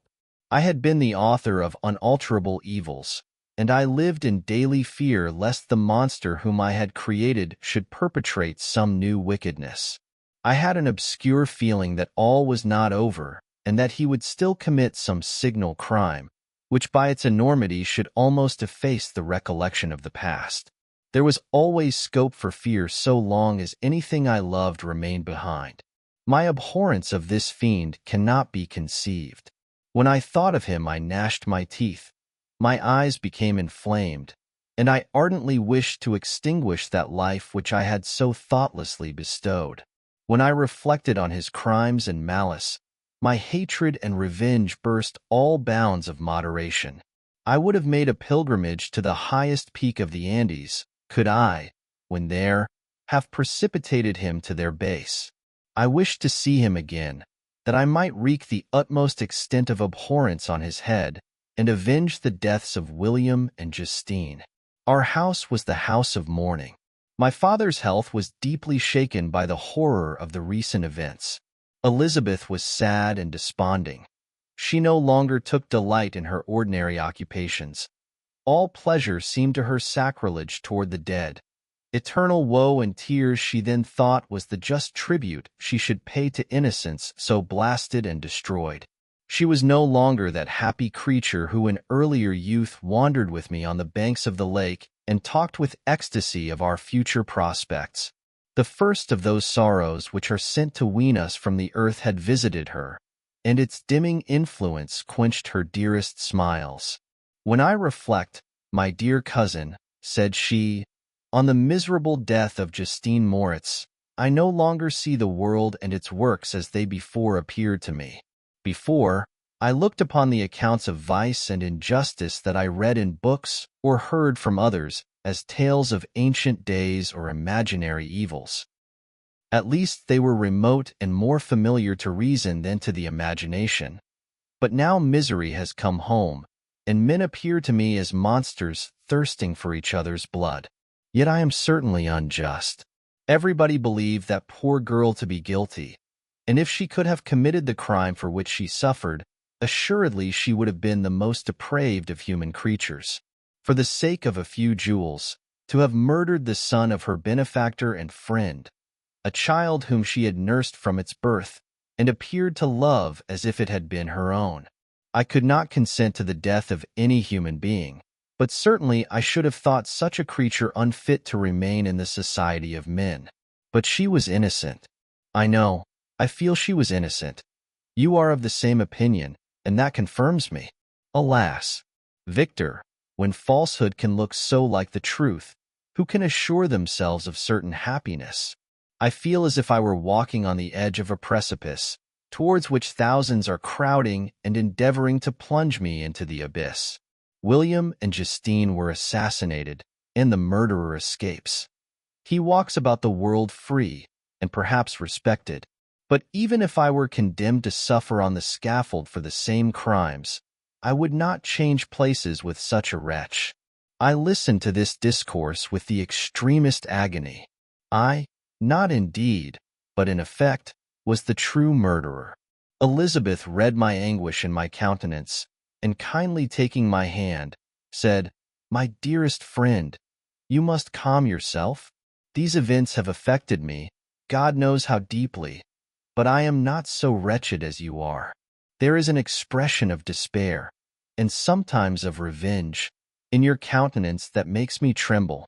Dear Victor, banish these dark passions. Remember the friends around you, who center all their hopes in you. Have we lost the power of rendering you happy? While we love, while we are true to each other, here in this land of peace and beauty, your native country, we may reap every tranquil blessing. What can disturb our peace? And could not such words from her whom I fondly prized before every other gift of fortune suffice to chase away the fiend that lurked in my heart? Even as she spoke, I drew near to her, as if in terror, lest at that very moment the destroyer had been near to rob me of her. Thus not the tenderness of friendship, nor the beauty of earth, nor of heaven, could redeem my soul from woe. The very accents of love were ineffectual. I was encompassed by a cloud which no beneficial influence could penetrate. The wounded deer dragging its fainting limbs to some untrodden brake, there to gaze upon the arrow which had pierced it, and to die, was but a type of me. Sometimes I could cope with the sullen despair that overwhelmed me, but sometimes the whirlwind passions of my soul drove me to seek, by bodily exercise and by change of place, some relief from my intolerable sensations.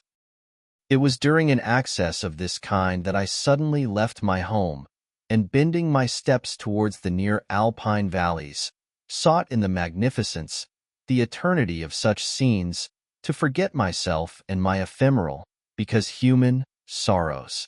My wanderings were directed towards the valley of Chamonix. I had visited it frequently during my boyhood. 6 years had passed since then. I was a wreck, but not had changed in those savage and enduring scenes. I performed the first part of my journey on horseback. I afterwards hired a mule, as the more sure-footed and least liable to receive injury on these rugged roads. The weather was fine. It was about the middle of the month of August, nearly 2 months after the death of Justine, that miserable epoch from which I dated all my woe. The weight upon my spirit was sensibly lightened as I plunged yet deeper in the ravine of Arve. The immense mountains and precipices that overhung me on every side, the sound of the river raging among the rocks, and the dashing of the waterfalls around spoke of a power mighty as omnipotence. And I ceased to fear or to bend before any being less almighty than that which had created and ruled the elements, here displayed in their most terrific guise. Still, as I ascended higher, the valley assumed a more magnificent and astonishing character. Ruined castles hanging on the precipices of piny mountains, the impetuous Arve, and cottages every here and there peeping forth from among the trees formed a scene of singular beauty. But it was augmented and rendered sublime by the mighty Alps, whose white and shining pyramids and domes towered above all, as belonging to another earth, the habitations of another race of beings. I passed the bridge of Pelissier, where the ravine, which the river forms, opened before me, and I began to ascend the mountain that overhangs it. Soon after, I entered the valley of Chamonix. This valley is more wonderful and sublime, but not so beautiful and picturesque as that of Servox, through which I had just passed. The high and snowy mountains were its immediate boundaries, but I saw no more ruined castles and fertile fields. Immense glaciers approached the road. I heard the rumbling thunder of the falling avalanche and marked the smoke of its passage. Mont Blanc, the supreme and magnificent Mont Blanc, raised itself from the surrounding aiguilles, and its tremendous dome overlooked the valley. A tingling, long-lost sense of pleasure often came across me during this journey. Some turn in the road, some new object suddenly perceived and recognized, reminded me of days gone by, and were associated with the light-hearted gaiety of boyhood. The very winds whispered in soothing accents, and maternal nature bade me weep no more. Then again the kindly influence ceased to act. I found myself fettered again to grief and indulging in all the misery of reflection. Then I spurred on my animal, striving so to forget the world, my fears, and more than all, myself. Or, in a more desperate fashion, I alighted and threw myself on the grass, weighed down by horror and despair. At length I arrived at the village of Chamonix. Exhaustion succeeded to the extreme fatigue both of body and of mind which I had endured. For a short space of time, I remained at the window watching the pallid lightnings that played above Mont Blanc and listening to the rushing of the Arve, which pursued its noisy way beneath. The same lulling sounds acted as a lullaby to my too keen sensations. When I placed my head upon my pillow, sleep crept over me. I felt it as it came and blessed the giver of oblivion. Chapter 10. I spent the following day roaming through the valley. I stood beside the sources of the Arverne, which take their rise in a glacier that with slow pace is advancing down from the summit of the hills to barricade the valley. The abrupt sides of vast mountains were before me. The icy wall of the glacier overhung me. A few shattered pines were scattered around, and the solemn silence of this glorious presence chamber of imperial nature was broken only by the brawling waves or the fall of some vast fragment. The thunder sound of the avalanche or the cracking reverberated along the mountains of the accumulated ice, which, through the silent working of immutable laws, was ever and anon rent and torn, as if it had been but a plaything in their hands. These sublime and magnificent scenes afforded me the greatest consolation that I was capable of receiving. They elevated me from all littleness of feeling, and although they did not remove my grief, they subdued and tranquilized it. In some degree, also, they diverted my mind from the thoughts over which it had brooded for the last month. I retired to rest at night. My slumbers, as it were, waited on and ministered to by the assemblance of grand shapes which I had contemplated during the day. They congregated round me, the unstained snowy mountain top, the glittering pinnacle, the pine woods and ragged bare ravine, the eagle, soaring amidst the clouds. They all gathered round me and bade me be at peace. Where had they fled when the next morning I awoke? All of soul inspiriting fled with sleep, and dark melancholy clouded every thought. The rain was pouring in torrents, and thick mists hid the summits of the mountains, so that I even saw not the faces of those mighty friends. Still I would penetrate their misty veil and seek them in their cloudy retreats. What were rain and storm to me? My mule was brought to the door, and I resolved to ascend to the summit of Montanvert. I remembered the effect that the view of the tremendous and ever-moving glacier had produced upon my mind when I first saw it. It had then filled me with a sublime ecstasy that gave wings to the soul and allowed it to soar from the obscure world to light and joy. The sight of the awful and majestic in nature had indeed always the effect of solemnizing my mind and causing me to forget the passing cares of life. I determined to go without a guide, for I was well acquainted with the path, and the presence of another would destroy the solitary grandeur of the scene. The ascent is precipitous, but the path is cut into continual and short windings, which enable you to surmount the perpendicularity of the mountain. It is a scene terrifically desolate. In 1,000 spots the traces of the winter avalanche may be perceived, where trees lie broken and strewed on the ground, some entirely destroyed, others bent, leaning upon the jutting rocks of the mountain or transversely upon other trees. The path, as you ascend higher, is intersected by ravines of snow, down which stones continually roll from above. One of them is particularly dangerous, as the slightest sound, such as even speaking in a loud voice, produces a concussion of air sufficient to draw destruction upon the head of the speaker. The pines are not tall or luxuriant, but they are somber and add an air of severity to the scene. I looked on the valley beneath. Vast mists were rising from the rivers which ran through it and curling in thick wreaths around the opposite mountains, whose summits were hid in the uniform clouds, while rain poured from the dark sky and added to the melancholy impression I received from the objects around me. Alas! Why does man boast of sensibilities superior to those apparent in the brute? It only renders them more necessary beings. If our impulses were confined to hunger, thirst, and desire, we might be nearly free.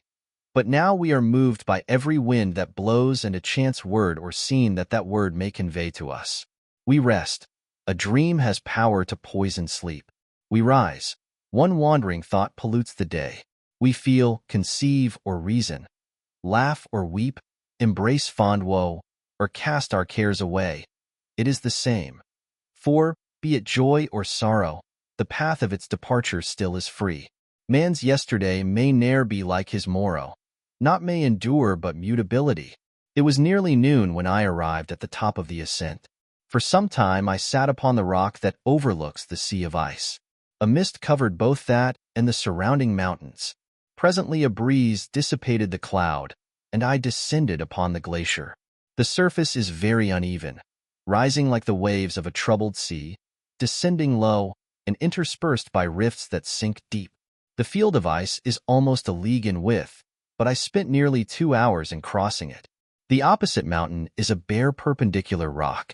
From the side where I now stood, Montanvert was exactly opposite, at the distance of a league, and above it rose Mont Blanc in awful majesty. I remained in a recess of the rock, gazing on this wonderful and stupendous scene. The sea, or rather the vast river of ice, wound among its dependent mountains, whose aerial summits hung over its recesses. Their icy and glittering peaks shone in the sunlight over the clouds. My heart, which was before sorrowful, now swelled with something like joy. I exclaimed, "Wandering spirits, if indeed ye wander, and do not rest in your narrow beds, allow me this faint happiness, or take me, as your companion, away from the joys of life." As I said this, I suddenly beheld the figure of a man, at some distance, advancing towards me with superhuman speed. He bounded over the crevices in the ice, among which I had walked with caution. His stature, also, as he approached, seemed to exceed that of man. I was troubled. A mist came over my eyes, and I felt a faintness seize me, but I was quickly restored by the cold gale of the mountains. I perceived, as the shape came nearer, sight tremendous and abhorred, that it was the wretch whom I had created. I trembled with rage and horror, resolving to wait his approach and then close with him in mortal combat. He approached. His countenance bespoke bitter anguish, combined with disdain and malignity, while its unearthly ugliness rendered it almost too horrible for human eyes. But I scarcely observed this. Rage and hatred had at first deprived me of utterance, and I recovered only to overwhelm him with words expressive of furious detestation and contempt. "Devil," I exclaimed, "do you dare approach me? And do not you fear the fierce vengeance of my arm wreaked on your miserable head? Begone, vile insect, or rather, stay, that I may trample you to dust. And oh, that I could, with the extinction of your miserable existence, restore those victims whom you have so diabolically murdered." "I expected this reception," said the demon. "All men hate the wretched. How, then, must I be hated, who am miserable beyond all living things? Yet you, my creator, detest and spurn me, thy creature, to whom thou art bound by ties only dissoluble by the annihilation of one of us. You purpose to kill me. How dare you sport thus with life? Do your duty towards me, and I will do mine towards you and the rest of mankind. If you will comply with my conditions, I will leave them and you at peace. But if you refuse, I will glut the maw of death, until it be satiated with the blood of your remaining friends. Abhorred monster, fiend that thou art, the tortures of hell are too mild a vengeance for thy crimes. Wretched devil, you reproach me with your creation. Come on, then, that I may extinguish the spark which I so negligently bestowed." My rage was without bounds. I sprang on him, impelled by all the feelings which can arm one being against the existence of another. He easily eluded me and said, "Be calm. I entreat you to hear me before you give vent to your hatred on my devoted head. Have I not suffered enough, that you seek to increase my misery? Life, although it may only be an accumulation of anguish, is dear to me, and I will defend it. Remember, thou hast made me more powerful than thyself. My height is superior to thine, my joints more supple, but I will not be tempted to set myself in opposition to thee. I am thy creature, and I will be even mild and docile to my natural lord, and king if thou wilt also perform thy part, the which thou owest me. O, Frankenstein, be not equitable to every other and trample upon me alone, to whom thy justice, and even thy clemency and affection, is most due. Remember that I am thy creature. I ought to be thy Adam, but I am rather the fallen angel, whom thou drivest from joy for no misdeed. Everywhere I see bliss, from which I alone am irrevocably excluded. I was benevolent and good. Misery made me a fiend. Make me happy, and I shall again be virtuous. Begone. I will not hear you. There can be no community between you and me. We are enemies. Begone, or let us try our strength in a fight, in which one must fall. How can I move thee?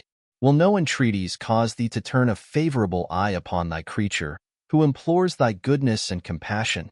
Believe me, Frankenstein, I was benevolent. My soul glowed with love and humanity.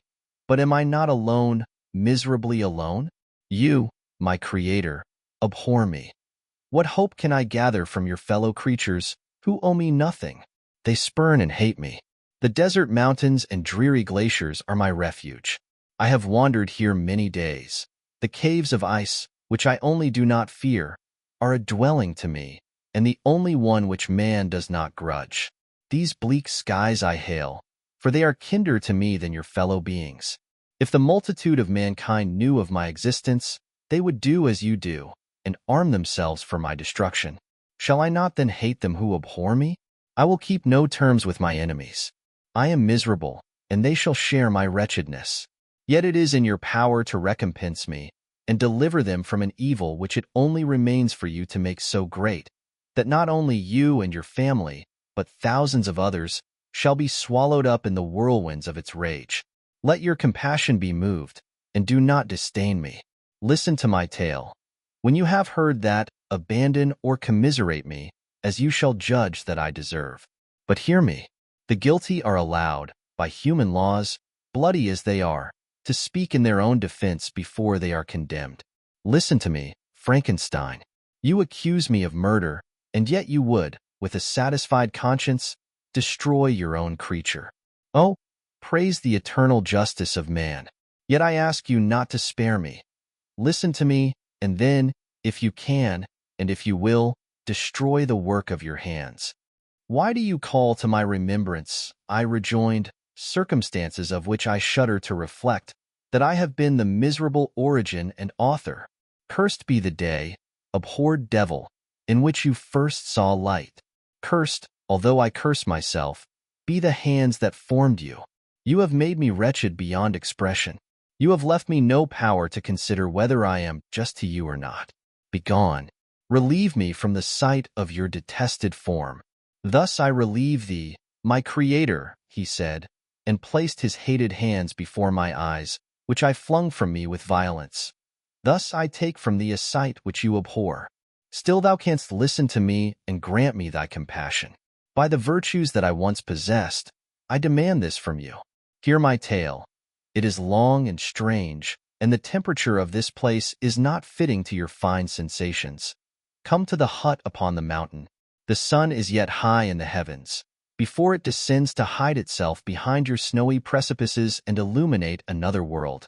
You will have heard my story and can decide.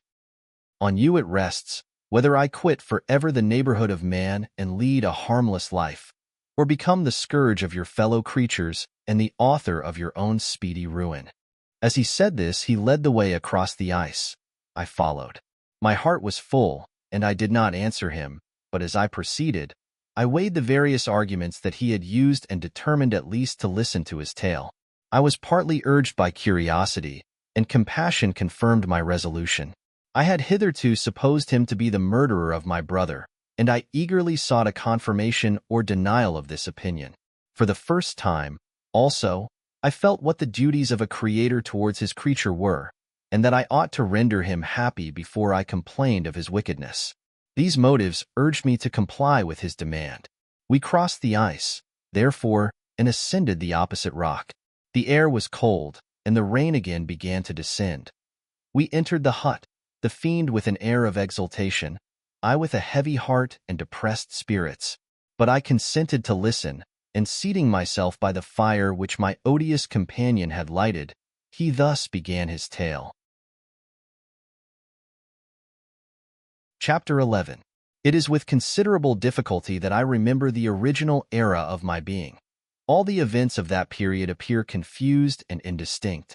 A strange multiplicity of sensations seized me, and I saw, felt, heard, and smelt at the same time. And it was, indeed, a long time before I learned to distinguish between the operations of my various senses. By degrees, I remember, a stronger light pressed upon my nerves, so that I was obliged to shut my eyes. Darkness then came over me and troubled me, but hardly had I felt this when, by opening my eyes, as I now suppose, the light poured in upon me again. I walked and, I believe, descended, but I presently found a great alteration in my sensations. Before, dark and opaque bodies had surrounded me, impervious to my touch or sight. But I now found that I could wander on at liberty, with no obstacles which I could not either surmount or avoid. The light became more and more oppressive to me, and the heat wearying me as I walked, I sought a place where I could receive shade. This was the forest near Ingolstadt, and here I lay by the side of a brook resting from my fatigue, until I felt tormented by hunger and thirst. This roused me from my nearly dormant state, and I ate some berries which I found hanging on the trees or lying on the ground. I slaked my thirst at the brook, and then lying down, was overcome by sleep. It was dark when I awoke. I felt cold also, and half frightened, as it were, instinctively, finding myself so desolate. Before I had quitted your apartment, on a sensation of cold, I had covered myself with some clothes, but these were insufficient to secure me from the dews of night. I was a poor, helpless, miserable wretch. I knew, and could distinguish, nothing. But feeling pain invade me on all sides, I sat down and wept. Soon a gentle light stole over the heavens, and gave me a sensation of pleasure. I started up and beheld a radiant form rise from among the trees. The moon! I gazed with a kind of wonder. It moved slowly, but it enlightened my path, and I again went out in search of berries. I was still cold when under one of the trees I found a huge cloak, with which I covered myself, and sat down upon the ground. No distinct ideas occupied my mind. All was confused. I felt light, and hunger, and thirst, and darkness. Innumerable sounds rang in my ears, and on all sides various scents saluted me. The only object that I could distinguish was the bright moon, and I fixed my eyes on that with pleasure. Several changes of day and night passed, and the orb of night had greatly lessened, when I began to distinguish my sensations from each other. I gradually saw plainly the clear stream that supplied me with drink and the trees that shaded me with their foliage. I was delighted when I first discovered that a pleasant sound, which often saluted my ears, proceeded from the throats of the little winged animals who had often intercepted the light from my eyes. I began also to observe, with greater accuracy, the forms that surrounded me, and to perceive the boundaries of the radiant roof of light which canopied me. Sometimes I tried to imitate the pleasant songs of the birds, but was unable. Sometimes I wished to express my sensations in my own mode, but the uncouth and inarticulate sounds which broke from me frightened me into silence again. The moon had disappeared from the night, and again, with a lessened form, showed itself, while I still remained in the forest. My sensations had by this time become distinct, and my mind received every day additional ideas. My eyes became accustomed to the light and to perceive objects in their right forms. I distinguished the insect from the herb, and by degrees, one herb from another. I found that the sparrow uttered none but harsh notes, whilst those of the blackbird and thrush were sweet and enticing. One day, when I was oppressed by cold, I found a fire which had been left by some wandering beggars, and was overcome with delight at the warmth I experienced from it. In my joy I thrust my hand into the live embers, but quickly drew it out again with a cry of pain. How strange, I thought, that the same cause should produce such opposite effects. I examined the materials of the fire, and to my joy found it to be composed of wood. I quickly collected some branches, but they were wet and would not burn. I was pained at this and sat still watching the operation of the fire. The wet wood which I had placed near the heat dried, and itself became inflamed. I reflected on this, and by touching the various branches, I discovered the cause and busied myself in collecting a great quantity of wood, that I might dry it and have a plentiful supply of fire. When night came on and brought sleep with it, I was in the greatest fear lest my fire should be extinguished. I covered it carefully with dry wood and leaves and placed wet branches upon it, and then, spreading my cloak, I lay on the ground and sank into sleep. It was morning when I awoke, and my first care was to visit the fire. I uncovered it, and a gentle breeze quickly fanned it into a flame. I observed this also, and contrived a fan of branches, which roused the embers when they were nearly extinguished. When night came again, I found, with pleasure, that the fire gave light as well as heat, and that the discovery of this element was useful to me in my food. For I found some of the offals that the travelers had left had been roasted, and tasted much more savory than the berries I gathered from the trees. I tried, therefore, to dress my food in the same manner, placing it on the live embers. I found that the berries were spoiled by this operation, and the nuts and roots much improved. Food, however, became scarce, and I often spent the whole day searching in vain for a few acorns to assuage the pangs of hunger. When I found this, I resolved to quit the place that I had hitherto inhabited, to seek for one where the few wants I experienced would be more easily satisfied. In this emigration I exceedingly lamented the loss of the fire which I had obtained through accident, and knew not how to reproduce it. I gave several hours to the serious consideration of this difficulty, but I was obliged to relinquish all attempt to supply it, and wrapping myself up in my cloak, I struck across the wood towards the setting sun. I passed 3 days in these rambles, and at length discovered the open country. A great fall of snow had taken place the night before, and the fields were of one uniform white. The appearance was disconsolate, and I found my feet chilled by the cold, damp substance that covered the ground. It was about 7 in the morning, and I longed to obtain food and shelter. At length I perceived a small hut, on a rising ground, which had doubtless been built for the convenience of some shepherd. This was a new sight to me, and I examined the structure with great curiosity. Finding the door open, I entered. An old man sat in it, near a fire, over which he was preparing his breakfast. He turned on hearing a noise, and perceiving me, shrieked loudly, and quitting the hut, ran across the fields with a speed of which his debilitated form hardly appeared capable. His appearance, different from any I had ever before seen, and his flight somewhat surprised me. But I was enchanted by the appearance of the hut. Here the snow and rain could not penetrate. The ground was dry, and it presented to me then as exquisite and divine a retreat as pandemonium appeared to the demons of hell after their sufferings in the lake of fire. I greedily devoured the remnants of the shepherd's breakfast, which consisted of bread, cheese, milk, and wine. The latter, however, I did not like. Then, overcome by fatigue, I lay down among some straw and fell asleep.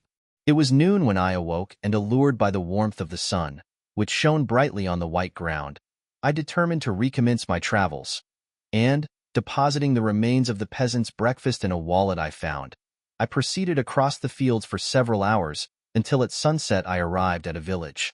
How miraculous did this appear! The huts, the neater cottages, and stately houses engaged my admiration by turns. The vegetables in the gardens, the milk and cheese that I saw placed at the windows of some of the cottages, allured my appetite. One of the best of these I entered, but I had hardly placed my foot within the door before the children shrieked, and one of the women fainted. The whole village was roused. Some fled, some attacked me, until, grievously bruised by stones and many other kinds of missile weapons, I escaped to the open country and fearfully took refuge in a low hovel, quite bare, and making a wretched appearance after the palaces I had beheld in the village. This hovel, however, joined a cottage of a neat and pleasant appearance, but after my late dearly bought experience, I dared not enter it. My place of refuge was constructed of wood, but so low that I could with difficulty sit upright in it. No wood, however, was placed on the earth, which formed the floor, but it was dry, and although the wind entered it by innumerable chinks, I found it an agreeable asylum from the snow and rain. Here, Then, I retreated and lay down happy to have found a shelter, however miserable, from the inclemency of the season, and still more from the barbarity of man. As soon as morning dawned, I crept from my kennel, that I might view the adjacent cottage and discover if I could remain in the habitation I had found. It was situated against the back of the cottage, and surrounded on the sides, which were exposed by a pig-sty and a clear pool of water. One part was open, and by that I had crept in. But now I covered every crevice by which I might be perceived with stones and wood, yet in such a manner that I might move them on occasion to pass out. All the light I enjoyed came through the sty, and that was sufficient for me. Having thus arranged my dwelling and carpeted it with clean straw, I retired, for I saw the figure of a man at a distance, and I remembered too well my treatment the night before to trust myself in his power. I had first, however, provided for my sustenance for that day by a loaf of coarse bread, which I purloined, and a cup with which I could drink more conveniently than from my hand of the pure water which flowed by my retreat. The floor was a little raised, so that it was kept perfectly dry, and by its vicinity to the chimney of the cottage it was tolerably warm. Being thus provided, I resolved to reside in this hovel until something should occur which might alter my determination. It was indeed a paradise compared to the bleak forest, my former residence, the rain-dropping branches, and dank earth.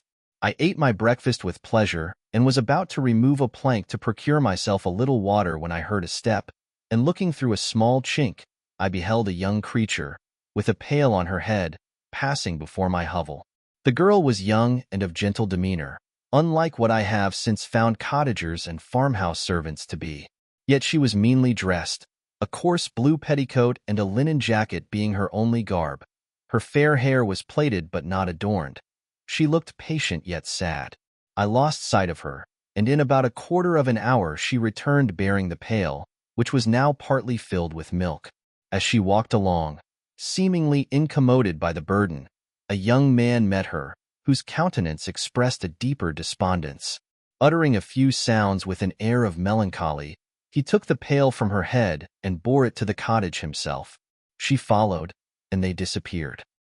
Presently I saw the young man again, with some tools in his hand, cross the field behind the cottage, and the girl was also busied, sometimes in the house and sometimes in the yard. On examining my dwelling, I found that one of the windows of the cottage had formerly occupied a part of it, but the panes had been filled up with wood. In one of these was a small and almost imperceptible chink through which the eye could just penetrate.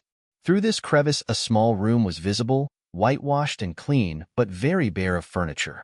In one corner, near a small fire, sat an old man, leaning his head on his hands in a disconsolate attitude.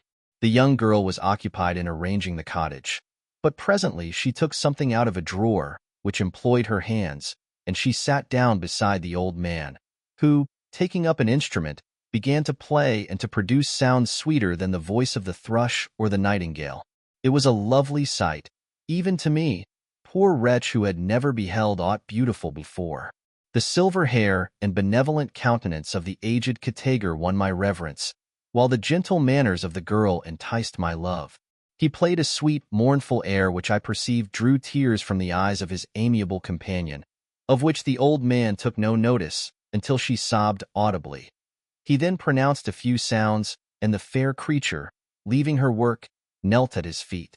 He raised her and smiled with such kindness and affection that I felt sensations of a peculiar and overpowering nature. They were a mixture of pain and pleasure, such as I had never before experienced, either from hunger or cold, warmth or food, and I withdrew from the window, unable to bear these emotions. Soon after this the young man returned, bearing on his shoulders a load of wood. The girl met him at the door, helped to relieve him of his burden, and taking some of the fuel into the cottage, placed it on the fire. Then she and the youth went apart into a nook of the cottage, and he showed her a large loaf and a piece of cheese. She seemed pleased and went into the garden for some roots and plants, which she placed in water, and then upon the fire. She afterwards continued her work, whilst the young man went into the garden and appeared busily employed in digging and pulling up roots. After he had been employed thus about an hour, the young woman joined him, and they entered the cottage together. The old man had, in the meantime, been pensive, But on the appearance of his companions he assumed a more cheerful air, and they sat down to eat. The meal was quickly dispatched. The young woman was again occupied in arranging the cottage. The old man walked before the cottage in the sun for a few minutes, leaning on the arm of the youth. Nothing could exceed in beauty the contrast between these two excellent creatures. One was old, with silver hairs and a countenance beaming with benevolence and love. The younger was slight and graceful in his figure, and his features were molded with the finest symmetry, yet his eyes and attitude expressed the utmost sadness and despondency. The old man returned to the cottage, and the youth, with tools different from those he had used in the morning, directed his steps across the fields. Night quickly shut in, but to my extreme wonder, I found that the cottagers had a means of prolonging light by the use of tapers, and was delighted to find that the setting of the sun did not put an end to the pleasure I experienced in watching my human neighbors. In the evening the young girl and her companion were employed in various occupations which I did not understand, and the old man again took up the instrument which produced the divine sounds that had enchanted me in the morning. So soon as he had finished, the youth began, not to play, but to utter sounds that were monotonous, and neither resembling the harmony of the old man's instrument nor the songs of the birds. I since found that he read aloud, but at that time I knew nothing of the science of words or letters. The family, after having been thus occupied for a short time, extinguished their lights and retired, as I conjectured, to rest. Chapter 12. I lay on my straw, but I could not sleep. I thought of the occurrences of the day. What chiefly struck me was the gentle manners of these people, and I longed to join them, but dared not. I remembered too well the treatment I had suffered the night before from the barbarous villagers, and resolved, whatever course of conduct I might hereafter think it right to pursue, that for the present I would remain quietly in my hovel, watching and endeavoring to discover the motives which influenced their actions. The cottagers arose the next morning before the sun. The young woman arranged the cottage and prepared the food, and the youth departed after the first meal. This day was passed in the same routine as that which preceded it. The young man was constantly employed out of doors, and the girl in various laborious occupations within. The old man, whom I soon perceived to be blind, employed his leisure hours on his instrument or in contemplation. Nothing could exceed the love and respect which the younger cottagers exhibited towards their venerable companion. They performed towards him every little office of affection and duty with gentleness, and he rewarded them by his benevolent smiles. They were not entirely happy. The young man and his companion often went apart and appeared to weep. I saw no cause for their unhappiness, but I was deeply affected by it. If such lovely creatures were miserable, it was less strange that I, an imperfect and solitary being, should be wretched. Yet why were these gentle beings unhappy? They possessed a delightful house, for such it was in my eyes, and every luxury. They had a fire to warm them when chill and delicious viands when hungry. They were dressed in excellent clothes, and, still more, they enjoyed one another's company and speech, interchanging each day looks of affection and kindness. What did their tears imply? Did they really express pain? I was at first unable to solve these questions, but perpetual attention and time explained to me many appearances which were at first enigmatic. A considerable period elapsed before I discovered one of the causes of the uneasiness of this amiable family. It was poverty, and they suffered that evil in a very distressing degree. Their nourishment consisted entirely of the vegetables of their garden and the milk of one cow, which gave very little during the winter, when its masters could scarcely procure food to support it. They often, I believe, suffered the pangs of hunger very poignantly, especially the two younger cottagers, for several times they placed food before the old man when they reserved none for themselves. This trait of kindness moved me sensibly. I had been accustomed, during the night, to steal a part of their store for my own consumption, but when I found that in doing this I inflicted pain on the cottagers, I abstained and satisfied myself with berries, nuts, and roots which I gathered from a neighboring wood. I discovered also another means through which I was enabled to assist their labors. I found that the youth spent a great part of each day in collecting wood for the family fire, and during the night I often took his tools, the use of which I quickly discovered, and brought home firing sufficient for the consumption of several days. I remember, the first time that I did this, the young woman, when she opened the door in the morning, appeared greatly astonished on seeing a great pile of wood on the outside. She uttered some words in a loud voice, and the youth joined her, who also expressed surprise. I observed, with pleasure, that he did not go to the forest that day, but spent it in repairing the cottage and cultivating the garden. By degrees, I made a discovery of still greater moment. I found that these people possessed a method of communicating their experience and feelings to one another by articulate sounds. I perceived that the words they spoke sometimes produced pleasure or pain, smiles or sadness, in the minds and countenances of the hearers. This was indeed a godlike science, and I ardently desired to become acquainted with it. But I was baffled in every attempt I made for this purpose. Their pronunciation was quick, and the words they uttered, not having any apparent connection with visible objects, I was unable to discover any clue by which I could unravel the mystery of their reference. By great application, however, and after having remained during the space of several revolutions of the moon in my hovel, I discovered the names that were given to some of the most familiar objects of discourse. I learned and applied the words fire, milk, bread, and wood. I learned also the names of the cottagers themselves. The youth and his companion had each of them several names, but the old man had only one, which was Father. The girl was called Sister, or Agatha, and the youth Felix, Brother, or Son. I cannot describe the delight I felt when I learned the ideas appropriated to each of these sounds and was able to pronounce them.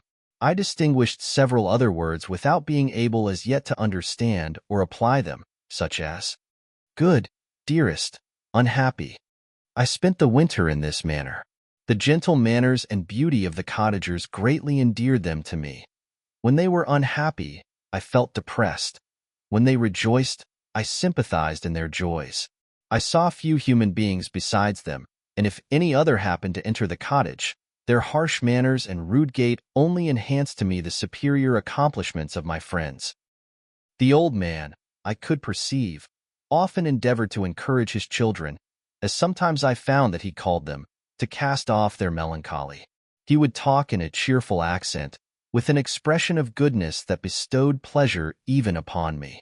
Agatha listened with respect, her eyes sometimes filled with tears, which she endeavored to wipe away unperceived. But I generally found that her countenance and tone were more cheerful after having listened to the exhortations of her father. It was not thus with Felix. He was always the saddest of the group, and even to my unpracticed senses, he appeared to have suffered more deeply than his friends. But if his countenance was more sorrowful, his voice was more cheerful than that of his sister, especially when he addressed the old man. I could mention innumerable instances which, although slight, marked the dispositions of these amiable cottagers. In the midst of poverty and want, Felix carried with pleasure to his sister the first little white flower that peeped out from beneath the snowy ground. Early in the morning, before she had risen, he cleared away the snow that obstructed her path to the milk-house, drew water from the well, and brought the wood from the outhouse, where, to his perpetual astonishment, he found his store always replenished by an invisible hand. In the day, I believe, he worked sometimes for a neighboring farmer, because he often went forth and did not return until dinner, yet brought no wood with him. At other times he worked in the garden, but as there was little to do in the frosty season, he read to the old man and Agatha. This reading had puzzled me extremely at first, but by degrees I discovered that he uttered many of the same sounds when he read as when he talked. I conjectured, therefore, that he found on the paper signs for speech which he understood, and I ardently longed to comprehend these also. But how was that possible when I did not even understand the sounds for which they stood as signs? I improved, however, sensibly in this science, but not sufficiently to follow up any kind of conversation, although I applied my whole mind to the endeavor, for I easily perceived that, although I eagerly longed to discover myself to the cottagers, I ought not to make the attempt until I had first become master of their language, which knowledge might enable me to make them overlook the deformity of my figure, For with this also the contrast perpetually presented to my eyes had made me acquainted. I had admired the perfect forms of my cottagers, their grace, beauty, and delicate complexions. But how was I terrified when I viewed myself in a transparent pool? At first I started back, unable to believe that it was indeed I who was reflected in the mirror. And when I became fully convinced that I was in reality the monster that I am, I was filled with the bitterest sensations of despondence and mortification. Alas! I did not yet entirely know the fatal effects of this miserable deformity. As the sun became warmer and the light of day longer, the snow vanished, and I beheld the bare trees and the black earth. From this time Felix was more employed, and the heart-moving indications of impending famine disappeared. Their food, as I afterwards found, was coarse, but it was wholesome, and they procured a sufficiency of it. Several new kinds of plants sprang up in the garden, which they dressed, and these signs of comfort increased daily as the season advanced. The old man, leaning on his son, walked each day at noon, when it did not rain, as I found it was called when the heavens poured forth its waters. This frequently took place, but a high wind quickly dried the earth, and the season became far more pleasant than it had been. My mode of life in my hovel was uniform. During the morning I attended the motions of the cottagers, and when they were dispersed in various occupations, I slept. The remainder of the day was spent in observing my friends. When they had retired to rest, if there was any moon or the night was starlight, I went into the woods and collected my own food and fuel for the cottage.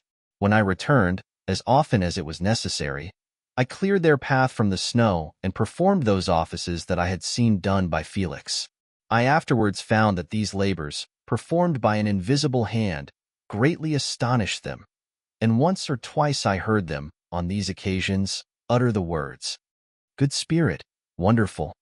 But I did not then understand the signification of these terms. My thoughts now became more active, and I longed to discover the motives and feelings of these lovely creatures. I was inquisitive to know why Felix appeared so miserable and Agatha so sad. I thought, foolish wretch, that it might be in my power to restore happiness to these deserving people. When I slept or was absent, the forms of the venerable blind father, the gentle Agatha, and the excellent Felix flitted before me. I looked upon them as superior beings who would be the arbiters of my future destiny. I formed in my imagination 1,000 pictures of presenting myself to them and their reception of me. I imagined that they would be disgusted until, by my gentle demeanor and conciliating words, I should first win their favor and afterwards their love. These thoughts exhilarated me and led me to apply with fresh ardor to the acquiring the art of language. My organs were indeed harsh but supple, and although my voice was very unlike the soft music of their tones, yet I pronounced such words as I understood with tolerable ease. It was as the ass and the lapdog. Yet surely the gentle ass whose intentions were affectionate, although his manners were rude, deserved better treatment than blows and execration.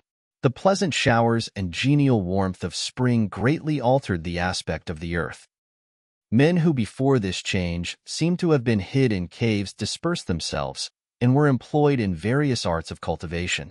The birds sang in more cheerful notes, and the leaves began to bud forth on the trees. Happy, happy earth, fit habitation for gods, which, so short a time before, was bleak, damp, and unwholesome. My spirits were elevated by the enchanting appearance of nature.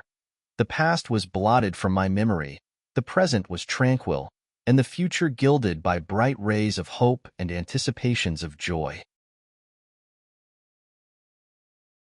Chapter 13. I now hasten to the more moving part of my story. I shall relate events that impressed me with feelings which, from what I had been, have made me what I am.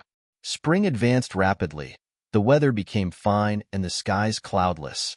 It surprised me that what before was desert and gloomy should now bloom with the most beautiful flowers and verdure.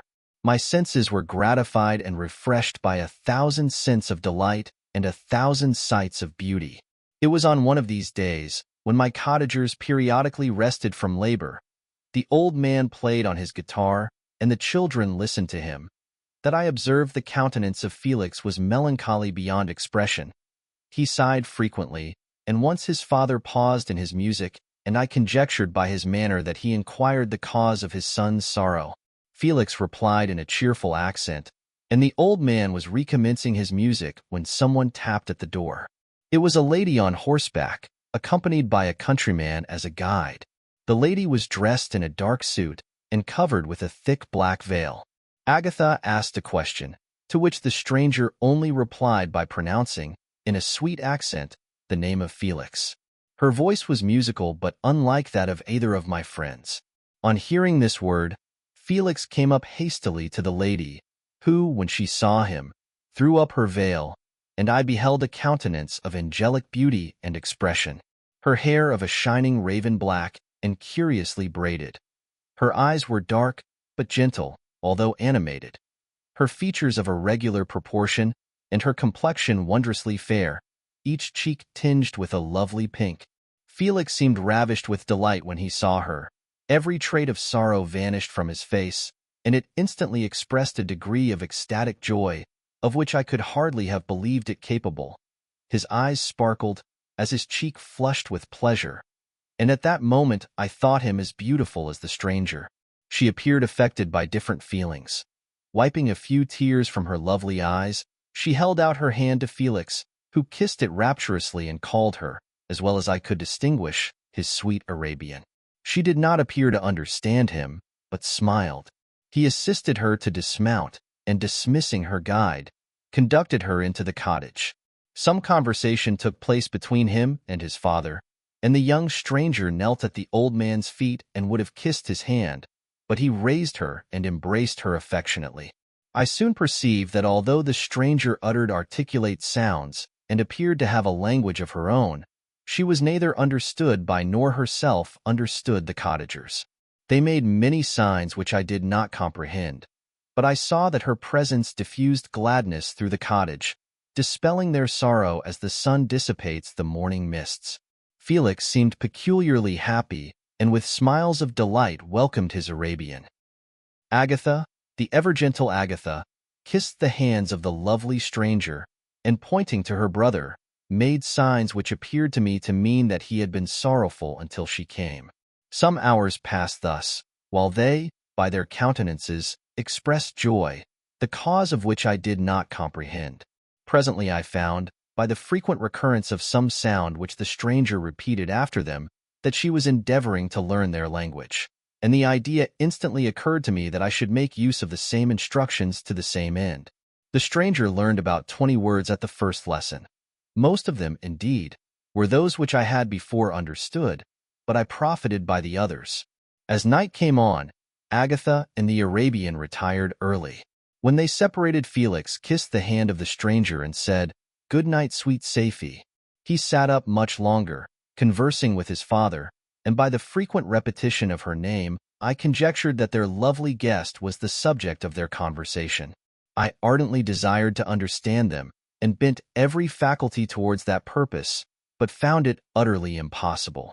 The next morning Felix went out to his work, and after the usual occupations of Agatha were finished, the Arabian sat at the feet of the old man, and taking his guitar, played some airs so entrancingly beautiful that they at once drew tears of sorrow and delight from my eyes.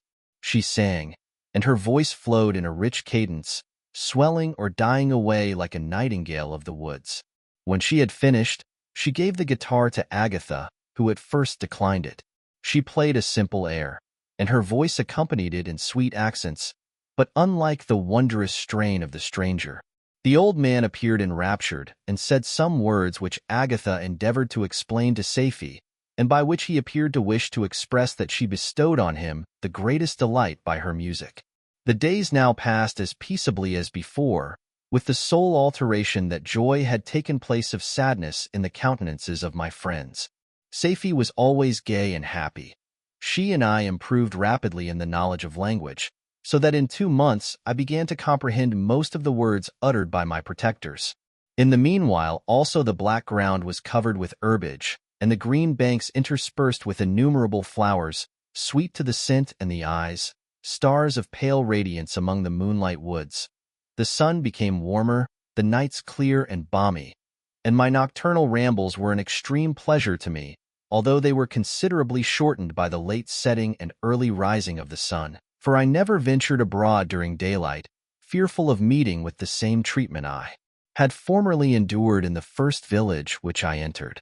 My days were spent in close attention, that I might more speedily master the language. And I may boast that I improved more rapidly than the Arabian, who understood very little and conversed in broken accents, whilst I comprehended and could imitate almost every word that was spoken. While I improved in speech, I also learned the science of letters as it was taught to the stranger, and this opened before me a wide field for wonder and delight. The book from which Felix instructed Safie was Volney's Ruins of Empires. I should not have understood the purport of this book had not Felix, in reading it, given very minute explanations. He had chosen this work, he said, because the declamatory style was framed in imitation of the Eastern authors. Through this work I obtained a cursory knowledge of history and a view of the several empires at present existing in the world. It gave me an insight into the manners, governments, and religions of the different nations of the earth. I heard of the slothful Asiatics, of the stupendous genius and mental activity of the Grecians, of the wars and wonderful virtue of the early Romans, of their subsequent degenerating, of the decline of that mighty empire, of chivalry, Christianity, and kings. I heard of the discovery of the American hemisphere and wept with Safie over the hapless fate of its original inhabitants. These wonderful narrations inspired me with strange feelings. Was man, indeed, at once so powerful, so virtuous and magnificent, yet so vicious and base? He appeared at one time a mere scion of the evil principle, and at another as all that can be conceived of noble and godlike. To be a great and virtuous man appeared the highest honor that can befall a sensitive being. To be base and vicious, as many on record have been, appeared the lowest degradation, a condition more abject than that of the blind mole or harmless worm. For a long time I could not conceive how one man could go forth to murder his fellow, or even why there were laws and governments. But when I heard details of vice and bloodshed, my wonder ceased and I turned away with disgust and loathing. Every conversation of the cottagers now opened new wonders to me.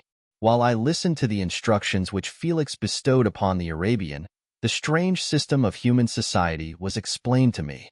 I heard of the division of property, of immense wealth and squalid poverty, of rank, descent, and noble blood. The words induced me to turn towards myself. I learned that the possessions most esteemed by your fellow creatures were high and unsullied descent united with riches. A man might be respected with only one of these advantages, but without either he was considered, except in very rare instances, as a vagabond and a slave, doomed to waste his powers for the profits of the chosen few. And what was I? Of my creation and creator I was absolutely ignorant, but I knew that I possessed no money, no friends, no kind of property.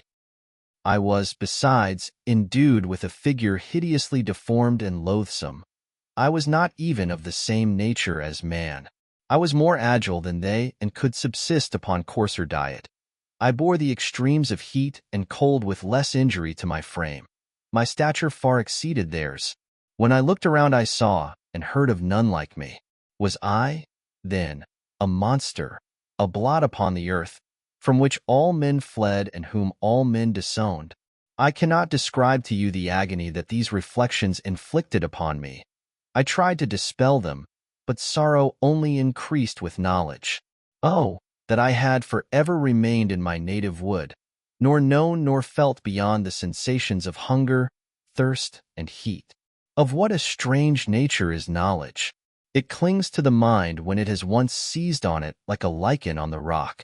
I wished sometimes to shake off all thought and feeling, but I learned that there was but one means to overcome the sensation of pain, and that was death, a state which I feared yet did not understand. I admired virtue and good feelings and loved the gentle manners and amiable qualities of my cottagers, but I was shut out from intercourse with them, except through means which I obtained by stealth, when I was unseen and unknown, and which rather increased than satisfied the desire I had of becoming one among my fellows. The gentle words of Agatha and the animated smiles of the charming Arabian were not for me. The mild exhortations of the old man and the lively conversation of the loved Felix were not for me. Miserable, unhappy wretch. Other lessons were impressed upon me even more deeply. I heard of the difference of sexes and the birth and growth of children, how the father doted on the smiles of the infant and the lively sallies of the older child, how all the life and cares of the mother were wrapped up in the precious charge, how the mind of youth expanded and gained knowledge of brother, sister, and all the various relationships which bind one human being to another in mutual bonds. But where were my friends and relations? No father had watched my infant days, no mother had blessed me with smiles and caresses. Or if they had, all my past life was now a blot, a blind vacancy in which I distinguished nothing. From my earliest remembrance, I had been as I then was in height and proportion. I had never yet seen a being resembling me, or who claimed any intercourse with me. What was I? The question again recurred, to be answered only with groans. I will soon explain to what these feelings tended, but allow me now to return to the cottagers, whose story excited in me such various feelings of indignation, delight, and wonder, but which all terminated in additional love and reverence for my protectors, for so I loved, in an innocent, half-painful self-deceit, to call them. Chapter 14. Some time elapsed before I learned the history of my friends. It was one which could not fail to impress itself deeply on my mind, unfolding as it did a number of circumstances, each interesting and wonderful to one so utterly inexperienced as I was. The name of the old man was de Lacy. He was descended from a good family in France, where he had lived for many years in affluence, respected by his superiors and beloved by his equals. His son was bred in the service of his country, and Agatha had ranked with ladies of the highest distinction. A few months before my arrival, they had lived in a large and luxurious city called Paris, surrounded by friends and possessed of every enjoyment which virtue, refinement of intellect, or taste, accompanied by a moderate fortune, could afford. The father of Safie had been the cause of their ruin. He was a Turkish merchant and had inhabited Paris for many years, when, for some reason which I could not learn, he became obnoxious to the government. He was seized and cast into prison the very day that Safie arrived from Constantinople to join him. He was tried and condemned to death. The injustice of his sentence was very flagrant. All Paris was indignant, and it was judged that his religion and wealth rather than the crime alleged against him had been the cause of his condemnation. Felix had accidentally been present at the trial. His horror and indignation were uncontrollable when he heard the decision of the court. He made, at that moment, a solemn vow to deliver him, and then looked around for the means. After many fruitless attempts to gain admittance to the prison, he found a strongly grated window in an unguarded part of the building, which lighted the dungeon of the unfortunate Mohammedan, who, loaded with chains, waited in despair the execution of the barbarous sentence. Felix visited the grate at night, and made known to the prisoner his intentions in his favor. The Turk, amazed and delighted, endeavored to kindle the zeal of his deliverer by promises of reward and wealth. Felix rejected his offers with contempt, yet when he saw the lovely Safie, who was allowed to visit her father and who by her gestures expressed her lively gratitude, the youth could not help owning to his own mind that the captive possessed a treasure which would fully reward his toil and hazard. The Turk quickly perceived the impression that his daughter had made on the heart of Felix, and endeavored to secure him more entirely in his interests by the promise of her hand in marriage so soon as he should be conveyed to a place of safety. Felix was too delicate to accept this offer, yet he looked forward to the probability of the event as to the consummation of his happiness. During the ensuing days, while the preparations were going forward for the escape of the merchant, the zeal of Felix was warmed by several letters that he received from this lovely girl, who found means to express her thoughts in the language of her lover by the aid of an old man, a servant of her father who understood French.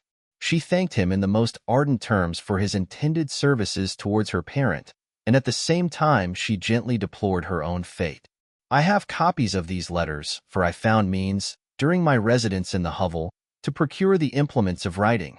and the letters were often in the hands of Felix or Agatha. Before I depart, I will give them to you. They will prove the truth of my tale, but at present, as the sun is already far declined, I shall only have time to repeat the substance of them to you.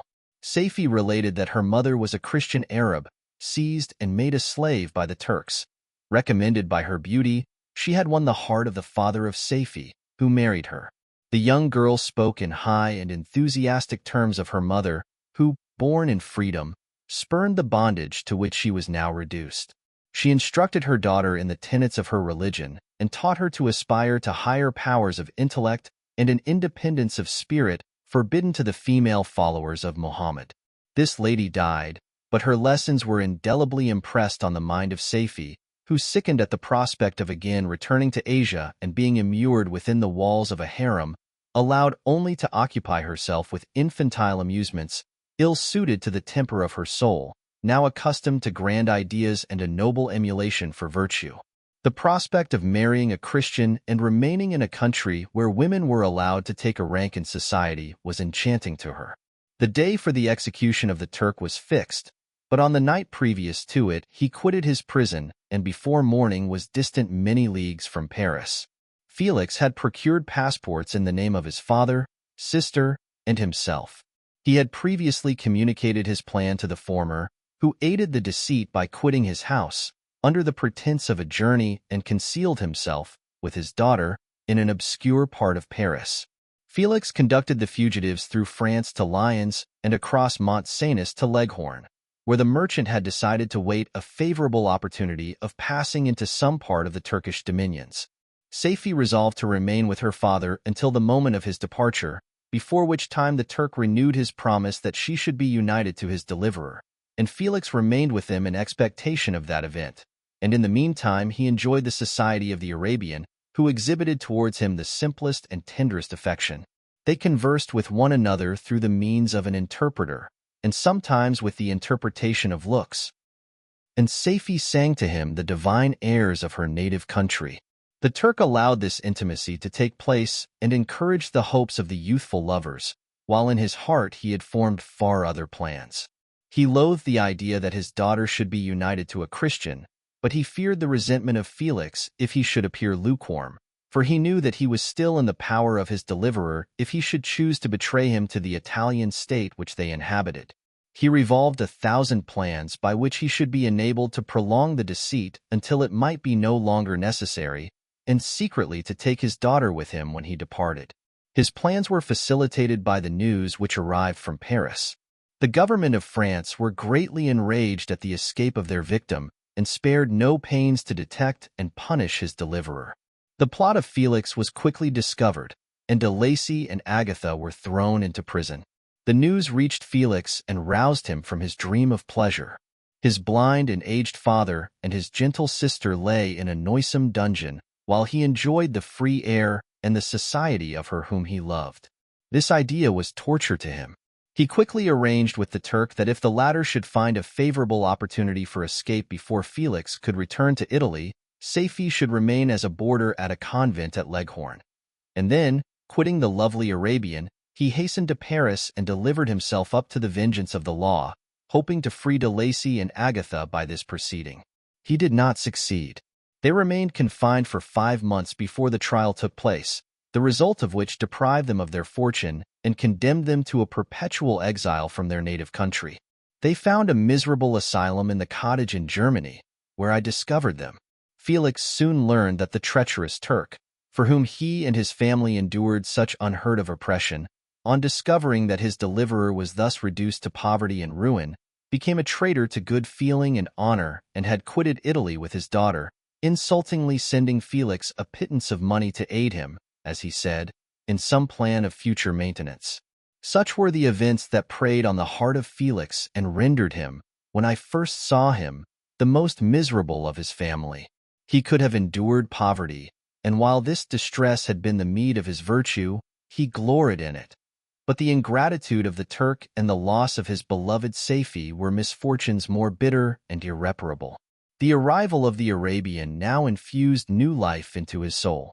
When the news reached Leghorn that Felix was deprived of his wealth and rank, The merchant commanded his daughter to think no more of her lover, but to prepare to return to her native country. The generous nature of Safie was outraged by this command. She attempted to expostulate with her father, but he left her angrily, reiterating his tyrannical mandate. A few days after, the Turk entered his daughter's apartment and told her hastily that he had reason to believe that his residence at Leghorn had been divulged, and that he should speedily be delivered up to the French government. He had consequently hired a vessel to convey him to Constantinople, for which city he should sail in a few hours. He intended to leave his daughter under the care of a confidential servant, to follow at her leisure with the greater part of his property, which had not yet arrived at Leghorn. When alone, Safie resolved in her own mind the plan of conduct that it would become her to pursue in this emergency. A residence in Turkey was abhorrent to her. Her religion and her feelings were alike averse to it. By some papers of her father which fell into her hands, she heard of the exile of her lover, and learnt the name of the spot where he then resided. She hesitated some time, but at length she formed her determination. Taking with her some jewels that belonged to her and a sum of money, she quitted Italy with an attendant, a native of Leghorn, but who understood the common language of Turkey, and departed for Germany. She arrived in safety at a town about 20 leagues from the cottage of de Lacy, when her attendant fell dangerously ill. Safie nursed her with the most devoted affection, but the poor girl died, and the Arabian was left alone, unacquainted with the language of the country and utterly ignorant of the customs of the world. She fell, however, into good hands. The Italian had mentioned the name of the spot for which they were bound, and after her death, the woman of the house in which they had lived took care that Safie should arrive in safety at the cottage of her lover. Chapter 15. Such was the history of my beloved cottagers. It impressed me deeply. I learned, from the views of social life which it developed, to admire their virtues and to deprecate the vices of mankind. As yet I looked upon crime as a distant evil. Benevolence and generosity were ever present before me, inciting within me a desire to become an actor in the busy scene where so many admirable qualities were called forth and displayed. But in giving an account of the progress of my intellect, I must not omit a circumstance which occurred in the beginning of the month of August of the same year. One night during my accustomed visit to the neighboring wood where I collected my own food and brought home firing for my protectors, I found on the ground a leathern portmanteau containing several articles of dress and some books. I eagerly seized the prize and returned with it to my hovel. Fortunately, the books were written in the language, the elements of which I had acquired at the cottage. They consisted of Paradise Lost, a volume of Plutarch's Lives, and the Sorrows of Werther. The possession of these treasures gave me extreme delight.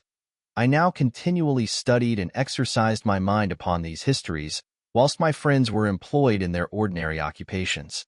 I can hardly describe to you the effect of these books. They produced in me an infinity of new images and feelings that sometimes raised me to ecstasy, but more frequently sunk me into the lowest dejection. In the Sorrows of Werther, besides the interest of its simple and affecting story, so many opinions are canvassed and so many lights thrown upon what had hitherto been to me obscure subjects that I found in it a never-ending source of speculation and astonishment. The gentle and domestic manners it described, combined with lofty sentiments and feelings, which had for their object something out of self, accorded well with my experience among my protectors and with the wants which were forever alive in my own bosom. But I thought Werther himself a more divine being than I had ever beheld or imagined. His character contained no pretension, but it sank deep. The disquisitions upon death and suicide were calculated to fill me with wonder. I did not pretend to enter into the merits of the case, yet I inclined towards the opinions of the hero, whose extinction I wept, without precisely understanding it. As I read, however, I applied much personally to my own feelings and condition. I found myself similar yet at the same time strangely unlike to the beings concerning whom I read, and to whose conversation I was a listener. I sympathized with and partly understood them, but I was unformed in mind. I was dependent on none and related to none. The path of my departure was free, and there was none to lament my annihilation.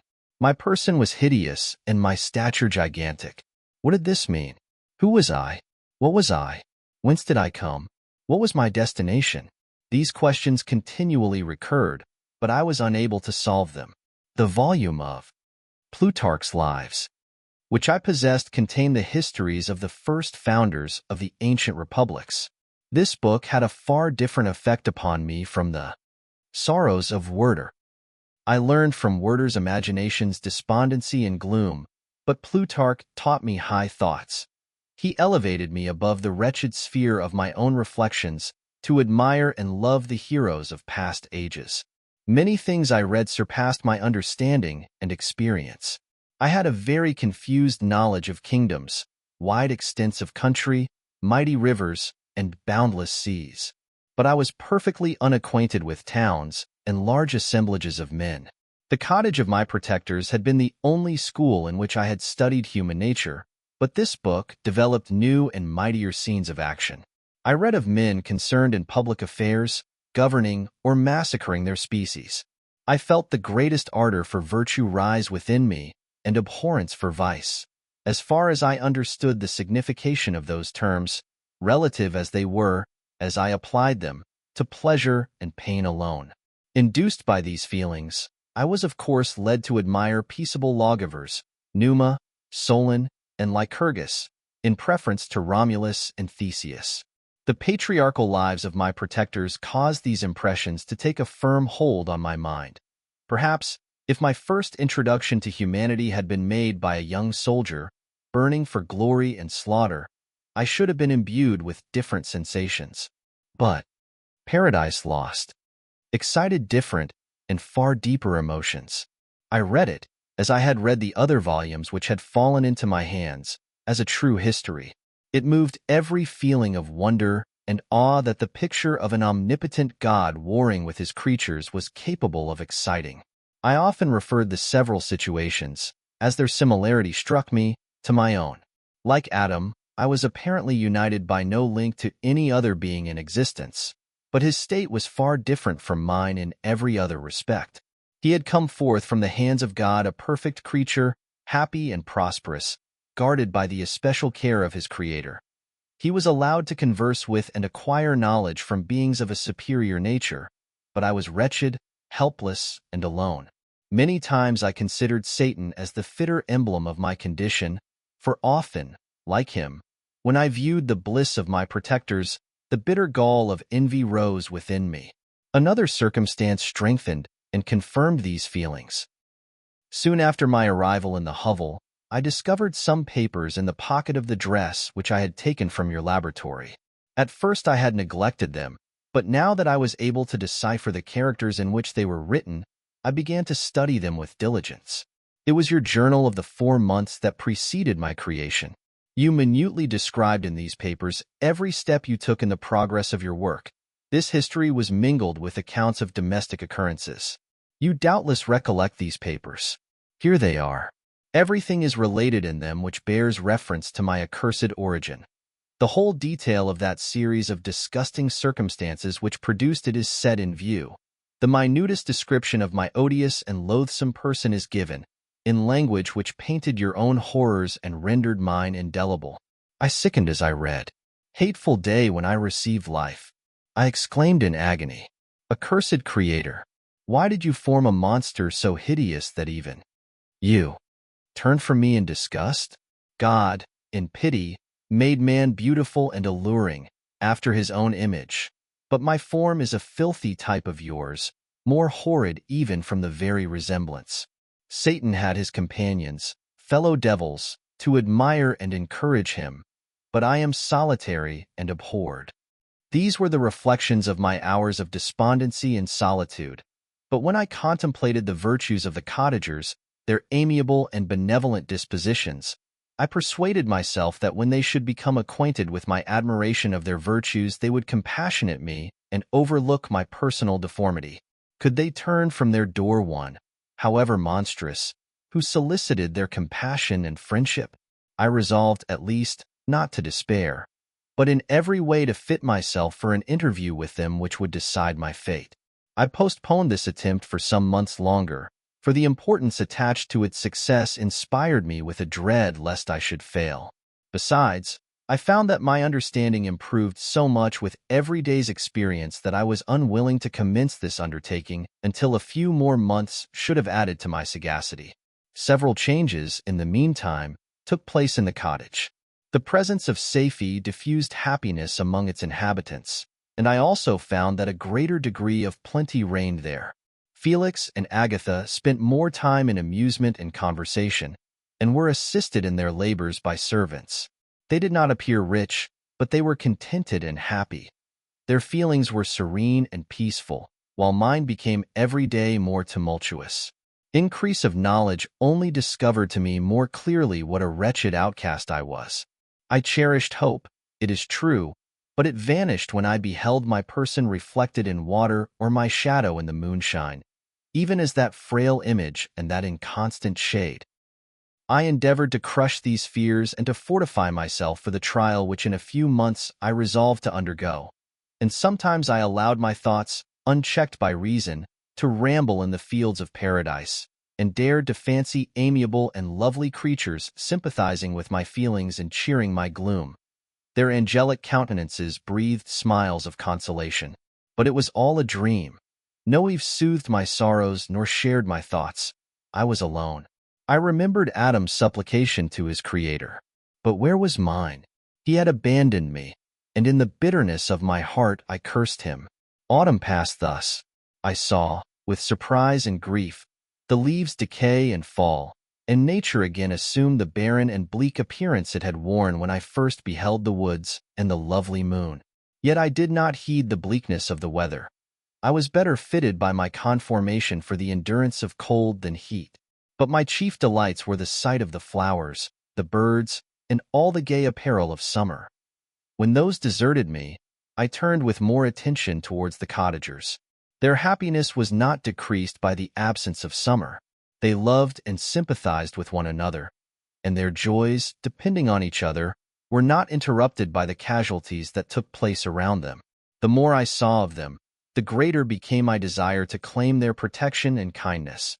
My heart yearned to be known and loved by these amiable creatures. To see their sweet looks directed towards me with affection was the utmost limit of my ambition. I dared not think that they would turn them from me with disdain and horror. The poor that stopped at their door were never driven away. I asked, it is true, for greater treasures than a little food or rest. I required kindness and sympathy, but I did not believe myself utterly unworthy of it. The winter advanced, and an entire revolution of the seasons had taken place since I awoke into life. My attention at this time was solely directed towards my plan of introducing myself into the cottage of my protectors. I revolved many projects, but that on which I finally fixed was to enter the dwelling when the blind old man should be alone.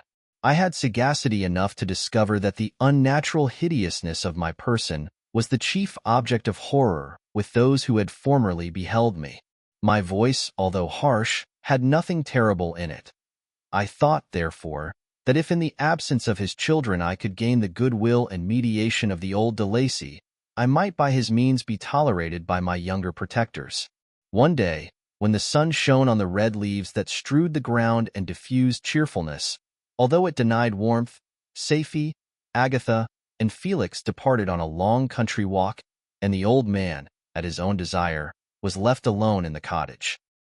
When his children had departed, he took up his guitar and played several mournful but sweet airs, more sweet and mournful than I had ever heard him play before. At first his countenance was illuminated with pleasure, but as he continued, thoughtfulness and sadness succeeded. At length, laying aside the instrument, he sat absorbed in reflection. My heart beat quick. This was the hour and moment of trial, which would decide my hopes or realize my fears. The servants were gone to a neighboring fair. All was silent in and around the cottage. It was an excellent opportunity. Yet, when I proceeded to execute my plan, my limbs failed me and I sank to the ground. Again I rose, and exerting all the firmness of which I was master, removed the planks which I had placed before my hovel to conceal my retreat. The fresh air revived me, and with renewed determination I approached the door of their cottage. I knocked. "Who is there?" said the old man. "Come in." I entered. "Pardon this intrusion," said I. "I am a traveler in want of a little rest. You would greatly oblige me if you would allow me to remain a few minutes before the fire." "Enter," said de Lacy, "and I will try in what manner I can to relieve your wants. But, unfortunately, my children are from home, and as I am blind, I am afraid I shall find it difficult to procure food for you." "Do not trouble yourself, my kind host. I have food. It is warmth and rest only that I need." I sat down, and a silence ensued. I knew that every minute was precious to me, yet I remained irresolute in what manner to commence the interview, when the old man addressed me. "By your language, stranger, I suppose you are my countryman. Are you French?" "No, but I was educated by a French family and understand that language only. I am now going to claim the protection of some friends, whom I sincerely love, and of whose favor I have some hopes." "Are they Germans?" "No, they are French. But let us change the subject. I am an unfortunate and deserted creature. I look around and I have no relation or friend upon earth. These amiable people to whom I go have never seen me and know little of me. I am full of fears, for if I fail there, I am an outcast in the world forever. Do not despair. To be friendless is indeed to be unfortunate, but the hearts of men, when unprejudiced by any obvious self-interest, are full of brotherly love and charity. Rely, therefore, on your hopes, and if these friends are good and amiable, do not despair. They are kind. They are the most excellent creatures in the world. But, unfortunately, they are prejudiced against me. I have good dispositions. My life has been hitherto harmless and in some degree beneficial, but a fatal prejudice clouds their eyes, and where they ought to see a feeling and kind friend, they behold only a detestable monster. That is indeed unfortunate. But if you are really blameless, cannot you undeceive them? I am about to undertake that task, and it is on that account that I feel so many overwhelming terrors. I tenderly love these friends. I have, unknown to them, been for many months in the habits of daily kindness towards them, but they believe that I wish to injure them, and it is that prejudice which I wish to overcome. Where do these friends reside? Near this spot. The old man paused and then continued, "If you will unreservedly confide to me the particulars of your tale, I perhaps may be of use in undeceiving them. I am blind and cannot judge of your countenance, but there is something in your words which persuades me that you are sincere. I am poor and in exile, but it will afford me true pleasure to be in any way serviceable to a human creature." "Excellent man. I thank you, and accept your generous offer. You raise me from the dust by this kindness, and I trust that, by your aid, I shall not be driven from the society and sympathy of your fellow creatures. Heaven forbid, even if you were really criminal, for that can only drive you to desperation and not instigate you to virtue. I also am unfortunate. I and my family have been condemned, although innocent. Judge, therefore, if I do not feel for your misfortunes. How can I thank you, my best and only benefactor? From your lips first have I heard the voice of kindness directed towards me. I shall be forever grateful, and your present humanity assures me of success with those friends whom I am on the point of meeting. May I know the names and residence of those friends?" I paused. This, I thought, was the moment of decision, which was to rob me of or bestow happiness on me forever. I struggled vainly for firmness sufficient to answer him, but the effort destroyed all my remaining strength. I sank on the chair and sobbed aloud. At that moment, I heard the steps of my younger protectors. I had not a moment to lose, but seizing the hand of the old man, I cried, "Now is the time. Save and protect me. You and your family are the friends whom I seek. Do not you desert me in the hour of trial." "Great God!" exclaimed the old man. "Who are you?" At that instant the cottage door was opened, and Felix, Safie, and Agatha entered. Who can describe their horror and consternation on beholding me? Agatha fainted, and Safie, unable to attend to her friend, rushed out of the cottage. Felix darted forward, and with supernatural force tore me from his father, to whose knees I clung, In a transport of fury, he dashed me to the ground and struck me violently with a stick. I could have torn him limb from limb, as the lion rends the antelope. But my heart sank within me as with bitter sickness, and I refrained. I saw him on the point of repeating his blow, when, overcome by pain and anguish, I quitted the cottage, and in the general tumult escaped unperceived to my hovel.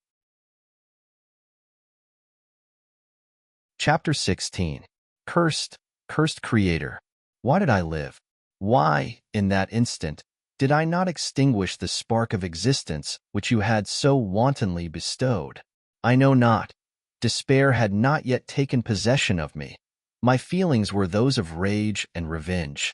I could with pleasure have destroyed the cottage and its inhabitants, and have glutted myself with their shrieks and misery. When night came, I quitted my retreat and wandered in the wood. And now, no longer restrained by the fear of discovery, I gave vent to my anguish in fearful howlings. I was like a wild beast that had broken the toils, destroying the objects that obstructed me and ranging through the wood with a stag-like swiftness. Oh, what a miserable night I passed! The cold stars shone in mockery, and the bare trees waved their branches above me.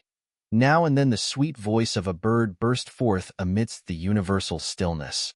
All, save I, were at rest or in enjoyment. I, like the arch-fiend, bore a hell within me, and finding myself unsympathized with, wished to tear up the trees, spread havoc and destruction around me, and then to have sat down and enjoyed the ruin.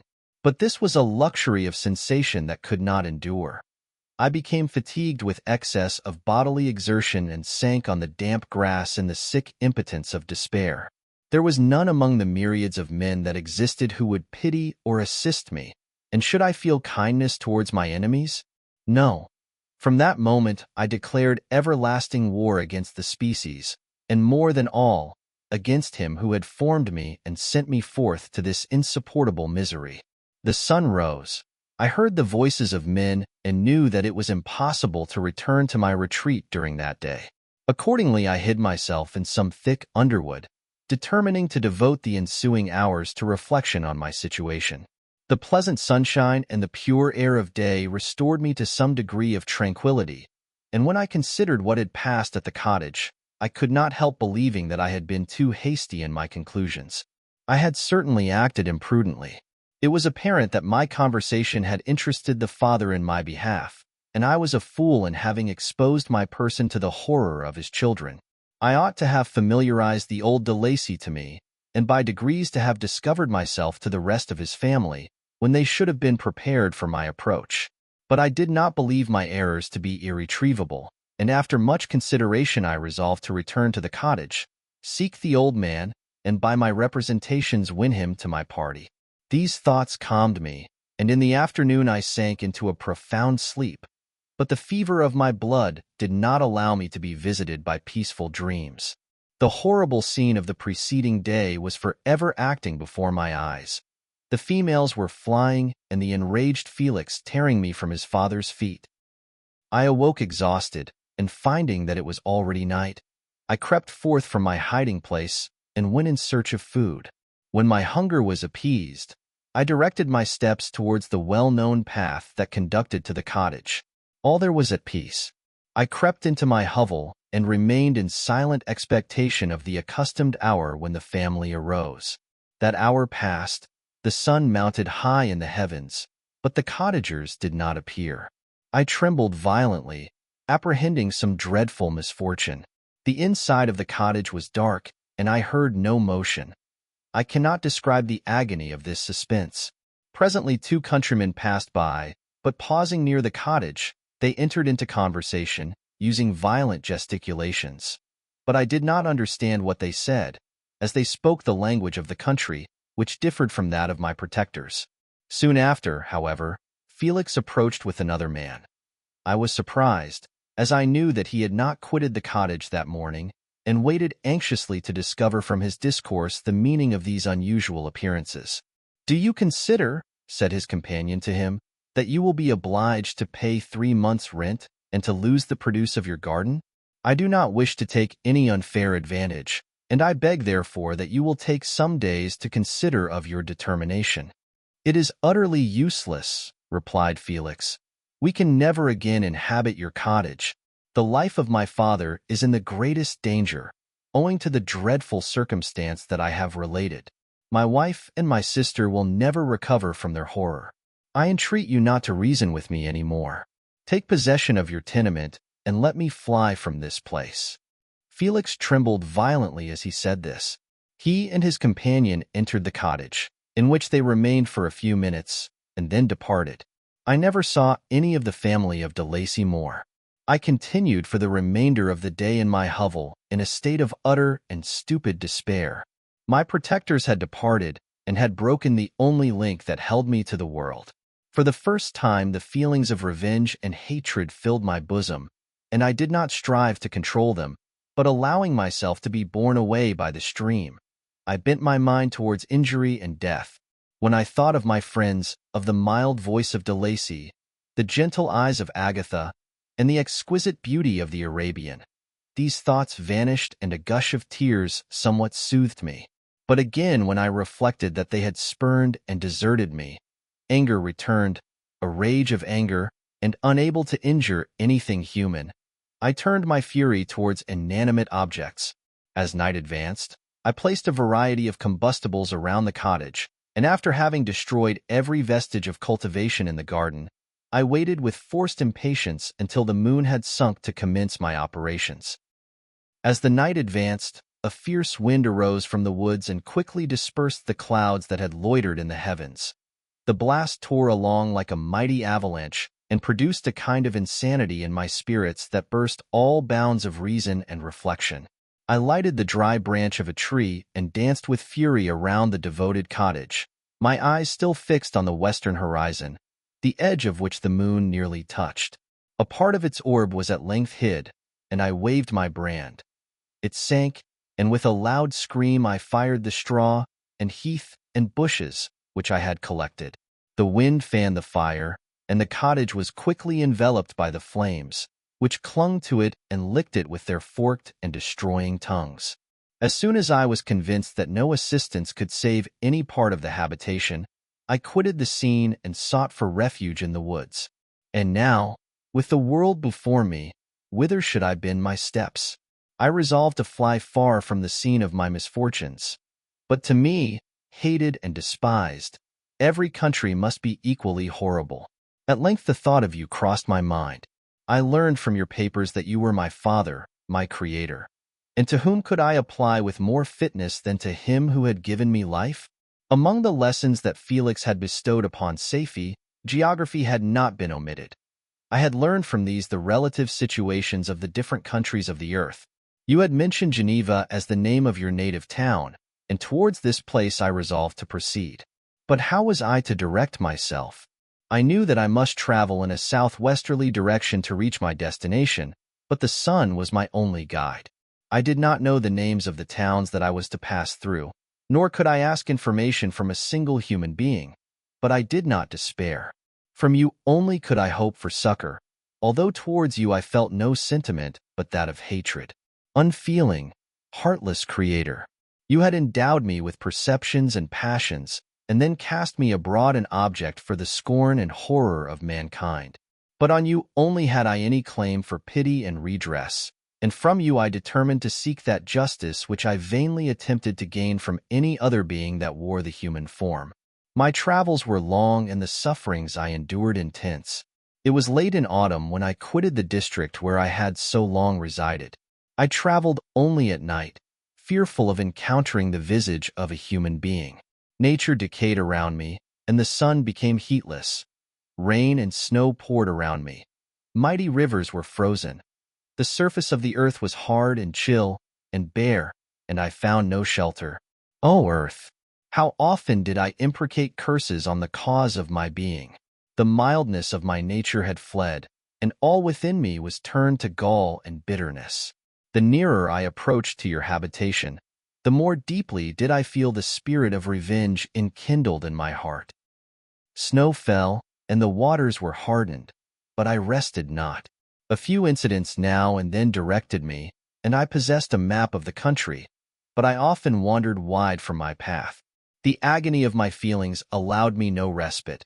No incident occurred from which my rage and misery could not extract its food, but a circumstance that happened when I arrived on the confines of Switzerland, when the sun had recovered its warmth and the earth again began to look green, confirmed in an especial manner the bitterness and horror of my feelings.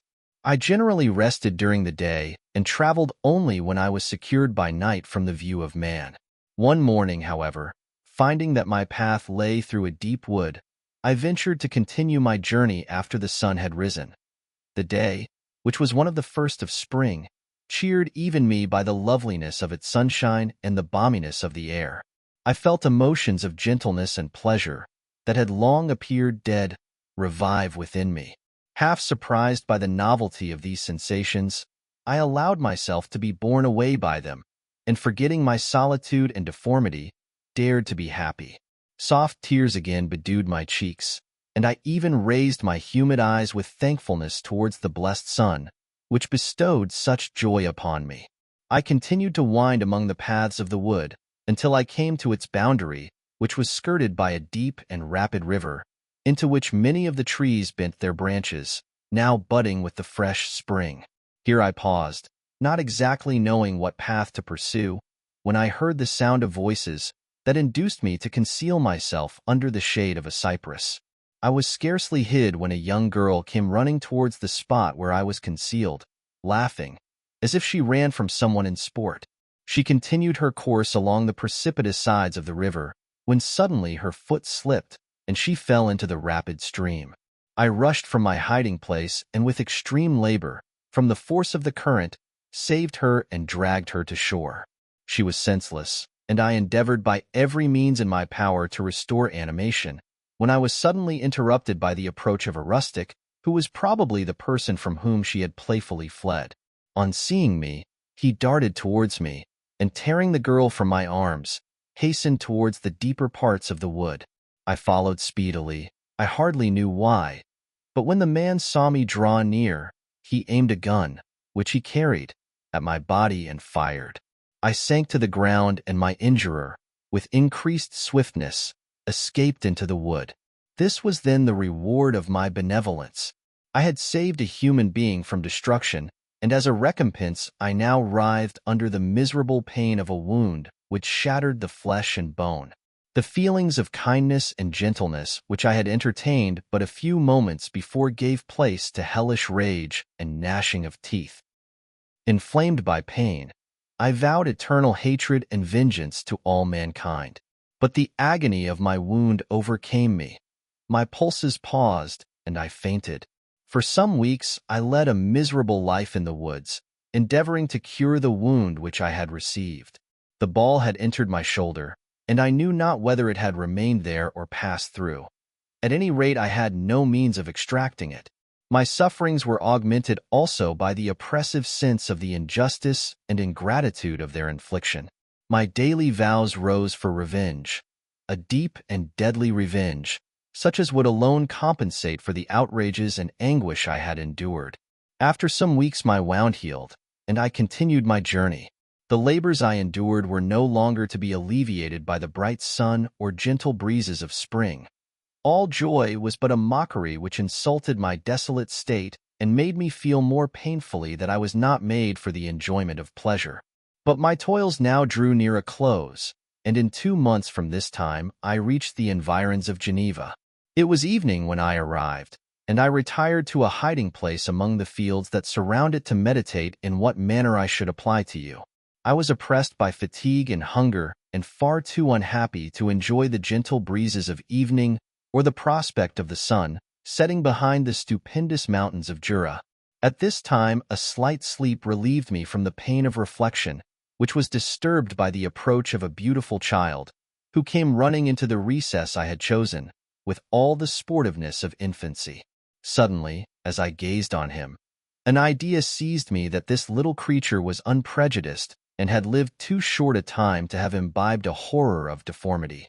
If, therefore, I could seize him and educate him as my companion and friend, I should not be so desolate in this peopled earth. Urged by this impulse, I seized on the boy as he passed and drew him towards me. As soon as he beheld my form, he placed his hands before his eyes and uttered a shrill scream. I drew his hand forcibly from his face and said, "Child, what is the meaning of this? I do not intend to hurt you. Listen to me." He struggled violently. "Let me go," he cried. "Monster! Ugly wretch! You wish to eat me and tear me to pieces. You are an ogre. Let me go, or I will tell my papa. Boy, you will never see your father again. You must come with me. Hideous monster! Let me go. My papa is a syndic. He is Frankenstein. He will punish you. You dare not keep me. Frankenstein! You belong then to my enemy, to him towards whom I have sworn eternal revenge. You shall be my first victim." The child still struggled and loaded me with epithets which carried despair to my heart. I grasped his throat to silence him, and in a moment he lay dead at my feet. I gazed on my victim, and my heart swelled with exultation and hellish triumph. Clapping my hands, I exclaimed, "I too can create desolation. My enemy is not invulnerable. This death will carry despair to him, and 1,000 other miseries shall torment and destroy him." As I fixed my eyes on the child, I saw something glittering on his breast. I took it. It was a portrait of a most lovely woman. In spite of my malignity, it softened and attracted me.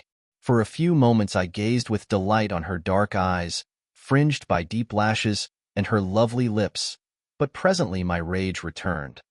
I remembered that I was forever deprived of the delights that such beautiful creatures could bestow, and that she whose resemblance I contemplated would, in regarding me, have changed that air of divine benignity to one expressive of disgust and affright. Can you wonder that such thoughts transported me with rage? I only wonder that at that moment, instead of venting my sensations in exclamations and agony, I did not rush among mankind and perish in the attempt to destroy them. While I was overcome by these feelings, I left the spot where I had committed the murder, and seeking a more secluded hiding place, I entered a barn which had appeared to me to be empty. A woman was sleeping on some straw. She was young, not indeed so beautiful as her whose portrait I held, but of an agreeable aspect and blooming in the loveliness of youth and health. Here, I thought, is one of those whose joy-imparting smiles are bestowed on all but me. And then I bent over her and whispered, "Awake, fairest, thy lover is near. He who would give his life but to obtain one look of affection from thine eyes. My beloved, awake." The sleeper stirred. A thrill of terror ran through me. Should she indeed awake, and see me, and curse me, and denounce the murderer? Thus would she assuredly act if her darkened eyes opened, and she beheld me. The thought was madness. It stirred the fiend within me. Not I, but she, shall suffer. The murder I have committed because I am forever robbed of all that she could give me, she shall atone. The crime had its source in her.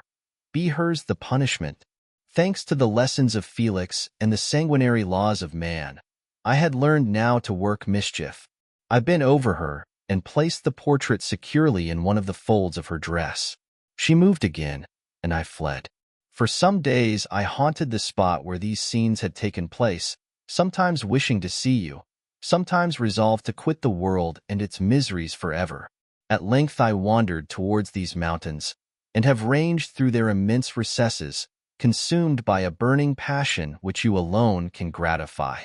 We may not part until you have promised to comply with my requisition. I am alone and miserable. Man will not associate with me, but one as deformed and horrible as myself would not deny herself to me. My companion must be of the same species and have the same defects. This being you must create. Chapter 17. The being finished speaking and fixed his looks upon me in the expectation of a reply. But I was bewildered, perplexed, and unable to arrange my ideas sufficiently to understand the full extent of his proposition. He continued, "You must create a female for me with whom I can live in the interchange of those sympathies necessary for my being. This you alone can do, and I demand it of you as a right which you must not refuse to concede."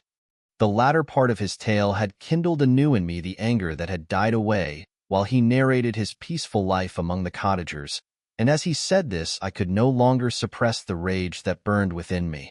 "I do refuse it," I replied, "and no torture shall ever extort a consent from me. You may render me the most miserable of men, but you shall never make me base in my own eyes. Shall I create another like yourself, whose joint wickedness might desolate the world? Begone. I have answered you. You may torture me, but I will never consent." "You are in the wrong," replied the fiend, "and instead of threatening, I am content to reason with you. I am malicious because I am miserable. Am I not shunned and hated by all mankind? You, my creator, would tear me to pieces and triumph. Remember that, and tell me why I should pity man more than he pities me? You would not call it murder if you could precipitate me into one of those ice rifts and destroy my frame. The work of your own hands. Shall I respect man when he condemns me? Let him live with me in the interchange of kindness, and instead of injury I would bestow every benefit upon him with tears of gratitude at his acceptance. But that cannot be. The human senses are insurmountable barriers to our union. Yet mine shall not be the submission of abject slavery. I will revenge my injuries.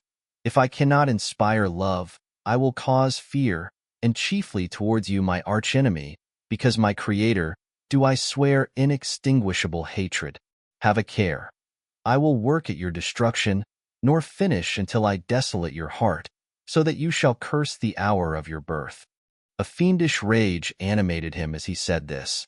His face was wrinkled into contortions too horrible for human eyes to behold, but presently he calmed himself and proceeded. "I intended to reason. This passion is detrimental to me, for you do not reflect that. You are the cause of its excess.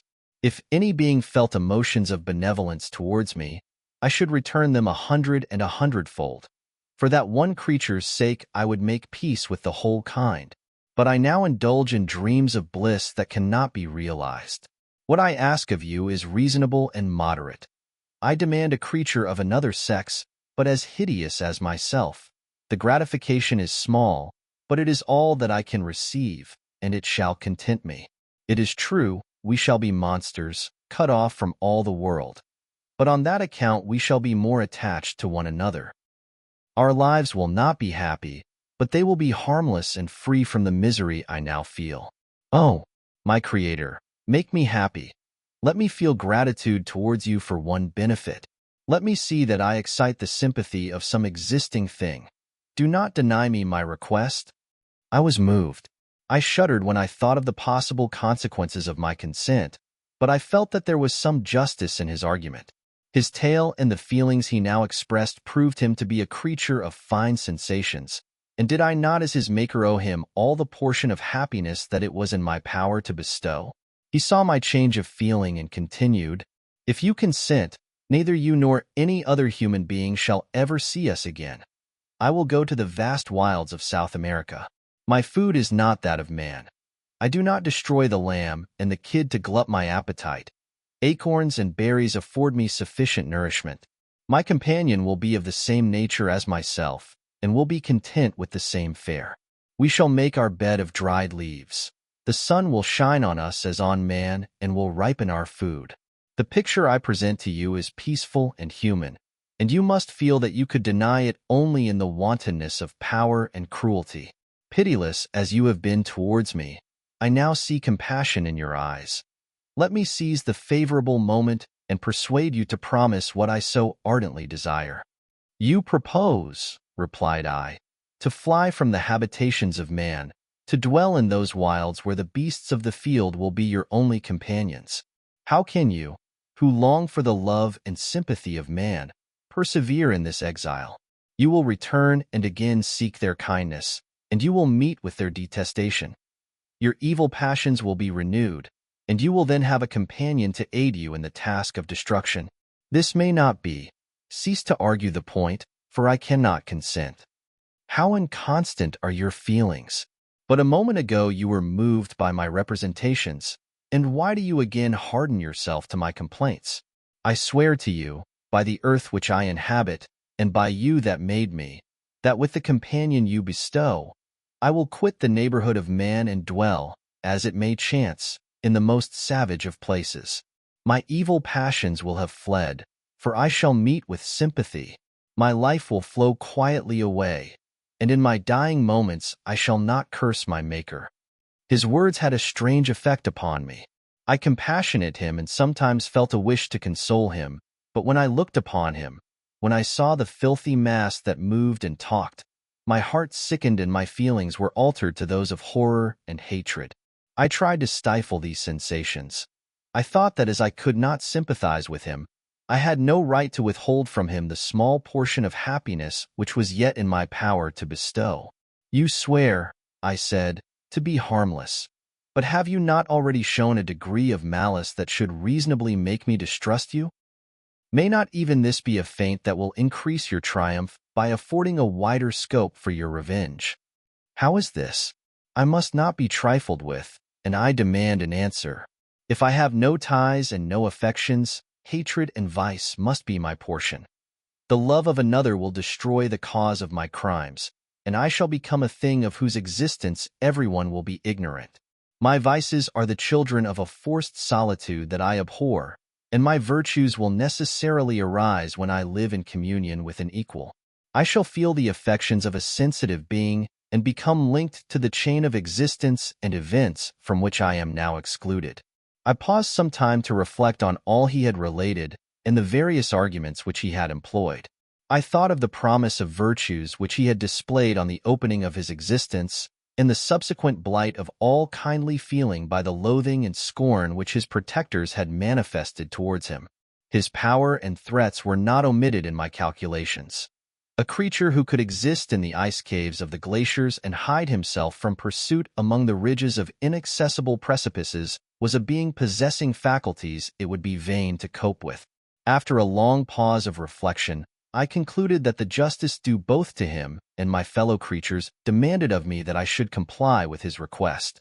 Turning to him, therefore, I said, "I consent to your demand, on your solemn oath to quit Europe forever, and every other place in the neighborhood of man, as soon as I shall deliver into your hands a female who will accompany you in your exile." "I swear," he cried, "by the sun, and by the blue sky of heaven, and by the fire of love that burns my heart, that if you grant my prayer, while they exist you shall never behold me again. Depart to your home and commence your labors.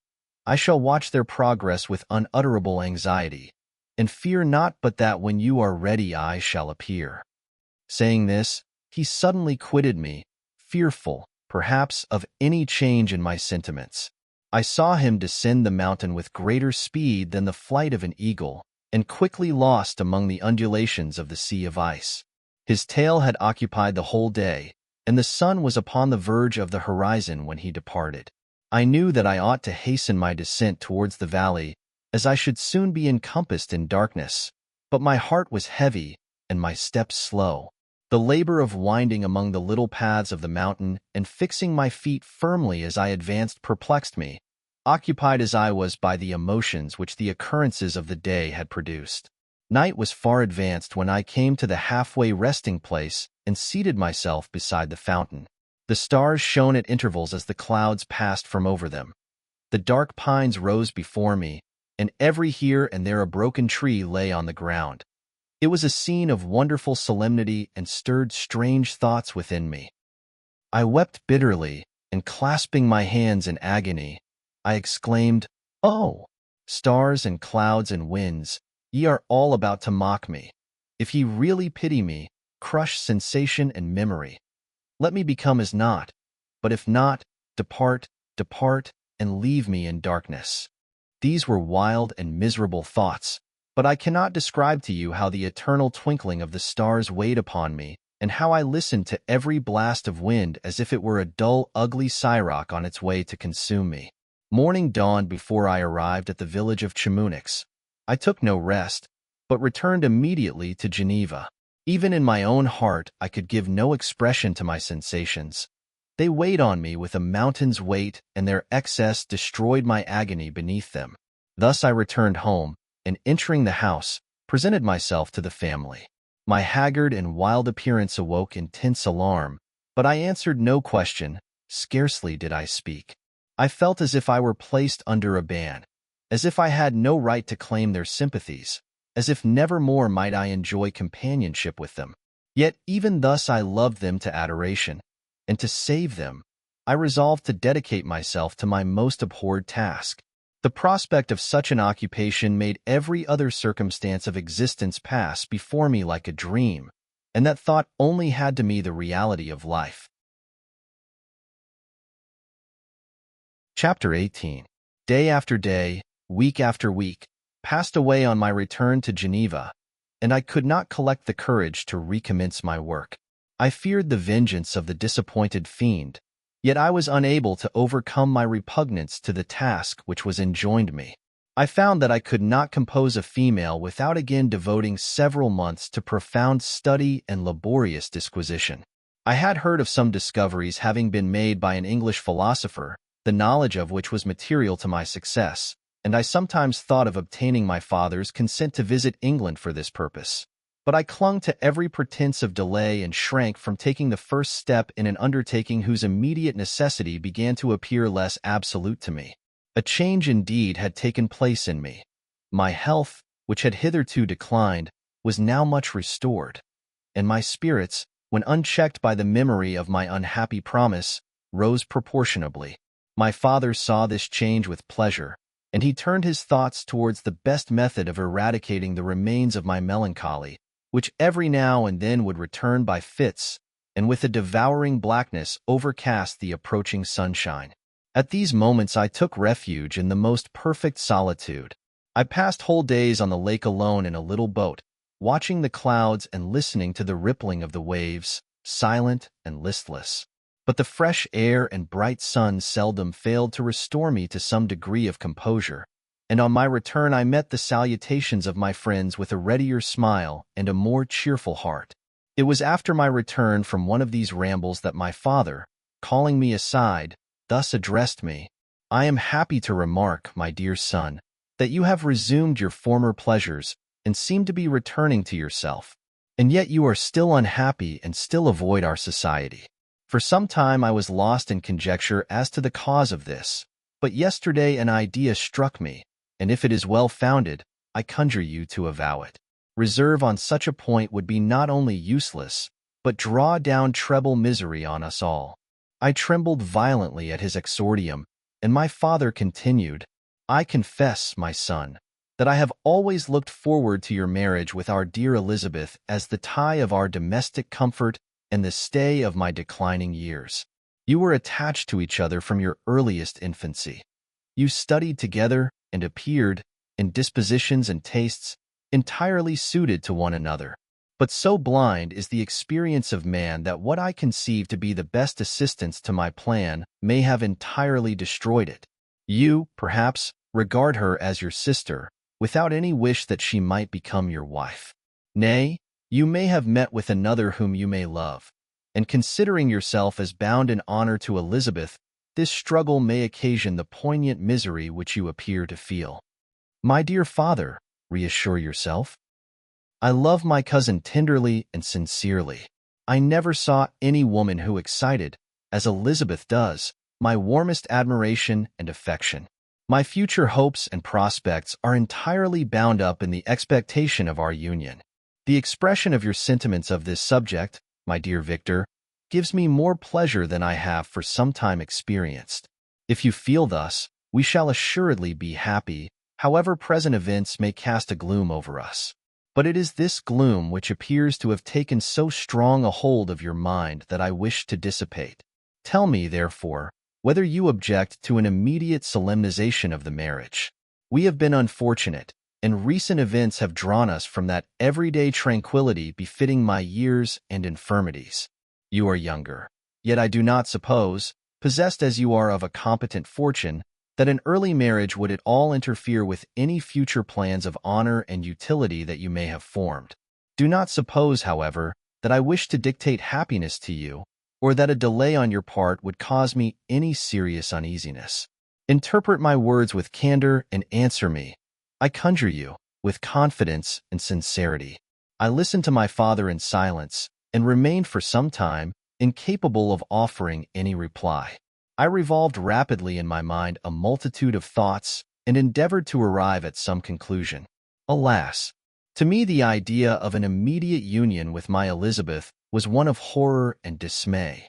I was bound by a solemn promise which I had not yet fulfilled and dared not break, or if I did, what manifold miseries might not impend over me and my devoted family.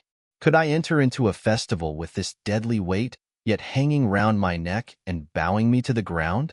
I must perform my engagement and let the monster depart with his mate before I allowed myself to enjoy the delight of a union from which I expected peace. I remembered also the necessity imposed upon me of either journeying to England or entering into a long correspondence with those philosophers of that country whose knowledge and discoveries were of indispensable use to me in my present undertaking. The latter method of obtaining the desired intelligence was dilatory and unsatisfactory. Besides, I had an insurmountable aversion to the idea of engaging myself in my loathsome task in my father's house while in habits of familiar intercourse with those I loved. I knew that 1,000 fearful accidents might occur, the slightest of which would disclose a tale to thrill all connected with me with horror. I was aware also that I should often lose all self-command, all capacity of hiding the harrowing sensations that would possess me during the progress of my unearthly occupation. I must absent myself from all I loved while thus employed. Once commenced, it would quickly be achieved, and I might be restored to my family in peace and happiness. My promise fulfilled, the monster would depart forever. Or, so my fond fancy imaged, some accident might meanwhile occur to destroy him and put an end to my slavery forever. These feelings dictated my answer to my father. I expressed a wish to visit England, but concealing the true reasons of this request, I clothed my desires under a guise which excited no suspicion, while I urged my desire with an earnestness that easily induced my father to comply. After so long a period of an absorbing melancholy that resembled madness in its intensity and effects, he was glad to find that I was capable of taking pleasure in the idea of such a journey, and he hoped that change of scene and varied amusement would, before my return, have restored me entirely to myself. The duration of my absence was left to my own choice. A few months, or at most a year, was the period contemplated. One paternal kind precaution he had taken to ensure my having a companion. Without previously communicating with me, he had, in concert with Elizabeth, arranged that Clerval should join me at Strasbourg. This interfered with the solitude I coveted for the prosecution of my task. Yet at the commencement of my journey the presence of my friend could in no way be an impediment, and truly I rejoiced that thus I should be saved many hours of lonely, maddening reflection. Nay, Henry might stand between me and the intrusion of my foe. If I were alone, would he not at times force his abhorred presence on me to remind me of my task or to contemplate its progress? To England, therefore, I was bound, and it was understood that my union with Elizabeth should take place immediately on my return. My father's age rendered him extremely averse to delay. For myself, there was one reward I promised myself for my detested toils, one consolation for my unparalleled sufferings. It was the prospect of that day when, enfranchised from my miserable slavery, I might claim Elizabeth and forget the past in my union with her. I now made arrangements for my journey, but one feeling haunted me which filled me with fear and agitation. During my absence, I should leave my friends unconscious of the existence of their enemy and unprotected from his attacks, exasperated as he might be by my departure. But he had promised to follow me wherever I might go, and would he not accompany me to England? This imagination was dreadful in itself, but soothing inasmuch as it supposed the safety of my friends. I was agonized with the idea of the possibility that the reverse of this might happen.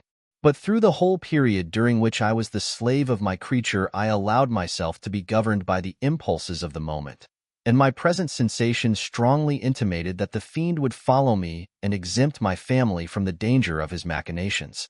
It was in the latter end of September that I again quitted my native country. My journey had been my own suggestion, and Elizabeth therefore acquiesced, but she was filled with disquiet at the idea of my suffering, away from her, the inroads of misery and grief. It had been her care which provided me a companion in Clerval. And yet a man is blind to 1,000-minute circumstances which call forth a woman's sedulous attention. She longed to bid me hasten my return. 1,000 conflicting emotions rendered her mute as she bade me a tearful, silent farewell. I threw myself into the carriage that was to convey me away, hardly knowing whither I was going, and careless of what was passing around. I remembered only, and it was with a bitter anguish that I reflected on it, to order that my chemical instruments should be packed to go with me. Filled with dreary imaginations, I passed through many beautiful and majestic scenes, but my eyes were fixed and unobserving. I could only think of the bourne of my travels and the work which was to occupy me whilst they endured. After some days spent in listless indolence, during which I traversed many leagues, I arrived at Strasbourg, where I waited 2 days for Clerval. He came. Alas, how great was the contrast between us! He was alive to every new scene, joyful when he saw the beauties of the setting sun, and more happy when he beheld it rise and recommence a new day. He pointed out to me the shifting colors of the landscape and the appearances of the sky. "This is what it is to live," he cried. "Now I enjoy existence. But you, my dear Frankenstein, wherefore are you desponding and sorrowful?" In truth, I was occupied by gloomy thoughts and neither saw the descent of the evening star nor the golden sunrise reflected in the Rhine. And you, my friend, would be far more amused with the journal of Clerval, who observed the scenery with an eye of feeling and delight, than in listening to my reflections. I, a miserable wretch, haunted by a curse that shut up every avenue to enjoyment. We had agreed to descend the Rhine in a boat from Strasbourg to Rotterdam, whence we might take shipping for London. During this voyage we passed many willowy islands and saw several beautiful towns. We stayed a day at Mannheim, and on the 5th from our departure from Strasbourg, arrived at Mainz. The course of the Rhine below Mainz becomes much more picturesque. The river descends rapidly and winds between hills, not high, but steep, and of beautiful forms. We saw many ruined castles standing on the edges of precipices, surrounded by black woods, high and inaccessible. This part of the Rhine, indeed, presents a singularly variegated landscape. In one spot you view rugged hills, ruined castles overlooking tremendous precipices, with the dark Rhine rushing beneath. And on the sudden turn of a promontory, flourishing vineyards with green sloping banks and a meandering river and populous towns occupy the scene. We traveled at the time of the vintage, and heard the song of the laborers as we glided down the stream. Even I, depressed in mind, and my spirits continually agitated by gloomy feelings, even I was pleased. I lay at the bottom of the boat, and as I gazed on the cloudless blue sky, I seemed to drink in a tranquility to which I had long been a stranger. And if these were my sensations, who can describe those of Henry? He felt as if he had been transported to fairyland, and enjoyed a happiness seldom tasted by man. "I have seen," he said, "the most beautiful scenes of my own country. I have visited the lakes of Lucerne and Uri, where the snowy mountains descend almost perpendicularly to the water, casting black and impenetrable shades, which would cause a gloomy and mournful appearance were it not for the most verdant islands that relieve the eye by their gay appearance. I have seen this lake agitated by a tempest, when the wind tore up whirlwinds of water and gave you an idea of what the waterspout must be on the great ocean, and the waves dash with fury the base of the mountain, where the priest and his mistress were overwhelmed by an avalanche and where their dying voices are still said to be heard amid the pauses of the nightly wind. I have seen the mountains of La Valle and the Pays de Vaud, but this country, Victor, pleases me more than all those wonders. The mountains of Switzerland are more majestic and strange, but there is a charm in the banks of this divine river that I never before saw equaled. Look at that castle which overhangs yon precipice, and that also on the island, almost concealed amongst the foliage of those lovely trees. And now that group of laborers coming from among their vines, and that village half hid in the recess of the mountain. Oh, surely the spirit that inhabits and guards this place has a soul more in harmony with man than those who pile the glacier or retire to the inaccessible peaks of the mountains of our own country. Clerval, beloved friend, even now it delights me to record your words and to dwell on the praise of which you are so eminently deserving. He was a being formed in the very poetry of nature.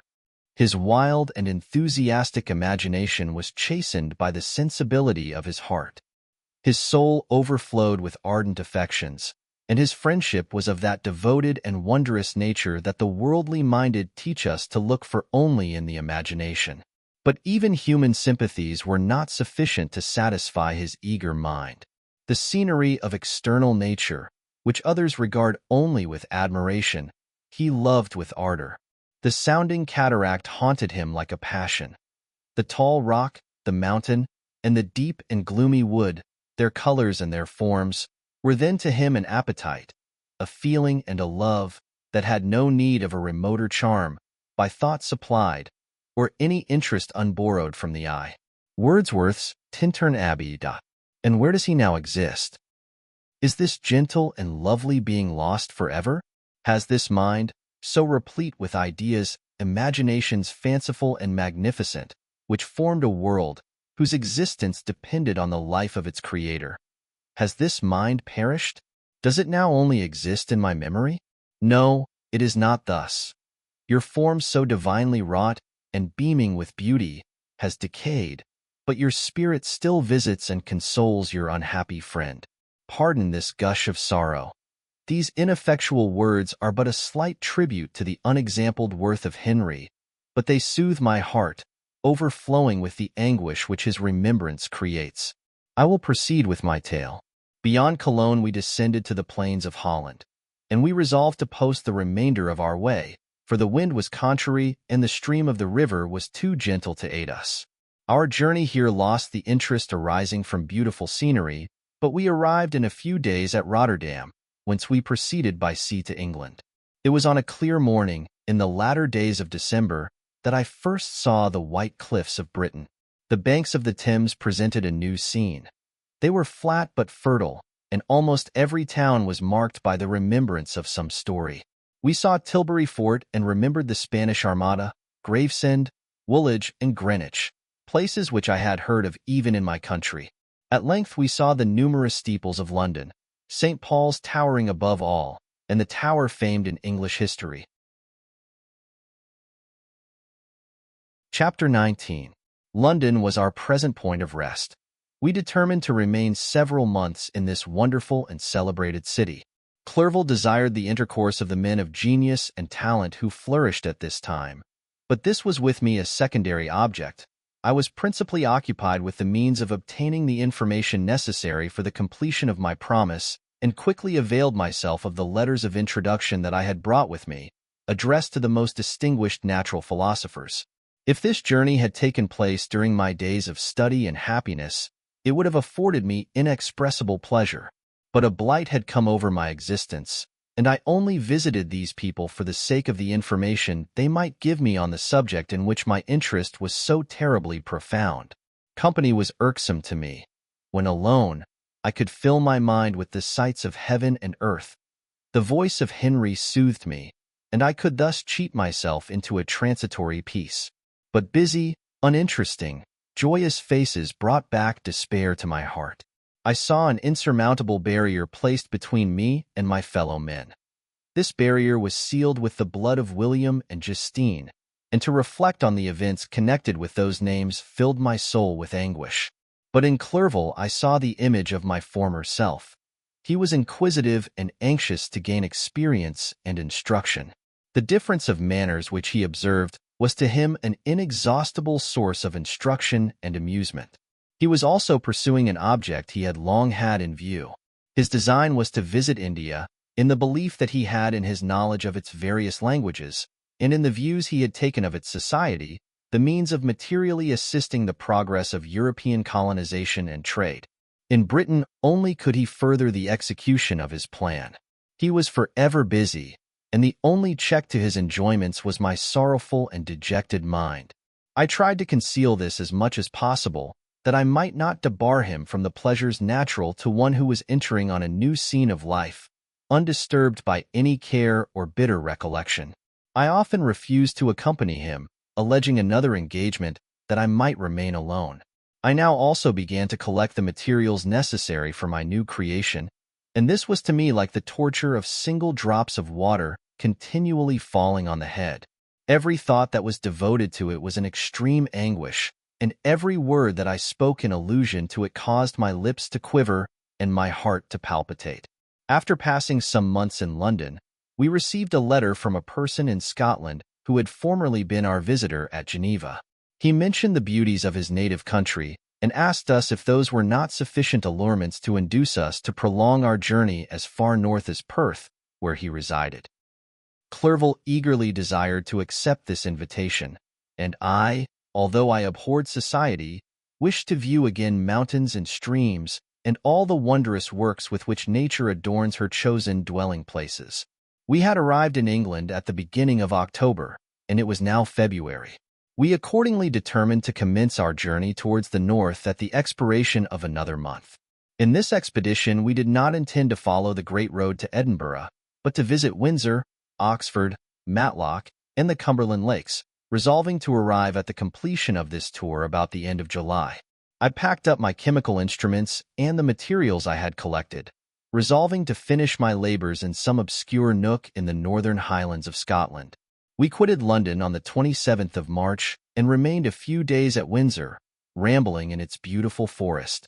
This was a new scene to us mountaineers. The majestic oaks, the quantity of game, and the herds of stately deer were all novelties to us. From thence we proceeded to Oxford. As we entered this city, our minds were filled with the remembrance of the events that had been transacted there more than a century and a half before. It was here that Charles I had collected his forces. This city had remained faithful to him, after the whole nation had forsaken his cause to join the standard of Parliament and liberty. The memory of that unfortunate king and his companions, the amiable Falkland, the insolent Goring, his queen and son, gave a peculiar interest to every part of the city which they might be supposed to have inhabited. The spirit of elder days found a dwelling here, and we delighted to trace its footsteps. If these feelings had not found an imaginary gratification, the appearance of the city had yet in itself sufficient beauty to obtain our admiration. The colleges are ancient and picturesque. The streets are almost magnificent, and the lovely Isis, which flows beside it through meadows of exquisite verdure, is spread forth into a placid expanse of waters, which reflects its majestic assemblage of towers and spires and domes embosomed among aged trees.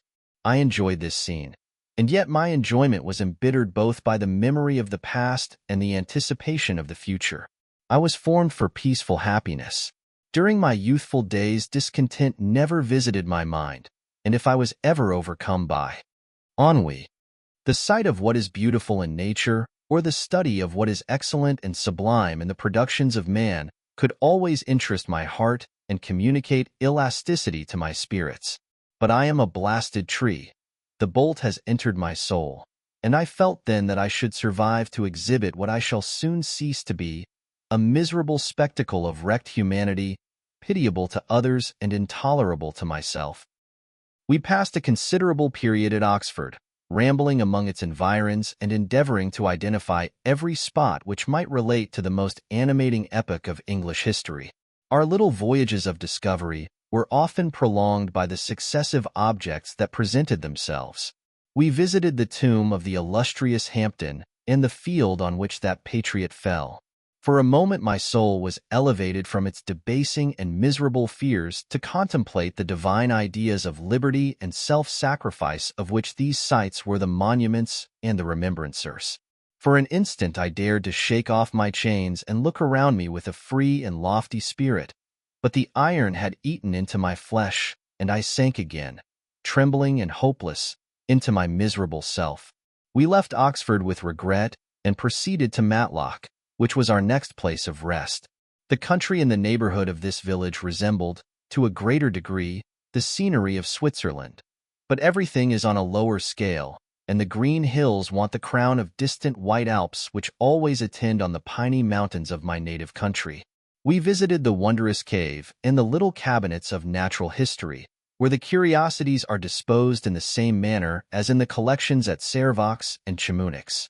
The latter name made me tremble when pronounced by Henry, and I hastened to quit Matlock, with which that terrible scene was thus associated. From Derby, still journeying northwards, we passed 2 months in Cumberland and Westmoreland. I could now almost fancy myself among the Swiss mountains. The little patches of snow which yet lingered on the northern sides of the mountains, the lakes, and the dashing of the rocky streams were all familiar and dear sights to me. Here also we made some acquaintances, who almost contrived to cheat me into happiness. The delight of Clerval was proportionably greater than mine. His mind expanded in the company of men of talent, and he found in his own nature greater capacities and resources than he could have imagined himself to have possessed while he associated with his inferiors. "I could pass my life here," said he to me, "and among these mountains I should scarcely regret Switzerland and the Rhine." But he found that a traveler's life is one that includes much pain amidst its enjoyments. His feelings are forever on the stretch, and when he begins to sink into repose, he finds himself obliged to quit that on which he rests in pleasure for something new, which again engages his attention, and which also he forsakes for other novelties. We had scarcely visited the various lakes of Cumberland and Westmoreland, and conceived an affection for some of the inhabitants when the period of our appointment with our Scotch friend approached, and we left them to travel on. For my own part, one was not sorry. I had now neglected my promise for some time, and I feared the effects of the demon's disappointment. He might remain in Switzerland and wreak his vengeance on my relatives. This idea pursued me and tormented me at every moment from which I might otherwise have snatched repose and peace. I waited for my letters with feverish impatience. If they were delayed, I was miserable and overcome by 1,000 fears. And when they arrived and I saw the superscription of Elizabeth or my father, I hardly dared to read and ascertain my fate. Sometimes I thought that the fiend followed me and might expedite my remissness by murdering my companion. When these thoughts possessed me, I would not quit Henry for a moment, but followed him as his shadow, to protect him from the fancied rage of his destroyer. I felt as if I had committed some great crime, the consciousness of which haunted me. I was guiltless, but I had indeed drawn down a horrible curse upon my head, as mortal as that of crime. I visited Edinburgh with languid eyes and mind, and yet that city might have interested the most unfortunate being. Clerval did not like it so well as Oxford, for the antiquity of the latter city was more pleasing to him. But the beauty and regularity of the new town of Edinburgh, its romantic castle and its environs, the most delightful in the world, Arthur's Seat, St. Bernard's Well, and the Pentland Hills, compensated him for the change and filled him with cheerfulness and admiration. But I was impatient to arrive at the termination of my journey. We left Edinburgh in a week, passing through Cupar, St. Andrews, and along the banks of the Tay, to Perth, where our friend expected us. But I was in no mood to laugh and talk with strangers or enter into their feelings or plans with the good humor expected from a guest, and accordingly I told Clerval that I wished to make the tour of Scotland alone. "Do you," said I, "enjoy yourself, and let this be our rendezvous. I may be absent a month or 2, but do not interfere with my motions, I entreat you. Leave me to peace and solitude for a short time, and when I return, I hope it will be with a lighter heart, more congenial to your own temper." Henry wished to dissuade me, but seeing me bent on this plan, ceased to remonstrate. He entreated me to write often. "I had rather be with you," he said, "in your solitary rambles, than with these Scotch people, whom I do not know. Hasten then, my dear friend, to return, that I may again feel myself somewhat at home, which I cannot do in your absence." Having parted from my friend, I determined to visit some remote spot of Scotland and finish my work in solitude. I did not doubt but that the monster followed me and would discover himself to me when I should have finished, that he might receive his companion. With this resolution, I traversed the northern highlands and fixed on one of the remotest of the Orkneys as the scene of my labors. It was a place fitted for such a work, being hardly more than a rock whose high sides were continually beaten upon by the waves. The soil was barren, scarcely affording pasture for a few miserable cows, and oatmeal for its inhabitants, which consisted of 5 persons, whose gaunt and scraggy limbs gave tokens of their miserable fare. Vegetables and bread, when they indulged in such luxuries, and even fresh water was to be procured from the mainland, which was about 5 miles distant. On the whole island there were but 3 miserable huts, and one of these was vacant when I arrived. This I hired. It contained but 2 rooms, and these exhibited all the squalidness of the most miserable penury. The thatch had fallen in, the walls were unplastered, and the door was off its hinges. I ordered it to be repaired, bought some furniture, and took possession, an incident which would doubtless have occasioned some surprise had not all the senses of the cottagers been benumbed by want and squalid poverty. As it was, I lived ungazed at and unmolested, hardly thanked for the pittance of food and clothes which I gave. So much does suffering blunt even the coarsest sensations of men. In this retreat I devoted the morning to labor, but in the evening, when the weather permitted, I walked on the stony beach of the sea to listen to the waves as they roared and dashed at my feet. It was a monotonous yet ever-changing scene. I thought of Switzerland. It was far different from this desolate and appalling landscape. Its hills are covered with vines, and its cottages are scattered thickly in the plains. Its fair lakes reflect a blue and gentle sky, and when troubled by the winds, their tumult is but as the play of a lively infant when compared to the roarings of the giant ocean. In this manner I distributed my occupations when I first arrived, but as I proceeded in my labor, it became every day more horrible and irksome to me.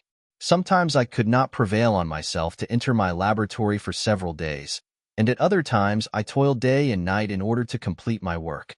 It was indeed a filthy process in which I was engaged.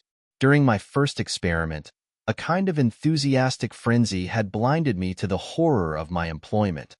My mind was intently fixed on the consummation of my labor, and my eyes were shut to the horror of my proceedings. But now I went to it in cold blood, and my heart often sickened at the work of my hands. Thus situated, employed in the most detestable occupation, immersed in a solitude where nothing could for an instant call my attention from the actual scene in which I was engaged, my spirits became unequal. I grew restless and nervous. Every moment I feared to meet my persecutor. Sometimes I sat with my eyes fixed on the ground, fearing to raise them lest they should encounter the object which I so much dreaded to behold. I feared to wander from the sight of my fellow creatures, lest when alone he should come to claim his companion. In the meantime I worked on, and my labor was already considerably advanced.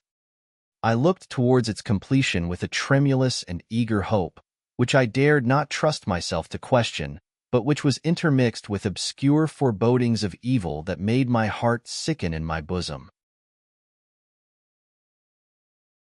Chapter 20. I sat one evening in my laboratory. The sun had set, and the moon was just rising from the sea. I had not sufficient light for my employment, and I remained idle, in a pause of consideration of whether I should leave my labor for the night or hasten its conclusion by an unremitting attention to it. As I sat, a train of reflection occurred to me which led me to consider the effects of what I was now doing. 3 years before, I was engaged in the same manner and had created a fiend whose unparalleled barbarity had desolated my heart and filled it forever with the bitterest remorse. I was now about to form another being of whose dispositions I was alike ignorant. She might become 10,000 times more malignant than her mate and delight, for its own sake, in murder and wretchedness. He had sworn to quit the neighborhood of man and hide himself in deserts, but she had not. And she, who in all probability was to become a thinking and reasoning animal, might refuse to comply with a compact made before her creation. They might even hate each other. The creature who already lived loathed his own deformity, and might he not conceive a greater abhorrence for it when it came before his eyes in the female form? She also might turn with disgust from him to the superior beauty of man. She might quit him, and he be again alone, exasperated by the fresh provocation of being deserted by one of his own species. Even if they were to leave Europe and inhabit the deserts of the New World, yet one of the first results of those sympathies for which the demon thirsted would be children, and a race of devils would be propagated upon the earth who might make the very existence of the species of man a condition precarious and full of terror. Had I right? For my own benefit, To inflict this curse upon everlasting generations? I had before been moved by the sophisms of the being I had created. I had been struck senseless by his fiendish threats. But now, for the first time, the wickedness of my promise burst upon me. I shuddered to think that future ages might curse me as their pest, whose selfishness had not hesitated to buy its own peace at the price, perhaps, of the existence of the whole human race. I trembled and my heart failed within me, when, on looking up, I saw by the light of the moon the demon at the casement. A ghastly grin wrinkled his lips as he gazed on me, where I sat fulfilling the task which he had allotted to me. Yes, he had followed me in my travels. He had loitered in forests, hid himself in caves, or taken refuge in wide and desert heaths. And he now came to mark my progress and claim the fulfillment of my promise. As I looked on him, his countenance expressed the utmost extent of malice and treachery. I thought with a sensation of madness on my promise of creating another like to him, and trembling with passion, tore to pieces the thing on which I was engaged. The wretch saw me destroy the creature on whose future existence he depended for happiness, and with a howl of devilish despair and revenge, withdrew. I left the room, and locking the door, made a solemn vow in my own heart never to resume my labors, and then, with trembling steps, I sought my own apartment. I was alone. None were near me to dissipate the gloom and relieve me from the sickening oppression of the most terrible reveries. Several hours passed, and I remained near my window gazing on the sea. It was almost motionless, for the winds were hushed, and all nature reposed under the eye of the quiet moon. A few fishing vessels alone specked the water, and now and then the gentle breeze wafted the sound of voices as the fishermen called to one another. I felt the silence, although I was hardly conscious of its extreme profundity, until my ear was suddenly arrested by the paddling of oars near the shore, and a person landed close to my house. In a few minutes after, I heard the creaking of my door, as if someone endeavored to open it softly. I trembled from head to foot. I felt a presentiment of who it was and wished to rouse one of the peasants who dwelt in a cottage not far from mine. But I was overcome by the sensation of helplessness so often felt in frightful dreams, when you in vain endeavor to fly from an impending danger, and was rooted to the spot. Presently I heard the sound of footsteps along the passage. The door opened, and the wretch whom I dreaded appeared. Shutting the door, he approached me and said in a smothered voice, "You have destroyed the work which you began. What is it that you intend? Do you dare to break your promise? I have endured toil and misery. I left Switzerland with you. I crept along the shores of the Rhine, among its willow islands and over the summits of its hills. I have dwelt many months in the heaths of England and among the deserts of Scotland. I have endured incalculable fatigue and cold and hunger. Do you dare destroy my hopes? Begone. I do break my promise. Never will I create another like yourself, equal in deformity and wickedness. Slave, I before reasoned with you, but you have proved yourself unworthy of my condescension. Remember that I have power. You believe yourself miserable, but I can make you so wretched that the light of day will be hateful to you. You are my creator, but I am your master. Obey. The hour of my irresolution is past, and the period of your power is arrived. Your threats cannot move me to do an act of wickedness, but they confirm me in a determination of not creating you a companion in vice. Shall I, in cool blood, set loose upon the earth a demon whose delight is in death and wretchedness? Begone. I am firm, and your words will only exasperate my rage." The monster saw my determination in my face and gnashed his teeth in the impotence of anger. "Shall each man," cried he, "find a wife for his bosom, and each beast have his mate, and I be alone? I had feelings of affection, and they were requited by detestation and scorn. Man, you may hate, but beware. Your hours will pass in dread and misery, and soon the bolt will fall which must ravish from you your happiness forever. Are you to be happy while I grovel in the intensity of my wretchedness? You can blast my other passions, but revenge remains. Revenge, henceforth dearer than light or food. I may die, But first you, my tyrant and tormentor, shall curse the sun that gazes on your misery. Beware, for I am fearless and therefore powerful. I will watch with the wheeliness of a snake, that I may sting with its venom. Man, you shall repent of the injuries you inflict. Devil, cease, and do not poison the air with these sounds of malice. I have declared my resolution to you, and I am no coward to bend beneath words. Leave me. I am inexorable. It is well. I go. But remember, I shall be with you on your wedding night. I started forward and exclaimed, Villain! Before you sign my death warrant, be sure that you are yourself safe. I would have seized him, but he eluded me and quitted the house with precipitation. In a few moments I saw him in his boat, which shot across the waters with an arrowy swiftness and was soon lost amidst the waves. All was again silent, but his words rang in my ears. I burned with rage to pursue the murderer of my peace and precipitate him into the ocean.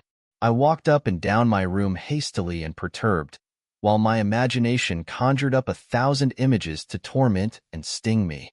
Why had I not followed him and closed with him in mortal strife? But I had suffered him to depart, and he had directed his course towards the mainland. I shuddered to think who might be the next victim sacrificed to his insatiate revenge. And then I thought again of his words, I will be with you on your wedding night.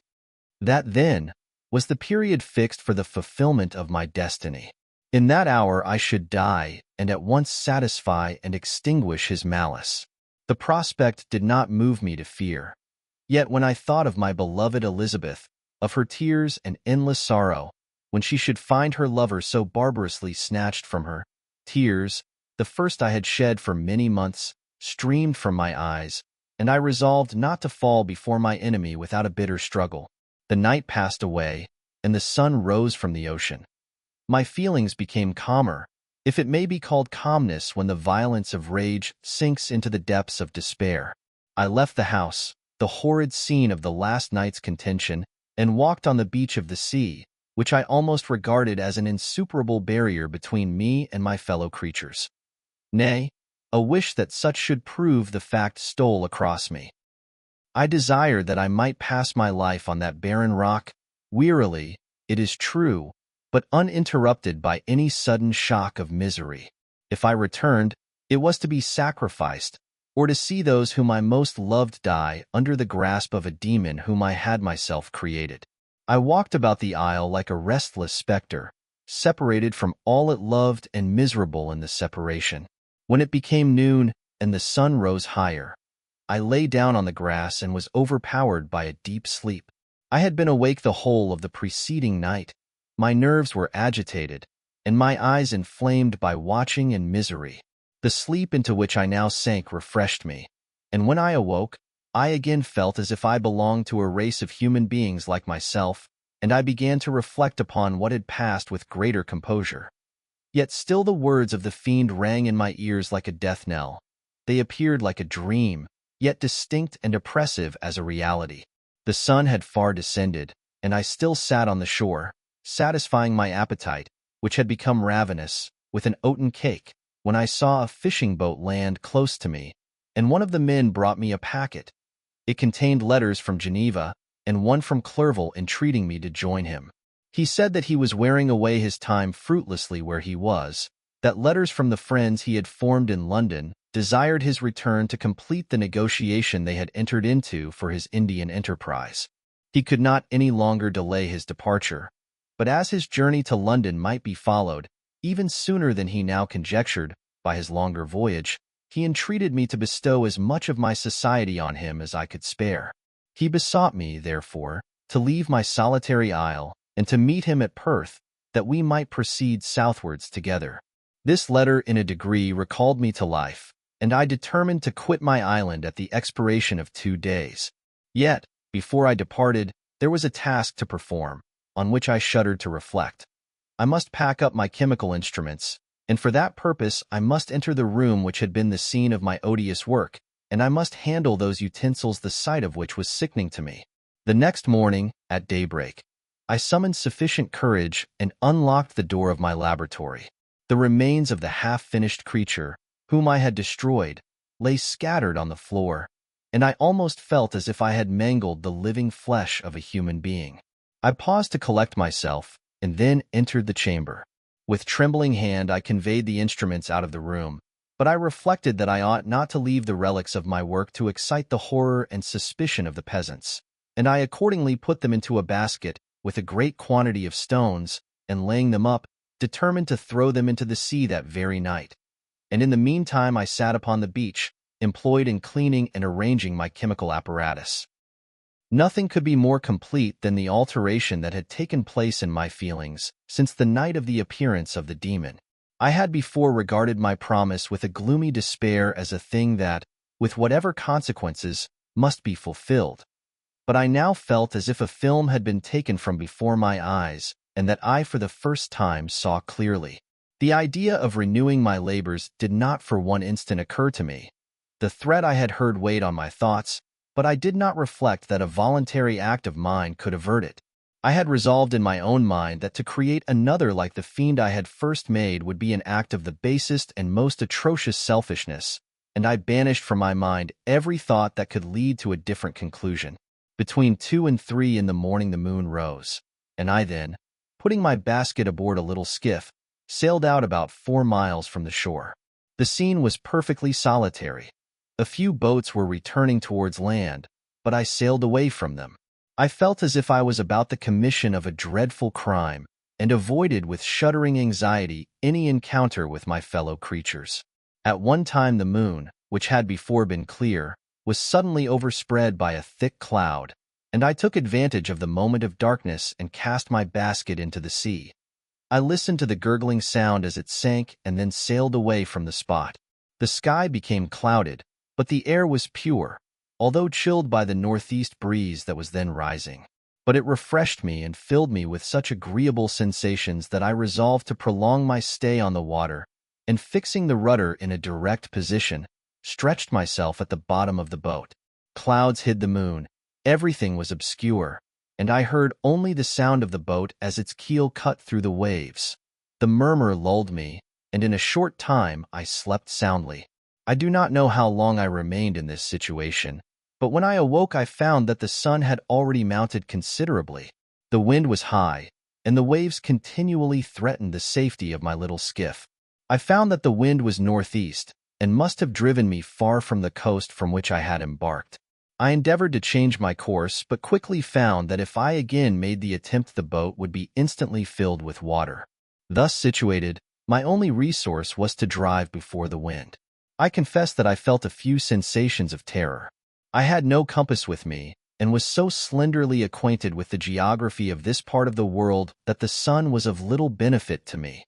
I might be driven into the wide Atlantic and feel all the tortures of starvation, or be swallowed up in the immeasurable waters that roared and buffeted around me.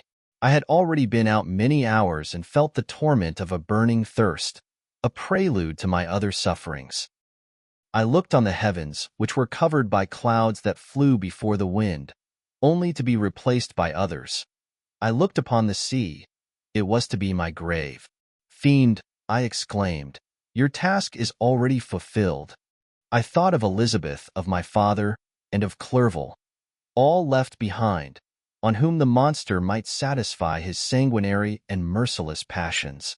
This idea plunged me into a reverie so despairing and frightful that even now, when the scene is on the point of closing before me forever, I shudder to reflect on it.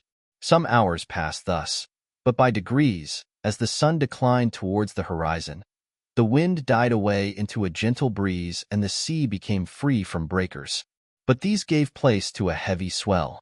I felt sick and hardly able to hold the rudder, when suddenly I saw a line of high land towards the south. Almost spent, as I was, by fatigue and the dreadful suspense I endured for several hours, this sudden certainty of life rushed like a flood of warm joy to my heart, and tears gushed from my eyes. How mutable are our feelings, and how strange is that clinging love we have of life even in the excess of misery. I constructed another sail with a part of my dress and eagerly steered my course towards the land. It had a wild and rocky appearance, but as I approached nearer I easily perceived the traces of cultivation. I saw vessels near the shore and found myself suddenly transported back to the neighborhood of civilized man. I carefully traced the windings of the land and hailed a steeple which I at length saw issuing from behind a small promontory. As I was in a state of extreme debility, I resolved to sail directly towards the town, as a place where I could most easily procure nourishment. Fortunately, I had money with me. As I turned the promontory, I perceived a small, neat town and a good harbor, which I entered, my heart bounding with joy at my unexpected escape. As I was occupied in fixing the boat and arranging the sails, several people crowded towards the spot. They seemed much surprised at my appearance, but instead of offering me any assistance, whispered together with gestures that at any other time might have produced in me a slight sensation of alarm. As it was, I merely remarked that they spoke English, and I therefore addressed them in that language. "My good friends," said I, "will you be so kind as to tell me the name of this town and inform me where I am?" "You will know that soon enough," replied a man with a hoarse voice. "Maybe you are come to a place that will not prove much to your taste, but you will not be consulted as to your quarters, I promise you." I was exceedingly surprised on receiving so rude an answer from a stranger, and I was also disconcerted on perceiving the frowning and angry countenances of his companions. "Why do you answer me so roughly?" I replied. "Surely it is not the custom of Englishmen to receive strangers so inhospitably." "I do not know," said the man, "what the custom of the English may be, but it is the custom of the Irish to hate villains." While this strange dialogue continued, I perceived the crowd rapidly increase. Their faces expressed a mixture of curiosity and anger, which annoyed and in some degree alarmed me. I inquired the way to the inn, but no one replied. I then moved forward, and a murmuring sound arose from the crowd as they followed and surrounded me, when an ill-looking man approaching tapped me on the shoulder and said, "Come, sir, you must follow me to Mr. Kerwin's to give an account of yourself." "Who is Mr. Kerwin? Why am I to give an account of myself? Is not this a free country?" "Aye, sir, free enough for honest folks. Mr. Kerwin is a magistrate, and you are to give an account of the death of a gentleman who was found murdered here last night." This answer startled me, but I presently recovered myself. I was innocent. That could easily be proved. Accordingly, I followed my conductor in silence and was led to one of the best houses in the town. I was ready to sink from fatigue and hunger, but being surrounded by a crowd, I thought it politic to rouse all my strength, that no physical debility might be construed into apprehension or conscious guilt. Little did I then expect the calamity that was in a few moments to overwhelm me and extinguish in horror and despair all fear of ignominy or death. I must pause here, for it requires all my fortitude to recall the memory of the frightful events which I am about to relate, in proper detail, to my recollection. Chapter 21. I was soon introduced into the presence of the magistrate, an old benevolent man with calm and mild manners. He looked upon me, however, with some degree of severity, and then, turning towards my conductors, he asked who appeared as witnesses on this occasion. About half a dozen men came forward, and, one being selected by the magistrate, he deposed that he had been out fishing the night before with his son and brother-in-law, Daniel Nugent, when, about 10 o'clock, they observed a strong northerly blast rising, and they accordingly put in for port. It was a very dark night, as the moon had not yet risen. They did not land at the harbor, but, as they had been accustomed, at a creek about 2 miles below. He walked on first, carrying a part of the fishing tackle, and his companions followed him at some distance. As he was proceeding along the sands, he struck his foot against something and fell at his length on the ground. His companions came up to assist him, and by the light of their lantern they found that he had fallen on the body of a man, who was to all appearance dead. Their first supposition was that it was the corpse of some person who had been drowned and was thrown on shore by the waves. But on examination they found that the clothes were not wet and even that the body was not then cold. They instantly carried it to the cottage of an old woman near the spot and endeavored, but in vain, to restore it to life. It appeared to be a handsome young man, about 25 years of age. He had apparently been strangled, for there was no sign of any violence except the black mark of fingers on his neck. The first part of this deposition did not in the least interest me, but when the mark of the fingers was mentioned, I remembered the murder of my brother and felt myself extremely agitated. My limbs trembled, and a mist came over my eyes, which obliged me to lean on a chair for support. The magistrate observed me with a keen eye, and of course drew an unfavorable augury from my manner. The son confirmed his father's account, but when Daniel Nugent was called, he swore positively that just before the fall of his companion, he saw a boat, with a single man in it, at a short distance from the shore. And as far as he could judge by the light of a few stars, it was the same boat in which I had just landed. A woman deposed that she lived near the beach and was standing at the door of her cottage, waiting for the return of the fisherman, about an hour before she heard of the discovery of the body, when she saw a boat with only one man in it push off from that part of the shore where the corpse was afterwards found.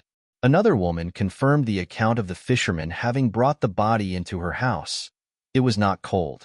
They put it into a bed and rubbed it, and Daniel went to the town for an apothecary, but life was quite gone. Several other men were examined concerning my landing, and they agreed that, with the strong north wind that had arisen during the night, it was very probable that I had beaten about for many hours and had been obliged to return nearly to the same spot from which I had departed. Besides, they observed that it appeared that I had brought the body from another place, and it was likely that as I did not appear to know the shore, I might have put into the harbor ignorant of the distance of the town from the place where I had deposited the corpse.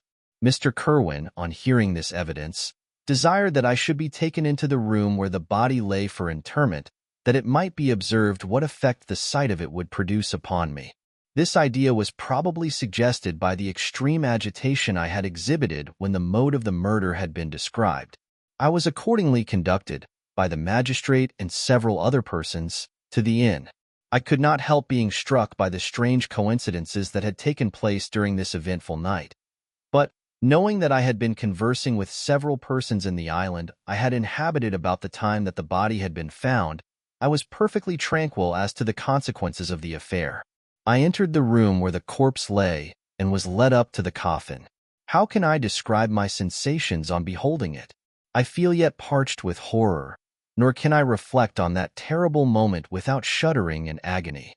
The examination, the presence of the magistrate and witnesses, passed like a dream from my memory when I saw the lifeless form of Henry Clerval stretched before me. I gasped for breath, and throwing myself on the body, I exclaimed, "Have my murderous machinations deprived you also, my dearest Henry, of life? Two I have already destroyed. Other victims await their destiny, but you, Clerval, my friend, my benefactor." The human frame could no longer support the agonies that I endured, and I was carried out of the room in strong convulsions. A fever succeeded to this. I lay for 2 months on the point of death. My ravings, as I afterwards heard, were frightful. I called myself the murderer of William, of Justine, and of Clerval. Sometimes I entreated my attendants to assist me in the destruction of the fiend by whom I was tormented, and at others I felt the fingers of the monster already grasping my neck, and screamed aloud with agony and terror. Fortunately, as I spoke my native language, Mr. Kerwin alone understood me, but my gestures and bitter cries were sufficient to affright the other witnesses. Why did I not die? More miserable than man ever was before. Why did I not sink into forgetfulness and rest? Death snatches away many blooming children, the only hopes of their doting parents. How many brides and youthful lovers have been one day in the bloom of health and hope, and the next a prey for worms and the decay of the tomb? Of what materials was I made that I could thus resist so many shocks, which, like the turning of the wheel, continually renewed the torture? But I was doomed to live, and in 2 months found myself as awaking from a dream, in a prison, stretched on a wretched bed, surrounded by jailers, turnkeys, bolts, and all the miserable apparatus of a dungeon. It was morning, I remember, when I thus awoke to understanding. I had forgotten the particulars of what had happened and only felt as if some great misfortune had suddenly overwhelmed me. But when I looked around and saw the barred windows and the squalidness of the room in which I was, all flashed across my memory, and I groaned bitterly. This sound disturbed an old woman who was sleeping in a chair beside me. She was a hired nurse, the wife of one of the turnkeys, and her countenance expressed all those bad qualities which often characterize that class. The lines of her face were hard and rude, like that of persons accustomed to see without sympathizing in sights of misery. Her tone expressed her entire indifference. She addressed me in English, and the voice struck me as one that I had heard during my sufferings. "Are you better now, sir?" said she. I replied in the same language with a feeble voice, "I believe I am. But if it be all true, if indeed I did not dream, I am sorry that I am still alive to feel this misery and horror." "For that matter," replied the old woman, "if you mean about the gentleman you murdered, I believe that it were better for you if you were dead, for I fancy it will go hard with you. However, that's none of my business. I am sent to nurse you and get you well. I do my duty with a safe conscience. It were well if everybody did the same." I turned with loathing from the woman who could utter so unfeeling a speech to a person just saved, on the very edge of death, but I felt languid and unable to reflect on all that had passed. The whole series of my life appeared to me as a dream. I sometimes doubted if indeed it were all true, for it never presented itself to my mind with the force of reality. As the images that floated before me became more distinct, I grew feverish. A darkness pressed around me. No one was near me who soothed me with the gentle voice of love. No dear hand supported me. The physician came and prescribed medicines, and the old woman prepared them for me. But utter carelessness was visible in the first, and the expression of brutality was strongly marked in the visage of the second. Who could be interested in the fate of a murderer but the hangman who would gain his fee? These were my first reflections, but I soon learned that Mr. Kerwin had shown me extreme kindness. He had caused the best room in the prison to be prepared for me. Wretched indeed was the best, and it was he who had provided a physician and a nurse. It is true, he seldom came to see me, for although he ardently desired to relieve the sufferings of every human creature, he did not wish to be present at the agonies and miserable ravings of a murderer. He came, therefore, sometimes to see that I was not neglected, but his visits were short and with long intervals. One day, while I was gradually recovering, I was seated in a chair, my eyes half open and my cheeks livid like those in death. I was overcome by gloom and misery, and often reflected I had better seek death than desire to remain in a world which to me was replete with wretchedness. At one time I considered whether I should not declare myself guilty and suffer the penalty of the law, less innocent than poor Justine had been. Such were my thoughts when the door of my apartment was opened and Mr. Kerwin entered. His countenance expressed sympathy and compassion.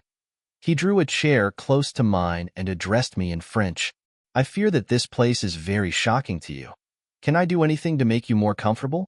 I thank you, but all that you mention is nothing to me. On the whole earth there is no comfort which I am capable of receiving. I know that the sympathy of a stranger can be but of little relief to one borne down as you are by so strange a misfortune. But you will, I hope, soon quit this melancholy abode, for doubtless evidence can easily be brought to free you from the criminal charge. That is my least concern.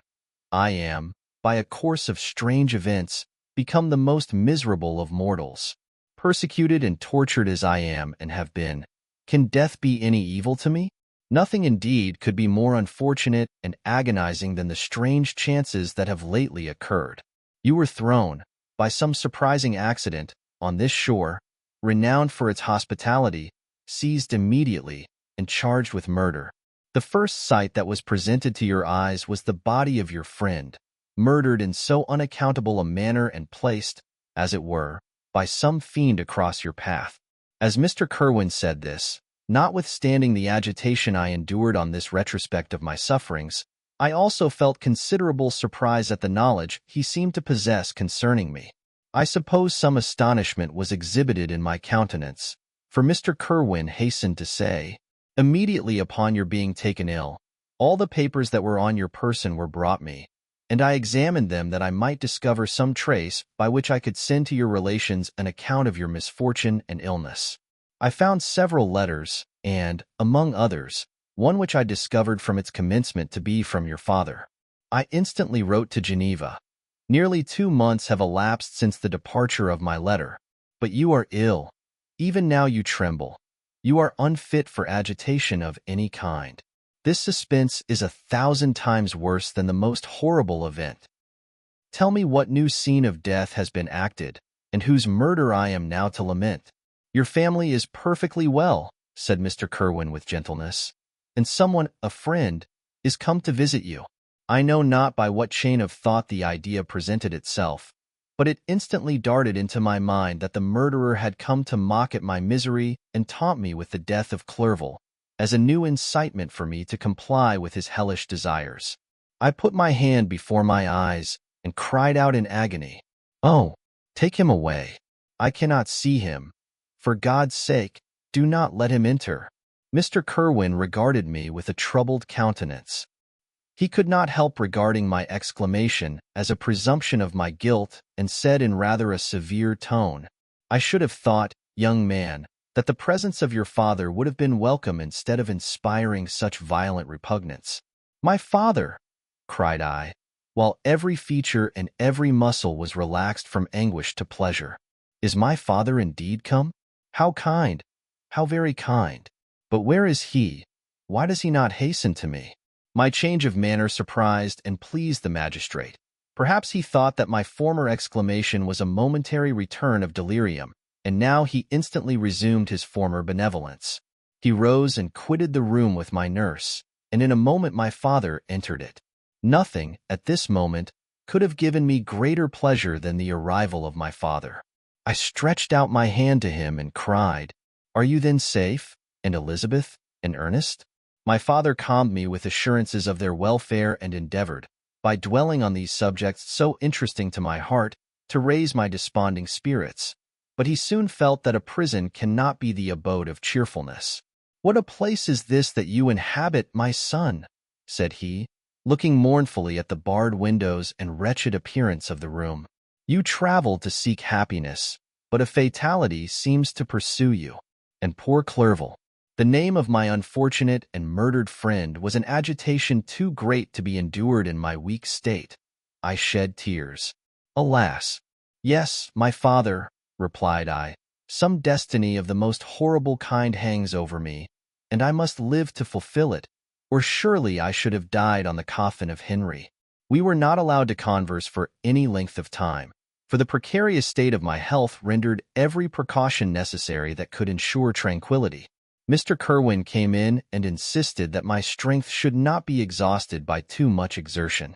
But the appearance of my father was to me like that of my good angel, and I gradually recovered my health. As my sickness quitted me, I was absorbed by a gloomy and black melancholy that nothing could dissipate. The image of Clerval was forever before me, ghastly and murdered. More than once the agitation into which these reflections threw me made my friends dread a dangerous relapse. Alas! Why did they preserve so miserable and detested a life? It was surely that I might fulfill my destiny, which is now drawing to a close. Soon, oh, very soon, will death extinguish these throbbings and relieve me from the mighty weight of anguish that bears me to the dust. And in executing the award of justice, I shall also sink to rest. Then the appearance of death was distant, although the wish was ever present to my thoughts, and I often sat for hours motionless and speechless, wishing for some mighty revolution that might bury me and my destroyer in its ruins. The season of the assizes approached. I had already been 3 months in prison, and although I was still weak and in continual danger of a relapse, I was obliged to travel nearly 100 miles to the country town where the court was held. Mr. Kerwin charged himself with every care of collecting witnesses and arranging my defense. I was spared the disgrace of appearing publicly as a criminal, as the case was not brought before the court that decides on life and death. The grand jury rejected the bill, on its being proved that I was on the Orkney Islands at the hour the body of my friend was found, and a fortnight after my removal I was liberated from prison. My father was enraptured on finding me freed from the vexations of a criminal charge, that I was again allowed to breathe the fresh atmosphere and permitted to return to my native country. I did not participate in these feelings, For to me the walls of a dungeon or a palace were alike hateful. The cup of life was poisoned forever, and although the sun shone upon me, as upon the happy and gay of heart, I saw around me nothing but a dense and frightful darkness, penetrated by no light but the glimmer of two eyes that glared upon me. Sometimes they were the expressive eyes of Henry, languishing in death, the dark orbs nearly covered by the lids and the long black lashes that fringed them. Sometimes it was the watery, clouded eyes of the monster, as I first saw them in my chamber at Ingolstadt.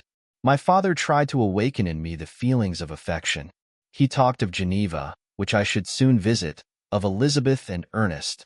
But these words only drew deep groans from me. Sometimes, indeed, I felt a wish for happiness and thought with melancholy delight of my beloved cousin, or longed, with a devouring malady du pays, to see once more the blue lake and rapid Rhone, that had been so dear to me in early childhood.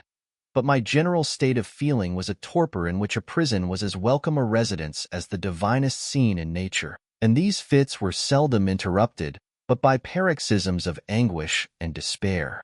At these moments I often endeavored to put an end to the existence I loathed, and it required unceasing attendance and vigilance to restrain me from committing some dreadful act of violence. Yet one duty remained to me, the recollection of which finally triumphed over my selfish despair. It was necessary that I should return without delay to Geneva, there to watch over the lives of those I so fondly loved, and to lie in wait for the murderer, that if any chance led me to the place of his concealment, or if he dared again to blast me by his presence, I might, with unfailing aim, put an end to the existence of the monstrous image which I had endued with the mockery of a soul still more monstrous. My father still desired to delay our departure, fearful that I could not sustain the fatigues of a journey, for I was a shattered wreck, the shadow of a human being. My strength was gone. I was a mere skeleton, and fever night and day preyed upon my wasted frame. Still, as I urged our leaving Ireland with such inquietude and impatience, my father thought it best to yield. We took our passage on board a vessel bound for Havre de Grace, and sailed with a fair wind from the Irish shores. It was midnight. I lay on the deck looking at the stars and listening to the dashing of the waves. I hailed the darkness that shut Ireland from my sight, and my pulse beat with a feverish joy when I reflected that I should soon see Geneva. The past appeared to me in the light of a frightful dream. Yet the vessel in which I was, the wind that blew me from the detested shore of Ireland, and the sea which surrounded me, told me too forcibly that I was deceived by no vision, and that Clerval, my friend and dearest companion, had fallen a victim to me and the monster of my creation. I repassed, in my memory, my whole life, my quiet happiness while residing with my family in Geneva, the death of my mother, and my departure for Ingolstadt. I remembered, shuddering, the mad enthusiasm that hurried me on to the creation of my hideous enemy, and I called to mind the night in which he first lived. I was unable to pursue the train of thought. 1,000 feelings pressed upon me, and I wept bitterly.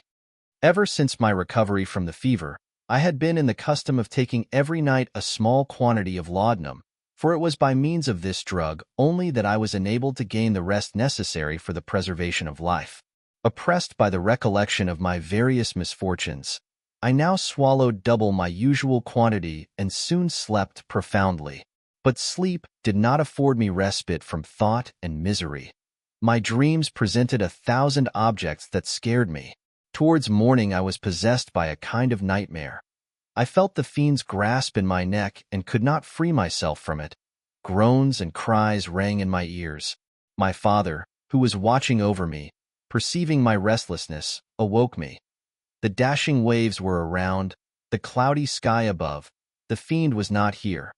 A sense of security, a feeling that a truce was established between the present hour and the irresistible, disastrous future imparted to me a kind of calm forgetfulness, of which the human mind is by its structure peculiarly susceptible. Chapter 22. The voyage came to an end. We landed and proceeded to Paris. I soon found that I had overtaxed my strength and that I must repose before I could continue my journey. My father's care and attentions were indefatigable, But he did not know the origin of my sufferings and sought erroneous methods to remedy the incurable ill. He wished me to seek amusement in society. I abhorred the face of man. Oh, not abhorred. They were my brethren, my fellow beings, and I felt attracted even to the most repulsive among them, as to creatures of an angelic nature and celestial mechanism. But I felt that I had no right to share their intercourse. I had unchained an enemy among them whose joy it was to shed their blood and to revel in their groans. How they would, each and all, abhor me and hunt me from the world, did they know my unhallowed acts and the crimes which had their source in me. My father yielded at length to my desire to avoid society and strove by various arguments to banish my despair. Sometimes he thought that I felt deeply the degradation of being obliged to answer a charge of murder, and he endeavored to prove to me the futility of pride. Alas, my father, said I, how little do you know me? Human beings, their feelings and passions, would indeed be degraded if such a wretch as I felt pride. Justine, poor unhappy Justine, was as innocent as I, and she suffered the same charge. She died for it, and I am the cause of this. I murdered her.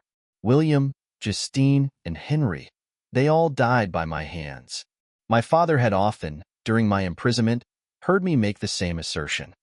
When I thus accused myself, he sometimes seemed to desire an explanation, and at others he appeared to consider it as the offspring of delirium, and that, during my illness, some idea of this kind had presented itself to my imagination, the remembrance of which I preserved in my convalescence. I avoided explanation and maintained a continual silence concerning the wretch I had created.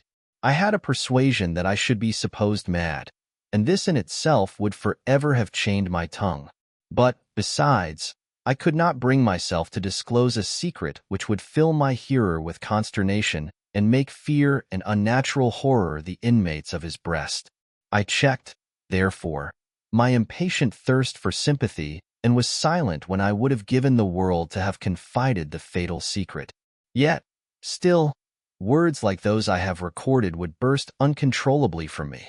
I could offer no explanation of them, but their truth in part relieved the burden of my mysterious woe.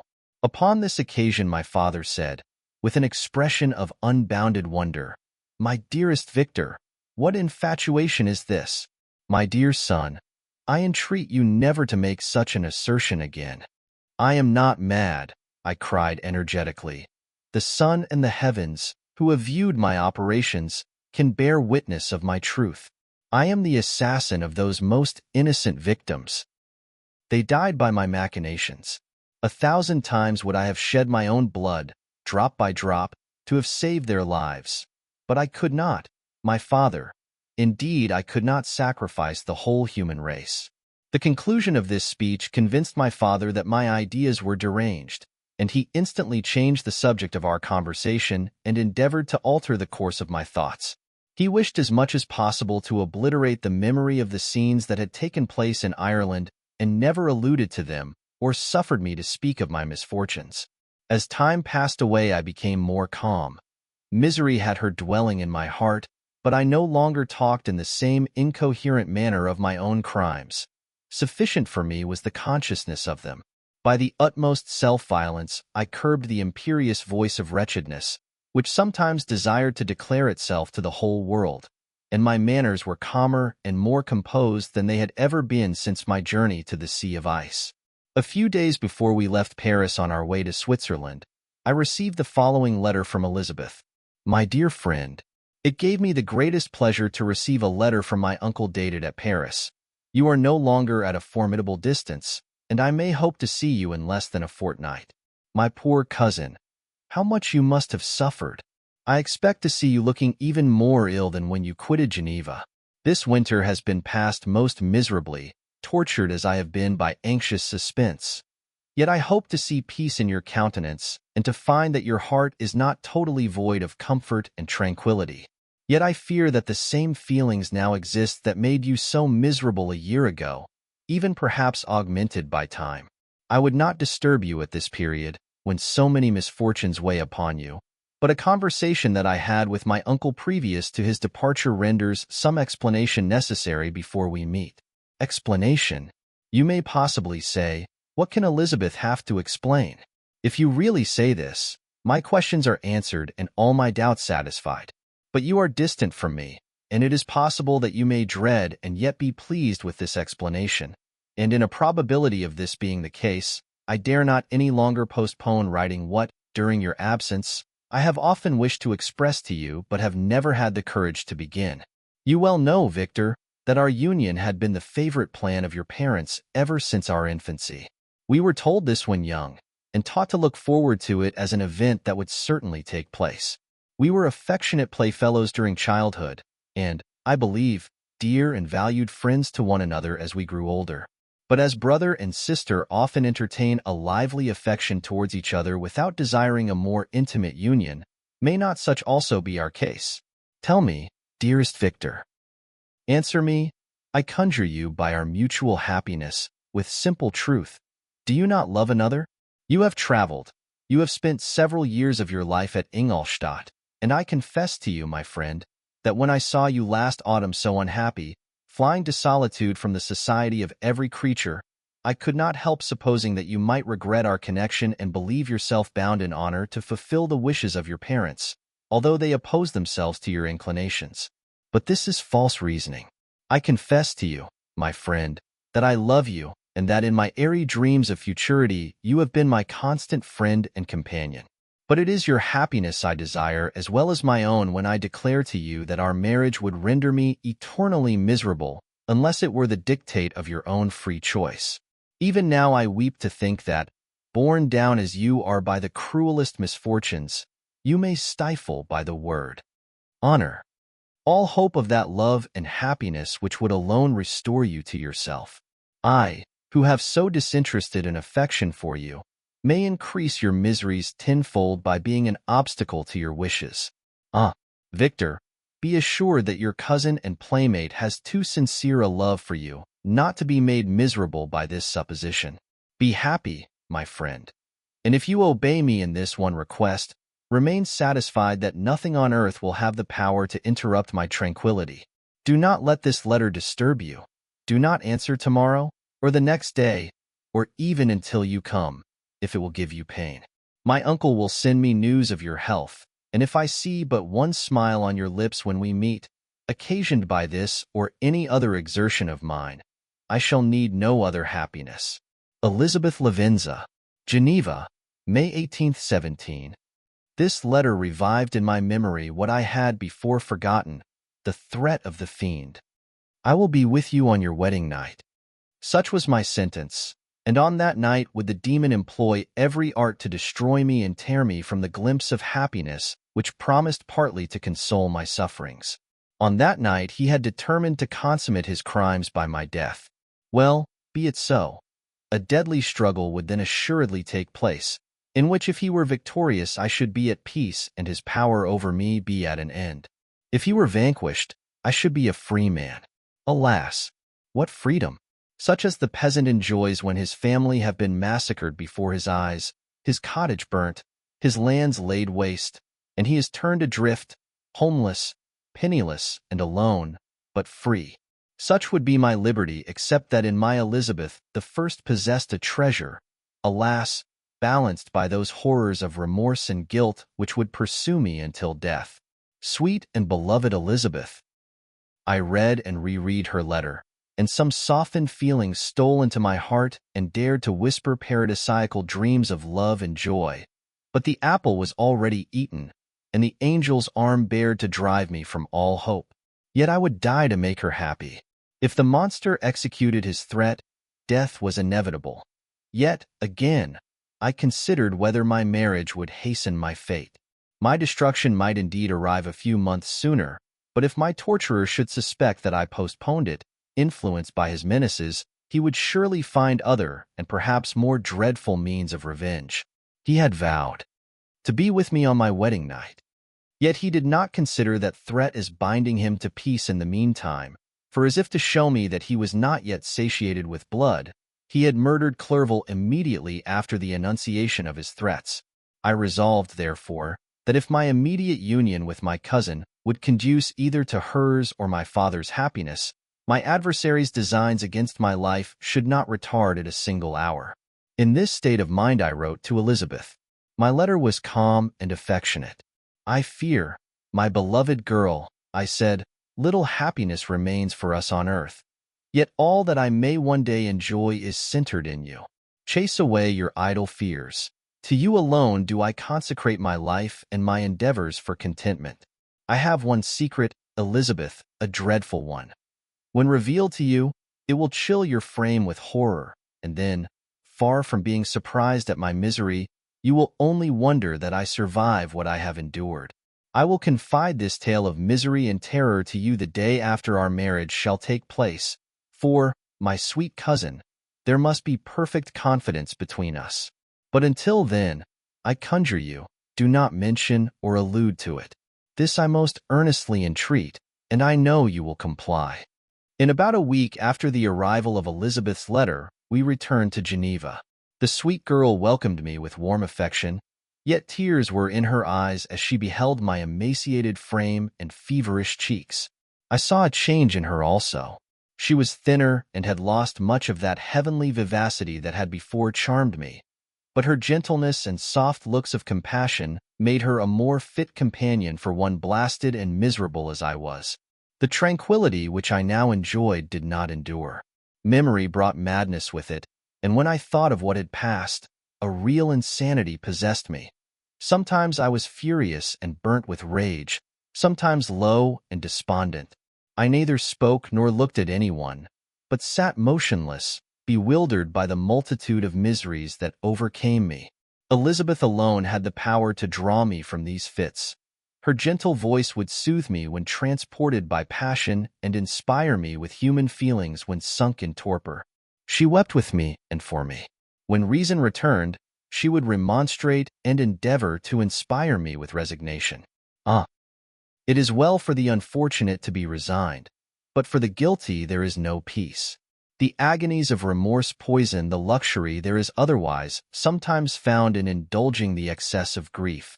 Soon after my arrival, my father spoke of my immediate marriage with Elizabeth. I remained silent. Have you, then, some other attachment? None on earth. I love Elizabeth and look forward to our union with delight. Let the day therefore be fixed, and on it I will consecrate myself, in life or death, to the happiness of my cousin. My dear Victor, do not speak thus. Heavy misfortunes have befallen us, but let us only cling closer to what remains and transfer our love for those whom we have lost to those who yet live. Our circle will be small, but bound close by the ties of affection and mutual misfortune. And when time shall have softened your despair, new and dear objects of care will be born to replace those of whom we have been so cruelly deprived. Such were the lessons of my father. But to me the remembrance of the threat returned. Nor can you wonder that, omnipotent as the fiend had yet been in his deeds of blood, I should almost regard him as invincible, and that when he had pronounced the words, "I shall be with you on your wedding night," I should regard the threatened fate as unavoidable. But death was no evil to me if the loss of Elizabeth were balanced with it, and I therefore, with a contented and even cheerful countenance, agreed with my father that if my cousin would consent, the ceremony should take place in 10 days, and thus put, as I imagined, the seal to my fate. Great God! If for one instant I had thought what might be the hellish intention of my fiendish adversary, I would rather have banished myself forever from my native country and wandered a friendless outcast over the earth than have consented to this miserable marriage. But, as if possessed of magic powers, the monster had blinded me to his real intentions, and when I thought that I had prepared only my own death, I hastened that of a far dearer victim. As the period fixed for our marriage drew nearer, whether from cowardice or a prophetic feeling, I felt my heart sink within me. But I concealed my feelings by an appearance of hilarity that brought smiles and joy to the countenance of my father, but hardly deceived the ever-watchful and nicer eye of Elizabeth. She looked forward to our union with placid contentment, not unmingled with a little fear, which past misfortunes had impressed, that what now appeared certain and tangible happiness might soon dissipate into an airy dream and leave no trace but deep and everlasting regret. Preparations were made for the event. Congratulatory visits were received, and all wore a smiling appearance. I shut up, as well as I could, in my own heart the anxiety that preyed there and entered with seeming earnestness into the plans of my father, although they might only serve as the decorations of my tragedy. Through my father's exertions, a part of the inheritance of Elizabeth had been restored to her by the Austrian government. A small possession on the shores of Como belonged to her. It was agreed that, immediately after our union, we should proceed to Villa Lavenza and spend our first days of happiness beside the beautiful lake near which it stood. In the meantime, I took every precaution to defend my person in case the fiend should openly attack me. I carried pistols and a dagger constantly about me and was ever on the watch to prevent artifice, and by these means gained a greater degree of tranquility.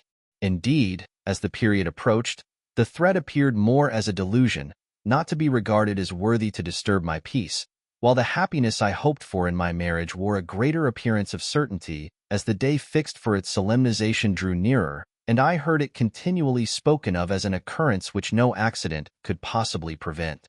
Elizabeth seemed happy. My tranquil demeanor contributed greatly to calm her mind. But on the day that was to fulfill my wishes and my destiny, she was melancholy, and a presentiment of evil pervaded her. And perhaps also she thought of the dreadful secret which I had promised to reveal to her on the following day.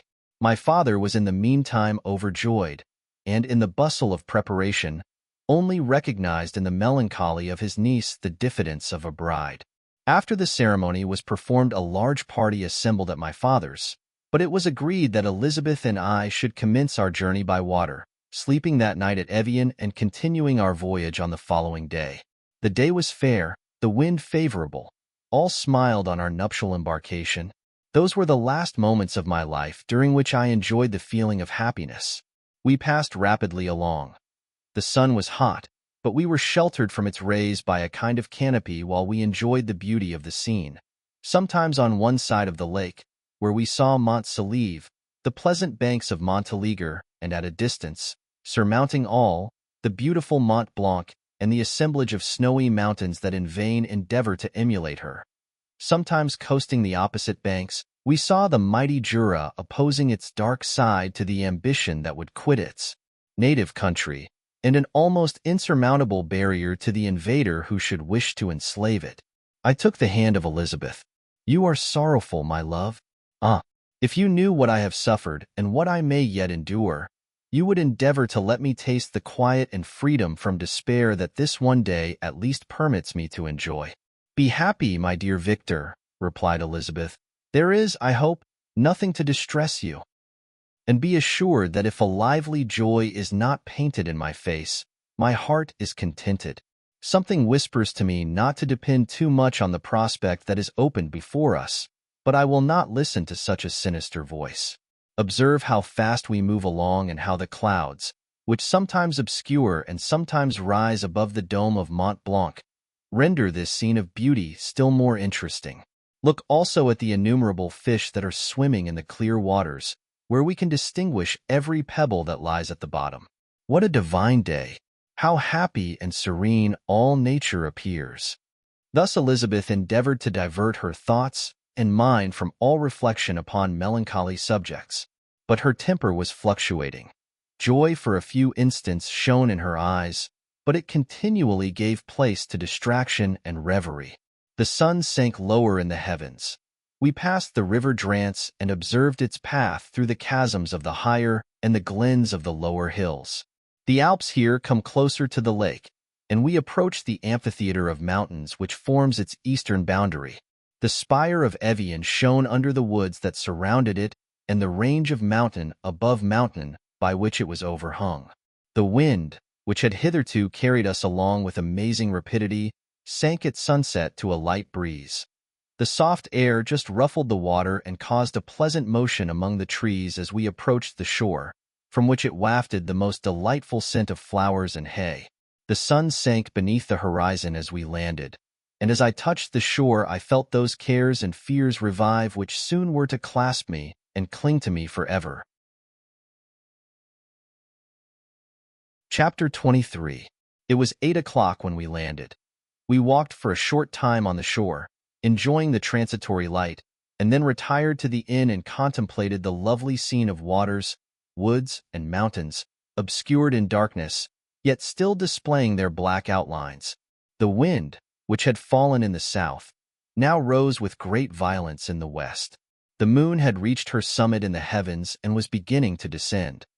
The clouds swept across it swifter than the flight of the vulture and dimmed her rays, while the lake reflected the scene of the busy heavens, rendered still busier by the restless waves that were beginning to rise. Suddenly a heavy storm of rain descended. I had been calm during the day, but so soon as night obscured the shapes of objects, 1,000 fears arose in my mind. I was anxious and watchful, while my right hand grasped a pistol which was hidden in my bosom. Every sound terrified me, but I resolved that I would sell my life dearly and not shrink from the conflict until my own life, or that of my adversary, was extinguished. Elizabeth observed my agitation for some time in timid and fearful silence, but there was something in my glance which communicated terror to her, and trembling, she asked, "What is it that agitates you, my dear Victor? What is it you fear?" "Oh, peace, peace, my love," replied I. "This night, and all will be safe. But this night is dreadful, very dreadful." I passed an hour in this state of mind, when suddenly I reflected how fearful the combat which I momentarily expected would be to my wife, and I earnestly entreated her to retire, resolving not to join her until I had obtained some knowledge as to the situation of my enemy. She left me, and I continued some time walking up and down the passages of the house, and inspecting every corner that might afford a retreat to my adversary. But I discovered no trace of him, and was beginning to conjecture that some fortunate chance had intervened to prevent the execution of his menaces, when suddenly I heard a shrill and dreadful scream. It came from the room into which Elizabeth had retired. As I heard it, the whole truth rushed into my mind. My arms dropped, the motion of every muscle and fiber was suspended. I could feel the blood trickling in my veins and tingling in the extremities of my limbs. This state lasted but for an instant. The scream was repeated, and I rushed into the room. Great God! Why did I not then expire? Why am I here to relate the destruction of the best hope and the purest creature on earth? She was there, lifeless and inanimate, thrown across the bed, her head hanging down and her pale and distorted features half covered by her hair. Everywhere I turn I see the same figure, her bloodless arms and relaxed form flung by the murderer on its bridal bier. Could I behold this and live? Alas! Life is obstinate and clings closest where it is most hated. For a moment only did I lose recollection. I fell senseless on the ground. When I recovered, I found myself surrounded by the people of the inn. Their countenances expressed a breathless terror, but the horror of others appeared only as a mockery, a shadow of the feelings that oppressed me. I escaped from them to the room where lay the body of Elizabeth, my love, my wife, so lately living, so dear, so worthy. She had been moved from the posture in which I had first beheld her, and now, as she lay, her head upon her arm and a handkerchief thrown across her face and neck, I might have supposed her asleep. I rushed towards her and embraced her with ardor, but the deadly languor and coldness of the limbs told me that what I now held in my arms had ceased to be the Elizabeth whom I had loved and cherished. The murderous mark of the fiend's grasp was on her neck, and the breath had ceased to issue from her lips. While I still hung over her in the agony of despair, I happened to look up. The windows of the room had before been darkened, and I felt a kind of panic on seeing the pale yellow light of the moon illuminate the chamber. The shutters had been thrown back, and with a sensation of horror not to be described, I saw at the open window a figure the most hideous and abhorred. A grin was on the face of the monster. He seemed to jeer, as with his fiendish finger he pointed towards the corpse of my wife. I rushed towards the window, and drawing a pistol from my bosom, fired. But he eluded me, leaped from his station, and running with the swiftness of lightning, plunged into the lake. The report of the pistol brought a crowd into the room. I pointed to the spot where he had disappeared, and we followed the track with boats. Nets were cast, but in vain. After passing several hours, we returned hopeless, most of my companions believing it to have been a form conjured up by my fancy. After having landed, they proceeded to search the country, parties going in different directions among the woods and vines. I attempted to accompany them and proceeded a short distance from the house, but my head whirled round. My steps were like those of a drunken man. I fell at last in a state of utter exhaustion.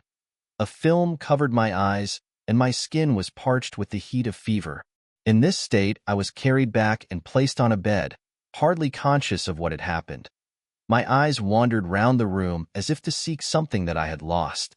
After an interval I arose, and as if by instinct, crawled into the room where the corpse of my beloved lay. There were women weeping around. I hung over it and joined my sad tears to theirs. All this time no distinct idea presented itself to my mind, but my thoughts rambled to various subjects, reflecting confusedly on my misfortunes and their cause. I was bewildered, in a cloud of wonder and horror. The death of William, the execution of Justine, the murder of Clerval, and lastly of my wife. Even at that moment I knew not that my only remaining friends were safe from the malignity of the fiend. My father even now might be writhing under his grasp, and Ernest might be dead at his feet. This idea made me shudder and recalled me to action. I started up and resolved to return to Geneva with all possible speed. There were no horses to be procured, and I must return by the lake. But the wind was unfavorable, and the rain fell in torrents. However, it was hardly morning, and I might reasonably hope to arrive by night. I hired men to row, and took in oar myself, for I had always experienced relief from mental torment in bodily exercise.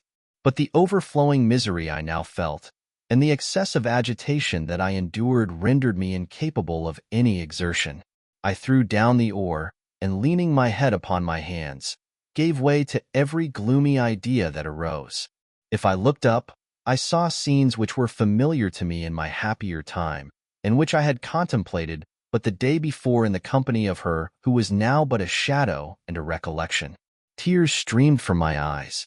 The rain had ceased for a moment, and I saw the fish play in the waters as they had done a few hours before. They had then been observed by Elizabeth. Nothing is so painful to the human mind as a great and sudden change.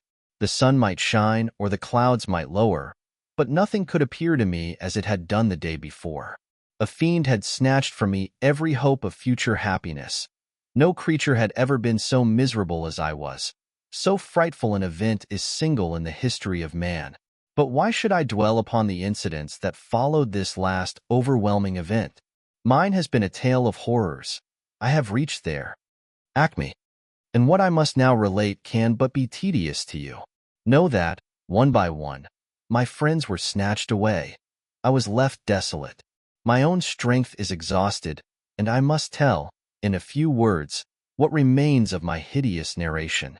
I arrived at Geneva. My father and Ernest yet lived, but the former sunk under the tidings that I bore. I see him now, excellent and venerable old man. His eyes wandered in vacancy, for they had lost their charm and their delight.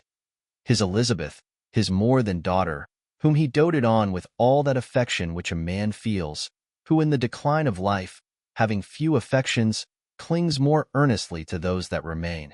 Cursed be the fiend that brought misery on his gray hairs and doomed him to waste in wretchedness.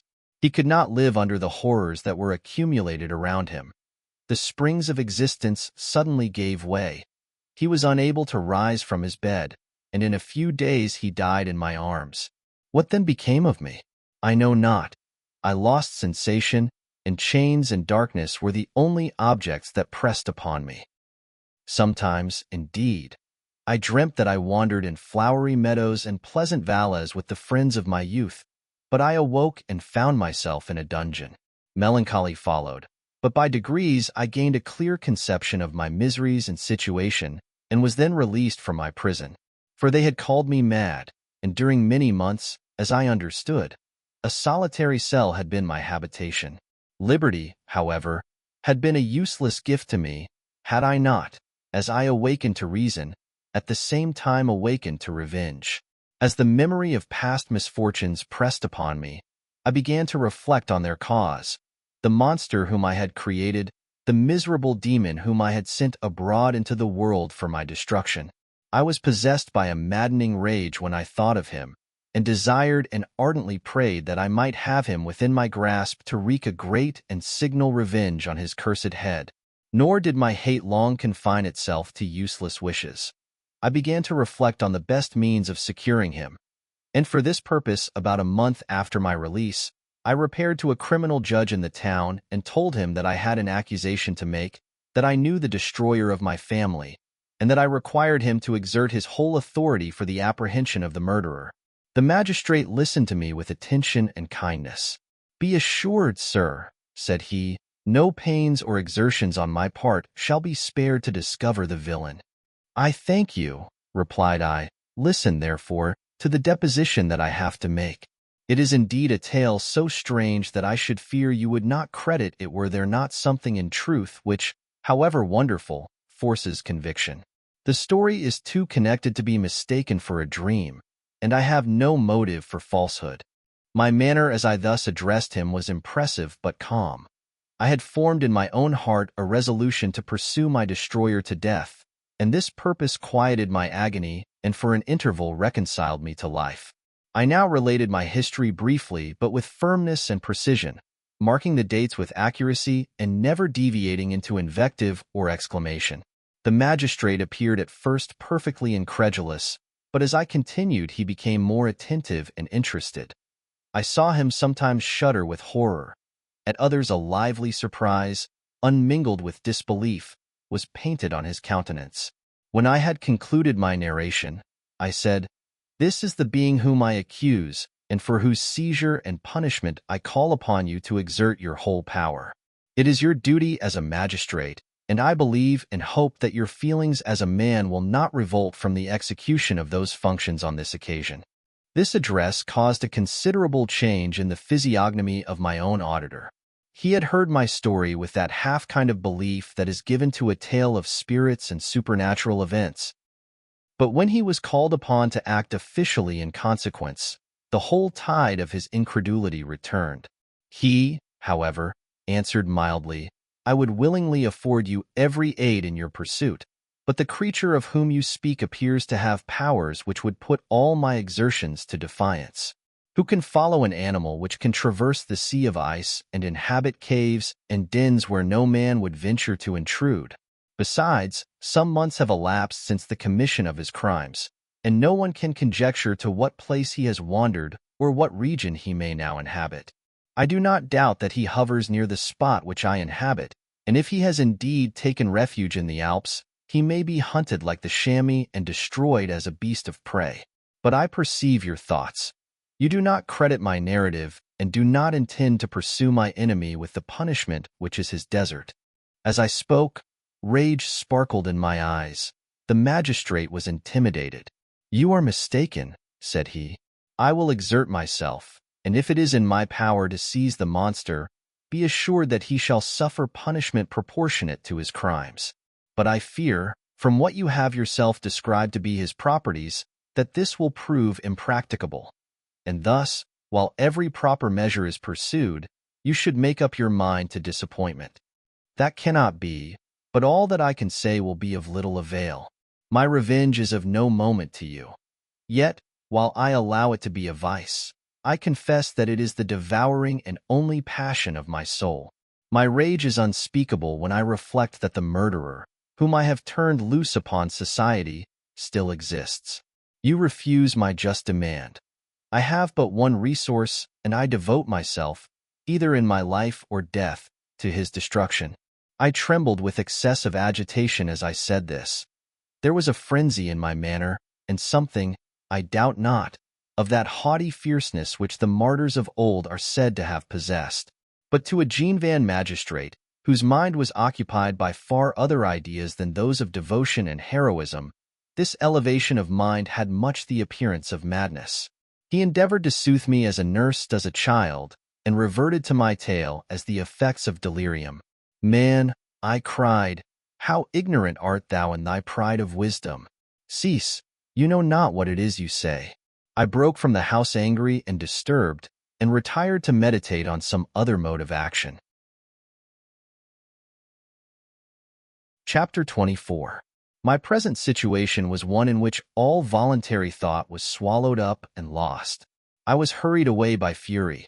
Revenge alone endowed me with strength and composure.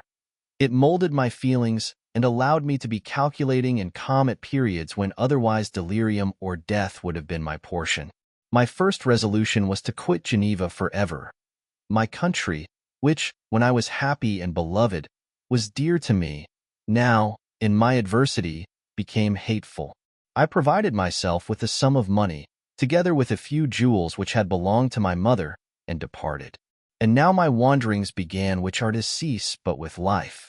I have traversed a vast portion of the earth, and have endured all the hardships which travelers in deserts and barbarous countries are wont to meet. How I have lived I hardly know.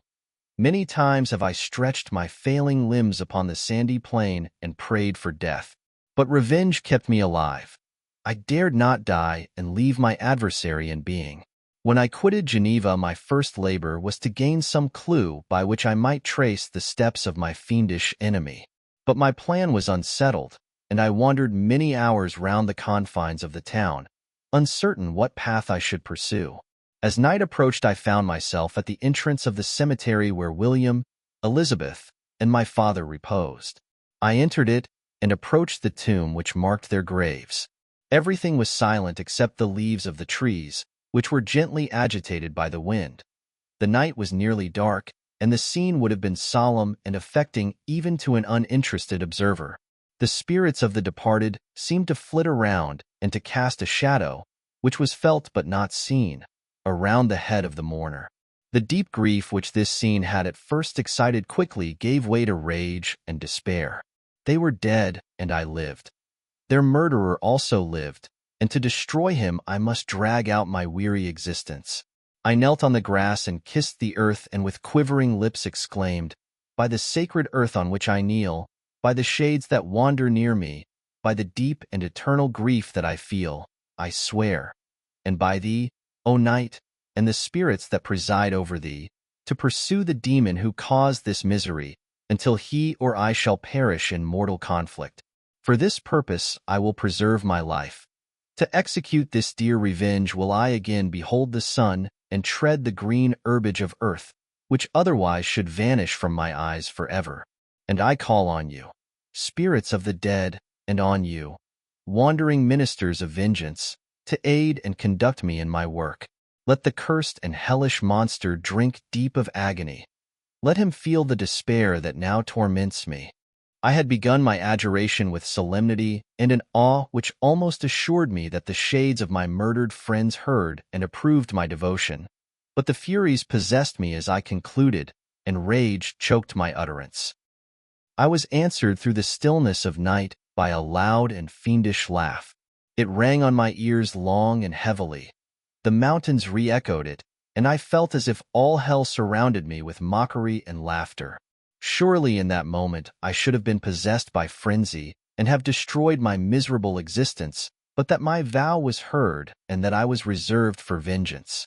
The laughter died away, when a well-known and abhorred voice, apparently close to my ear, addressed me in an audible whisper. "I am satisfied, miserable wretch.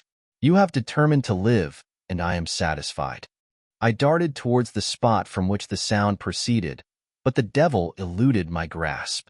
Suddenly the broad disk of the moon arose and shone full upon his ghastly and distorted shape as he fled with more than mortal speed. I pursued him, and for many months this has been my task.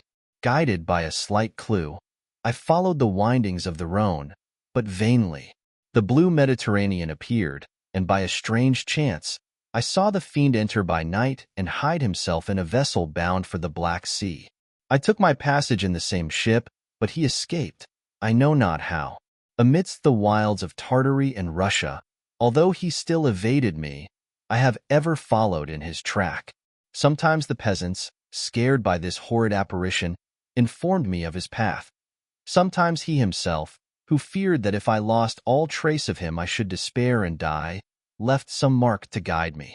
The snows descended on my head, and I saw the print of his huge step on the white plain. To you first entering on life, to whom care is new and agony unknown, How can you understand what I have felt and still feel? Cold, want, and fatigue were the least pains which I was destined to endure. I was cursed by some devil and carried about with me my eternal hell. Yet still a spirit of good followed and directed my steps, and when I most murmured would suddenly extricate me from seemingly insurmountable difficulties. Sometimes, when nature, overcome by hunger, sank under the exhaustion, a repast was prepared for me in the desert that restored and inspirited me. The fare was, indeed, coarse, such as the peasants of the country ate, but I will not doubt that it was set there by the spirits that I had invoked to aid me. Often, when all was dry, the heavens cloudless, and I was parched by thirst, a slight cloud would bedim the sky, shed the few drops that revived me, and vanish. I followed, when I could, the courses of the rivers, but the demon generally avoided these, as it was here that the population of the country chiefly collected. In other places human beings were seldom seen, and I generally subsisted on the wild animals that crossed my path.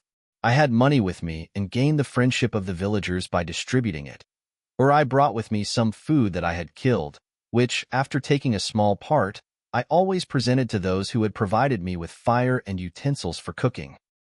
My life, as it passed thus, was indeed hateful to me, and it was during sleep alone that I could taste joy. O blessed sleep! Often, when most miserable, I sank to repose, and my dreams lulled me even to rapture. The spirits that guarded me had provided these moments, or rather hours, of happiness that I might retain strength to fulfill my pilgrimage. Deprived of this respite, I should have sunk under my hardships. During the day I was sustained and inspirited by the hope of night, for in sleep I saw my friends, my wife, and my beloved country. Again I saw the benevolent countenance of my father, heard the silver tones of my Elizabeth's voice, and beheld Clerval enjoying health and youth. Often, when wearied by a toilsome march, I persuaded myself that I was dreaming until night should come, and that I should then enjoy reality in the arms of my dearest friends. What agonizing fondness did I feel for them! How did I cling to their dear forms, as sometimes they haunted even my waking hours, and persuade myself that they still lived. At such moments vengeance, that burned within me, died in my heart, and I pursued my path towards the destruction of the demon more as a task enjoined by heaven, as the mechanical impulse of some power of which I was unconscious, than as the ardent desire of my soul. What his feelings were whom I pursued I cannot know. Sometimes, indeed, he left marks in writing on the barks of the trees, or cut in stone that guided me and instigated my fury. My reign is not yet over. These words were legible in one of these inscriptions. You live, and my power is complete. Follow me. I seek the everlasting ices of the north, where you will feel the misery of cold and frost, to which I am impassive. You will find near this place, if you follow not too tardily, a dead hare. Eat and be refreshed. Come on, my enemy. We have yet to wrestle for our lives, but many hard and miserable hours must you endure until that period shall arrive. Scoffing devil, again do I vow vengeance. Again do I devote thee, miserable fiend, to torture and death. Never will I give up my search until he or I perish. And then with what ecstasy shall I join my Elizabeth and my departed friends, who even now prepare for me the reward of my tedious toil and horrible pilgrimage. As I still pursued my journey to the northward, the snows thickened and the cold increased in a degree almost too severe to support. The peasants were shut up in their hovels, and only a few of the most hardy ventured forth to seize the animals whom starvation had forced from their hiding places to seek for prey. The rivers were covered with ice, and no fish could be procured, and thus I was cut off from my chief article of maintenance. The triumph of my enemy increased with the difficulty of my labors. One inscription that he left was in these words, "Prepare. Your toils only begin. Wrap yourself in furs and provide food, for we shall soon enter upon a journey where your sufferings will satisfy my everlasting hatred." My courage and perseverance were invigorated by these scoffing words. I resolved not to fail in my purpose, and calling on heaven to support me, I continued with unabated fervor to traverse immense deserts, until the ocean appeared at a distance and formed the utmost boundary of the horizon. Oh, how unlike it was to the blue seasons of the south. Covered with ice, it was only to be distinguished from land by its superior wildness and ruggedness. The Greeks wept for joy when they beheld the Mediterranean from the hills of Asia and hailed with rapture the boundary of their toils. I did not weep, but I knelt down and with a full heart thanked my guiding spirit for conducting me in safety to the place where I hoped, notwithstanding my adversary's jibe, to meet and grapple with him. Some weeks before this period, I had procured a sledge and dogs, and thus traversed the snows with inconceivable speed. I know not whether the fiend possessed the same advantages, but I found that, as before I had daily lost ground in the pursuit, I now gained on him, so much so that when I first saw the ocean he was but 1 day's journey in advance, and I hoped to intercept him before he should reach the beach. With new courage, therefore, I pressed on, and in 2 days arrived at a wretched hamlet on the seashore. I inquired of the inhabitants concerning the fiend and gained accurate information. A gigantic monster, they said, had arrived the night before, armed with a gun and many pistols, putting to flight the inhabitants of a solitary cottage through fear of his terrific appearance. He had carried off their store of winter food, and placing it in a sledge, to draw which he had seized on a numerous drove of trained dogs, he had harnessed them, and the same night, to the joy of the horror-struck villagers, had pursued his journey across the sea in a direction that led to no land, and they conjectured that he must speedily be destroyed by the breaking of the ice or frozen by the eternal frosts. On hearing this information, I suffered a temporary access of despair. He had escaped me, and I must commence a destructive and almost endless journey across the mountainous ices of the ocean, amidst cold that few of the inhabitants could long endure and which I, the native of a genial and sunny climate, could not hope to survive.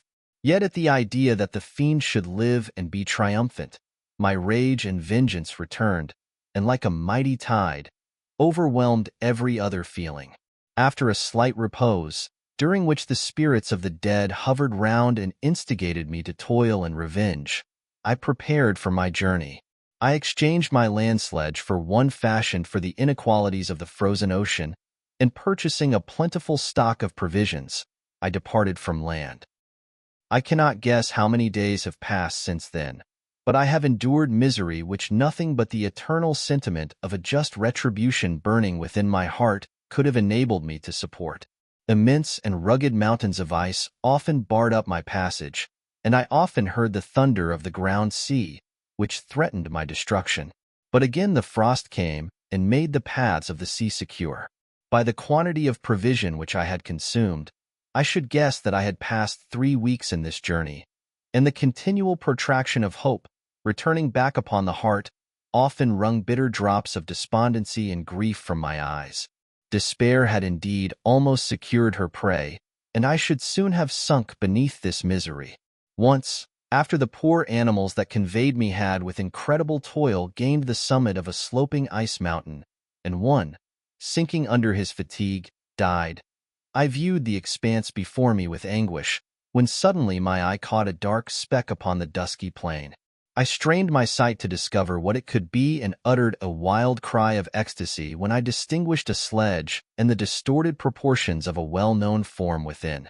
Oh, with what a burning gush did hope revisit my heart!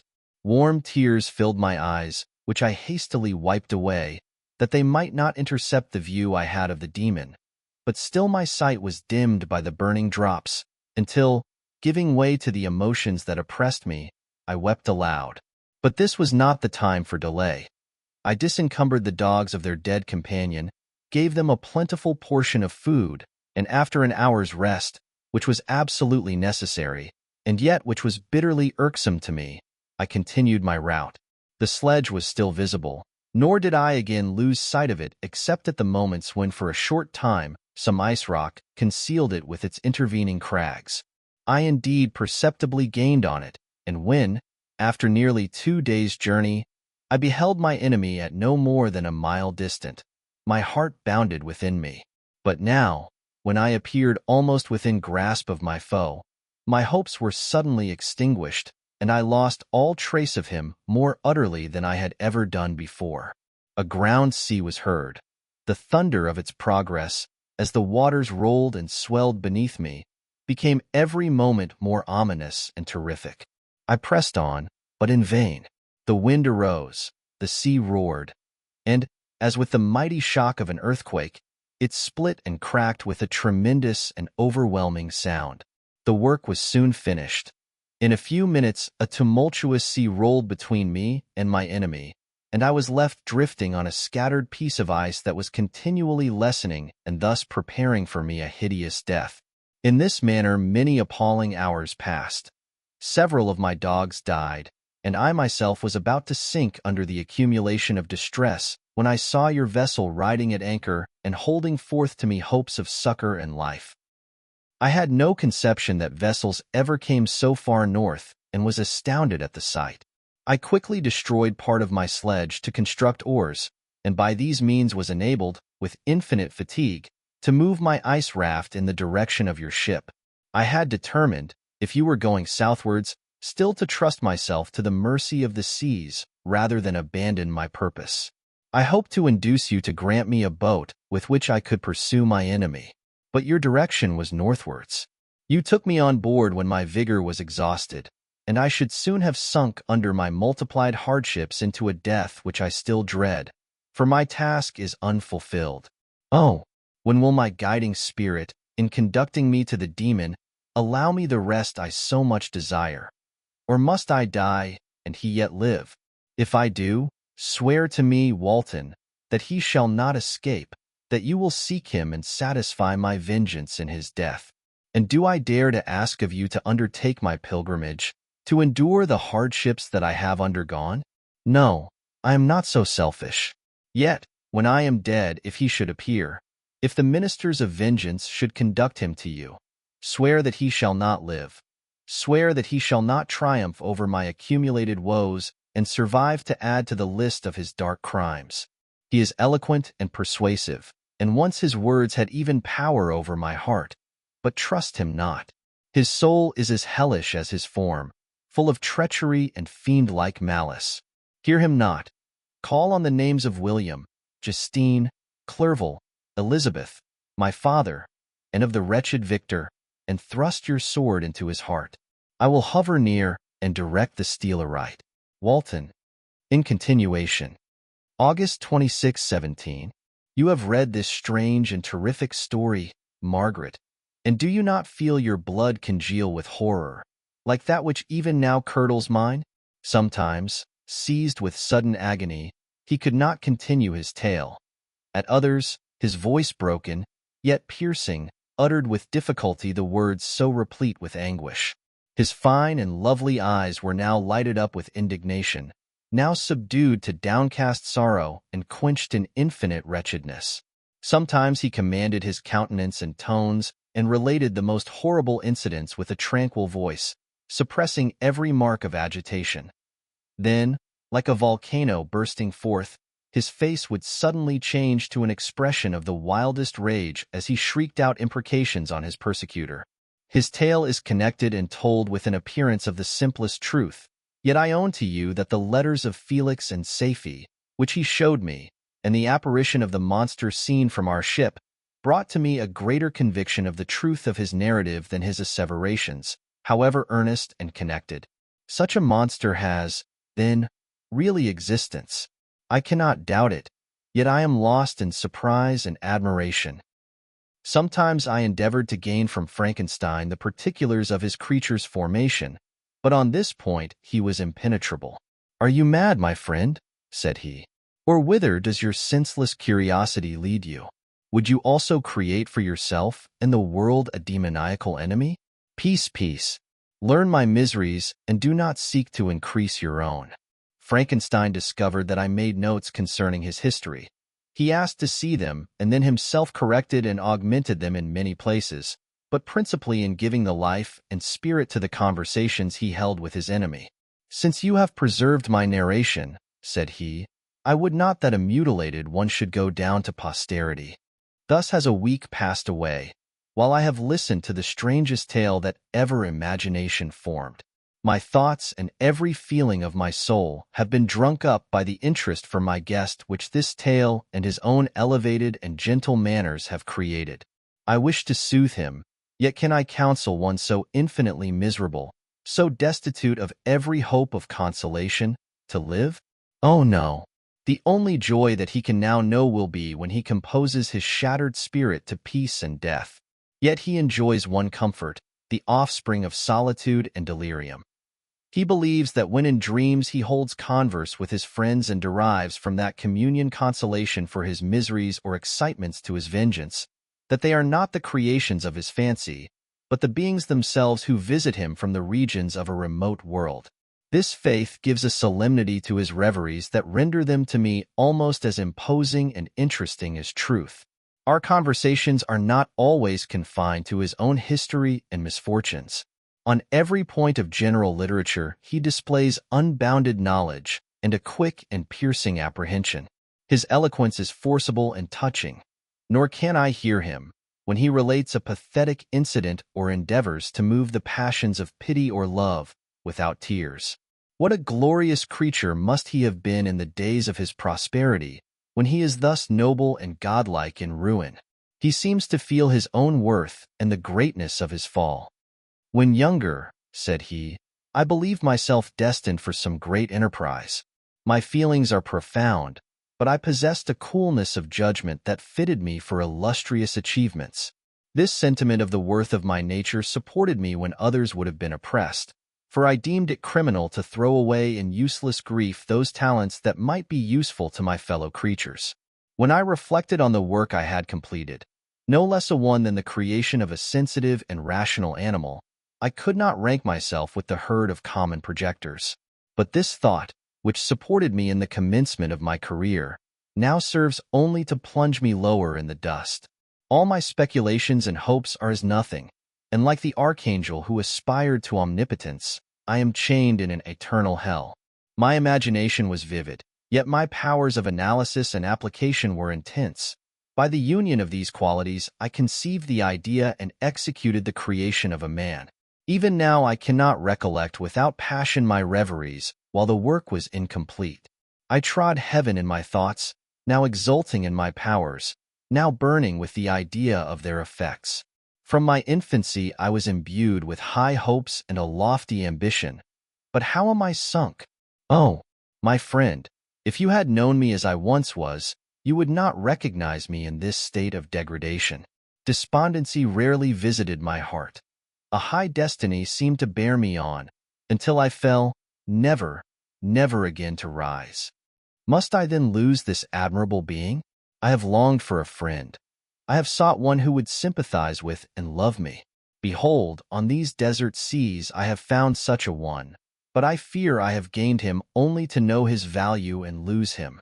I would reconcile him to life, but he repulses the idea. I thank you, Walton, he said, for your kind intentions towards so miserable a wretch. But when you speak of new ties and fresh affections, think you that any can replace those who are gone? Can any man be to me as Clerval was, or any woman another Elizabeth? Even where the affections are not strongly moved by any superior excellence, the companions of our childhood always possess a certain power over our minds which hardly any later friend can obtain. They know our infantine dispositions, which, however they may be afterwards modified, are never eradicated. And they can judge of our actions with more certain conclusions as to the integrity of our motives.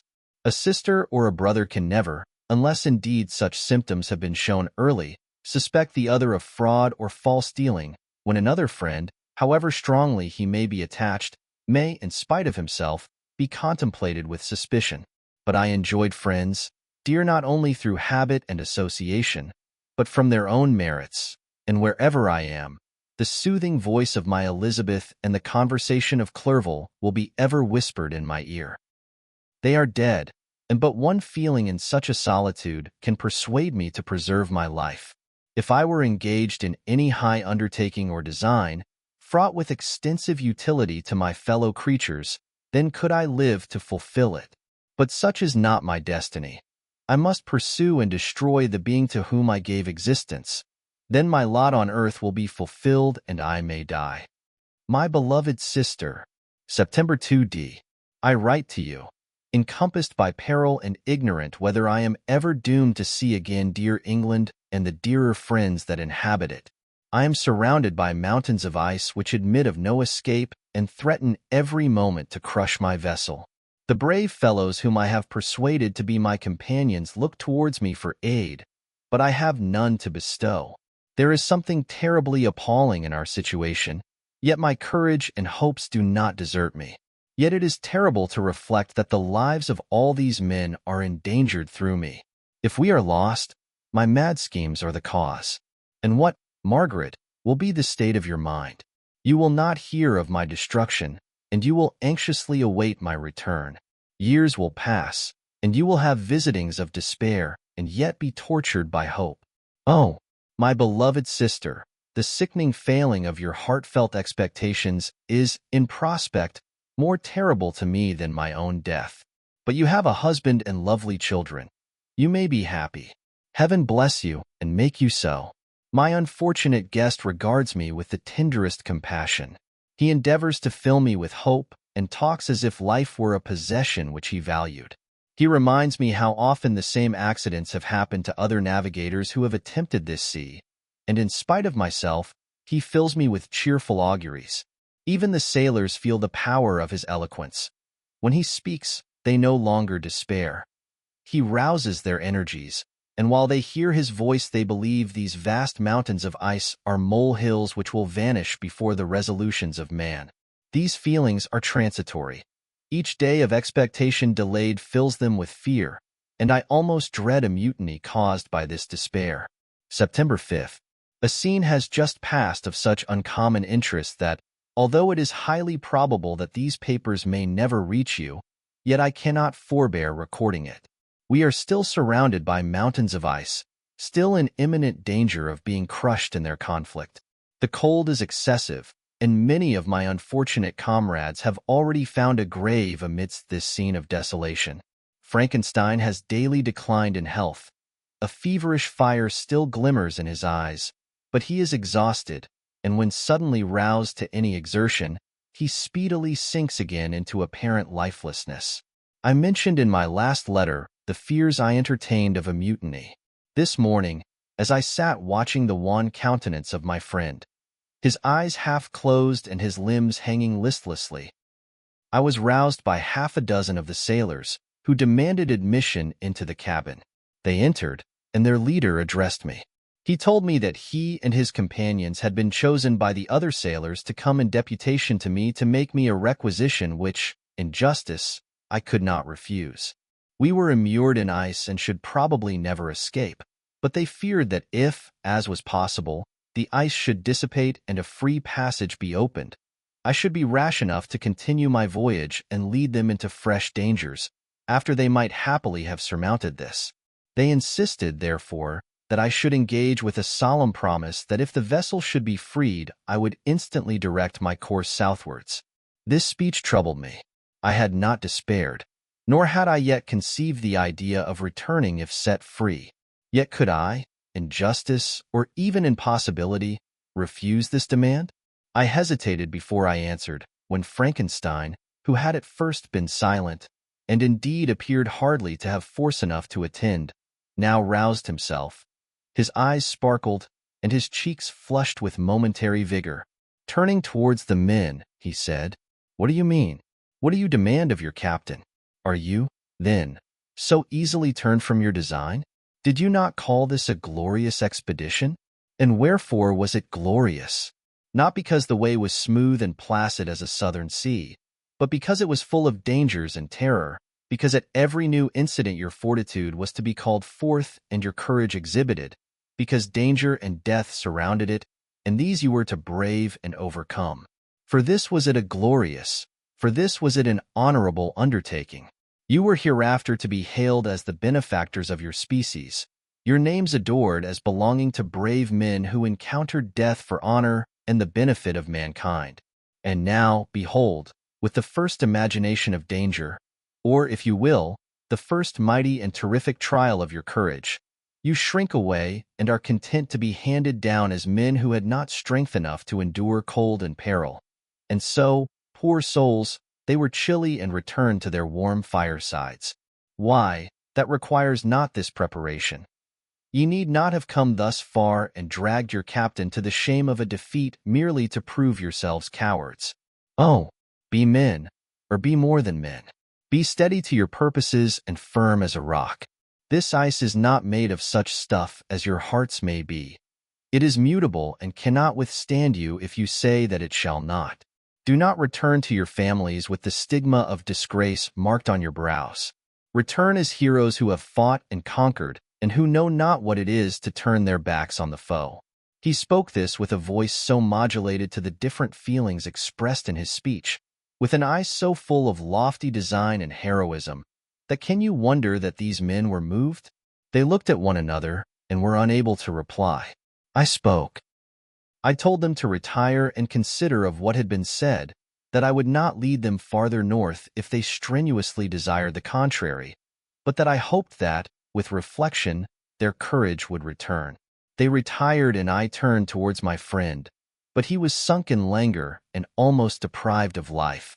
How all this will terminate, I know not, but I had rather die than return shamefully, my purpose unfulfilled.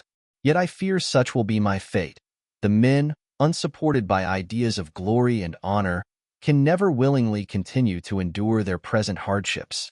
September 7th. The die is cast. I have consented to return if we are not destroyed. Thus are my hopes blasted by cowardice and indecision. I come back ignorant and disappointed. It requires more philosophy than I possess to bear this injustice with patience. September 12th. It is past. I am returning to England. I have lost my hopes of utility and glory. I have lost my friend. But I will endeavor to detail these bitter circumstances to you, my dear sister. And while I am wafted towards England and towards you, I will not despond. September 9th. The ice began to move, and roarings like thunder were heard at a distance as the island split and cracked in every direction. We were in the most imminent peril, but as we could only remain passive, my chief attention was occupied by my unfortunate guest, whose illness increased in such a degree that he was entirely confined to his bed. The ice cracked behind us and was driven with force towards the north. A breeze sprang from the west, and on the 11th the passage towards the south became perfectly free. When the sailors saw this and that their return to their native country was apparently assured, a shout of tumultuous joy broke from them, loud and long continued. Frankenstein, who was dozing, awoke and asked the cause of the tumult. They shout, I said, because they will soon return to England. Do you, then, really return? Alas, yes, I cannot withstand their demands. I cannot lead them unwillingly to danger, and I must return. Do so, if you will, but I will not. You may give up your purpose, but mine is assigned to me by heaven, and I dare not. I am weak, but surely the spirits who assist my vengeance will endow me with sufficient strength. Saying this, he endeavored to spring from the bed, but the exertion was too great for him. He fell back and fainted.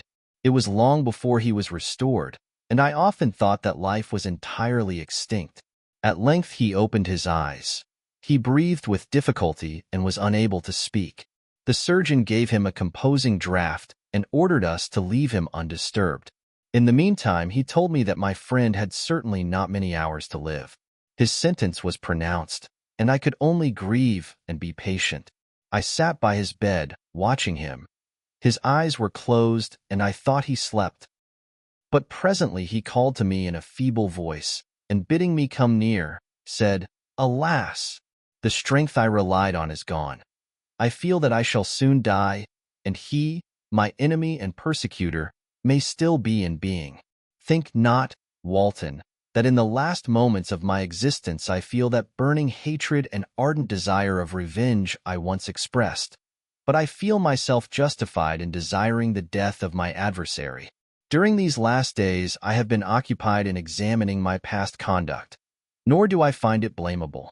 In a fit of enthusiastic madness I created a rational creature and was bound towards him to assure, as far as was in my power, his happiness and well-being. This was my duty, but there was another still paramount to that.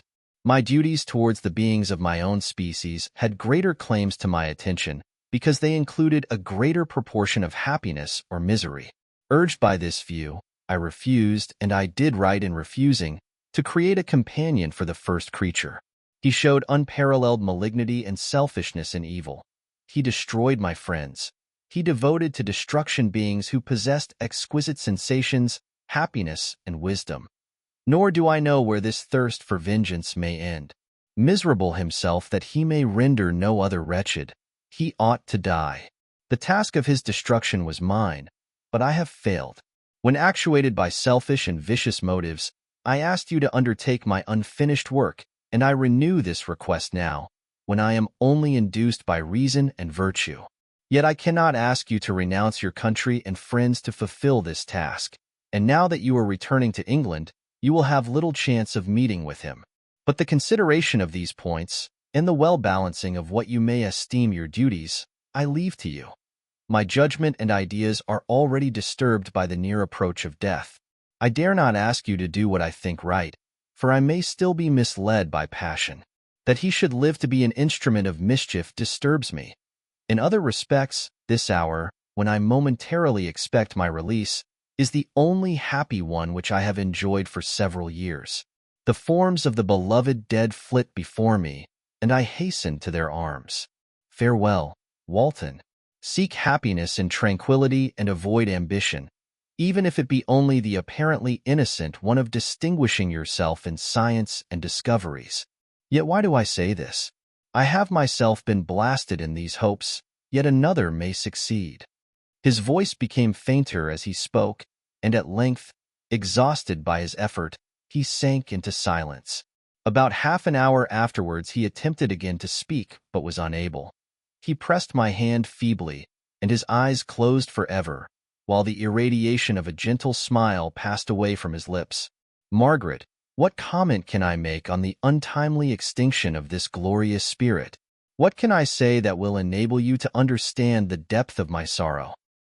All that I should express would be inadequate and feeble. My tears flow. My mind is overshadowed by a cloud of disappointment. But I journey towards England, and I may there find consolation. I am interrupted. What do these sounds portend?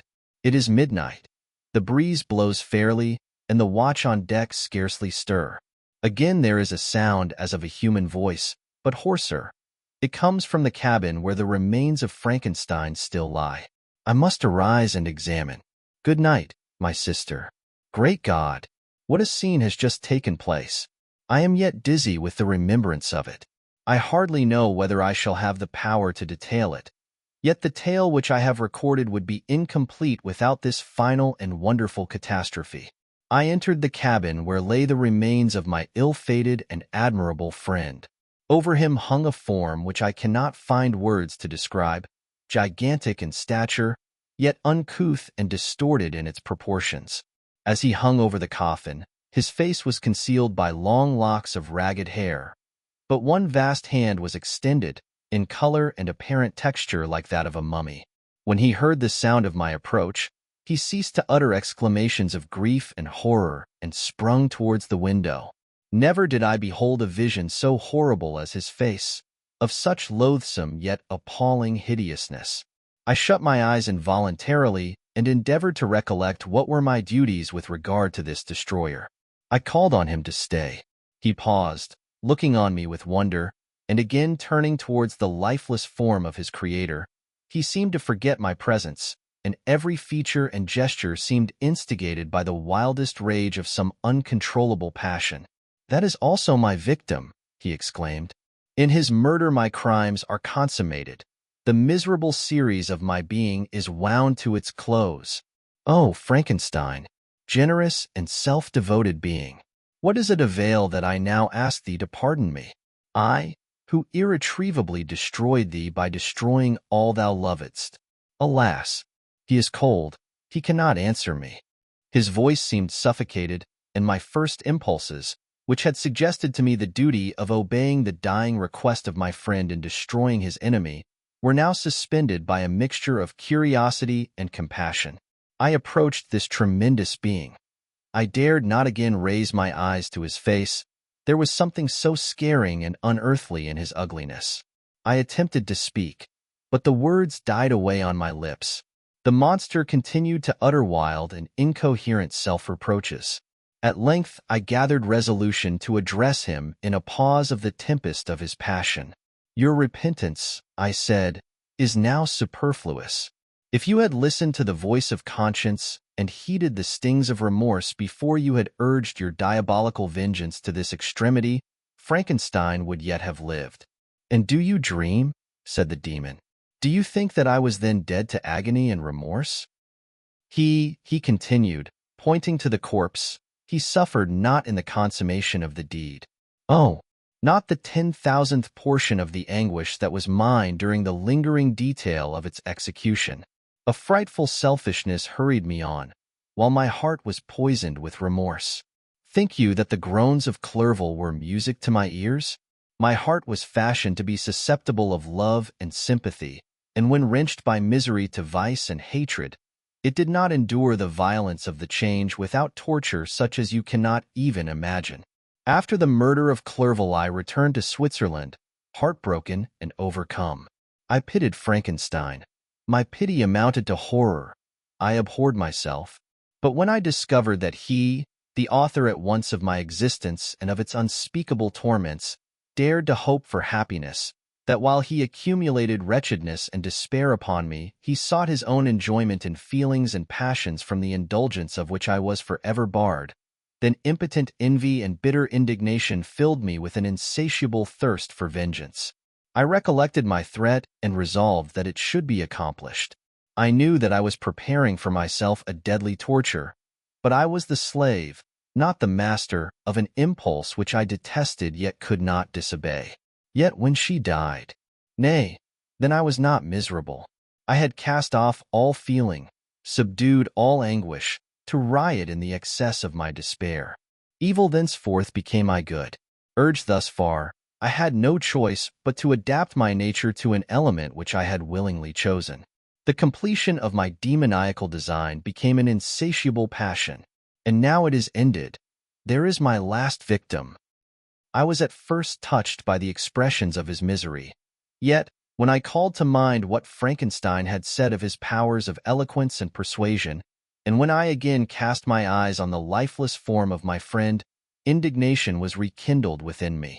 "Wretch," I said, "it is well that you come here to whine over the desolation that you have made. You throw a torch into a pile of buildings, and when they are consumed, you sit among the ruins and lament the fall. Hypocritical fiend! If he whom you mourn still lived, still would he be the object, again would he become the prey, of your accursed vengeance. It is not pity that you feel. You lament only because the victim of your malignity is withdrawn from your power." "Oh, it is not thus, not thus," interrupted the being. "Yet such must be the impression conveyed to you by what appears to be the purport of my actions. Yet I seek not a fellow feeling in my misery. No sympathy may I ever find. When I first sought it, it was the love of virtue, the feelings of happiness and affection with which my whole being overflowed, that I wished to be participated. But now that virtue has become to me a shadow, and that happiness and affection are turned into bitter and loathing despair, in what should I seek for sympathy? I am content to suffer alone while my suffering shall endure. When I die, I am well satisfied that abhorrence and opprobrium should load my memory. Once my fancy was soothed with dreams of virtue, of fame, and of enjoyment. Once I falsely hoped to meet with beings who, pardoning my outward form, would love me for the excellent qualities which I was capable of unfolding. I was nourished with high thoughts of honor and devotion. But now crime has degraded me beneath the meanest animal. No guilt, no mischief, no malignity, no misery can be found comparable to mine. When I run over the frightful catalogue of my sins, I cannot believe that I am the same creature whose thoughts were once filled with sublime and transcendent visions of the beauty and the majesty of goodness. But it is even so. The fallen angel becomes a malignant devil. Yet even that enemy of God and man had friends and associates in his desolation. I am alone. You, who call Frankenstein your friend, seem to have a knowledge of my crimes and his misfortunes. But in the detail which he gave you of them, he could not sum up the hours and months of misery which I endured wasting in impotent passions. For while I destroyed his hopes, I did not satisfy my own desires. They were forever ardent and craving. Still I desired love and fellowship, and I was still spurned. Was there no injustice in this? Am I to be thought the only criminal, when all humankind sinned against me? Why do you not hate Felix, who drove his friend from his door with contumely? Why do you not execrate the rustic who sought to destroy the savior of his child? Nay, these are virtuous and immaculate beings. I, the miserable and the abandoned, am an abortion, to be spurned at and kicked and trampled on. Even now my blood boils at the recollection of this injustice. But it is true that I am a wretch. I have murdered the lovely and the helpless. I have strangled the innocent as they slept and grasped to death his throat who never injured me or any other living thing. I have devoted my Creator, the select specimen of all that is worthy of love and admiration among men, to misery. I have pursued him even to that irremediable ruin. There he lies, white and cold in death. You hate me, but your abhorrence cannot equal that with which I regard myself. I look on the hands which executed the deed. I think on the heart in which the imagination of it was conceived and long for the moment when these hands will meet my eyes, when that imagination will haunt my thoughts no more. Fear not that I shall be the instrument of future mischief. My work is nearly complete. Neither yours nor any man's death is needed to consummate the series of my being and accomplish that which must be done, but it requires my own. Do not think that I shall be slow to perform this sacrifice. I shall quit your vessel on the ice raft which brought me thither and shall seek the most northern extremity of the globe. I shall collect my funeral pile and consume to ashes this miserable frame, that its remains may afford no light to any curious and unhallowed wretch who would create such another as I have been. I shall die. I shall no longer feel the agonies which now consume me, or be the prey of feelings unsatisfied, yet unquenched. He is dead who called me into being. And when I shall be no more, the very remembrance of us both will speedily vanish. I shall no longer see the sun or stars, or feel the winds play on my cheeks. Light, feeling, and sense will pass away. And in this condition must I find my happiness. Some years ago, when the images which this world affords first opened upon me, when I felt the cheering warmth of summer and heard the rustling of the leaves and the warbling of the birds, and these were all to me, I should have wept to die. Now it is my only consolation. Polluted by crimes and torn by the bitterest remorse, where can I find rest but in death? Farewell. I leave you, and in you the last of humankind whom these eyes will ever behold. Farewell, Frankenstein. If thou wert yet alive, and yet cherished a desire of revenge against me, it would be better satiated in my life than in my destruction. But it was not so. Thou didst seek my extinction, that I might not cause greater wretchedness. And if yet, in some mode unknown to me, thou hadst not ceased to think and feel, thou wouldst not desire against me a vengeance greater than that which I feel. Blasted as thou wert, my agony was still superior to thine. For the bitter sting of remorse will not cease to rankle in my wounds, until death shall close them forever. But soon, he cried with sad and solemn enthusiasm, I shall die, and what I now feel be no longer felt. Soon these burning miseries will be extinct. I shall ascend my funeral pile triumphantly and exult in the agony of the torturing flames. The light of that conflagration will fade away. My ashes will be swept into the sea by the winds.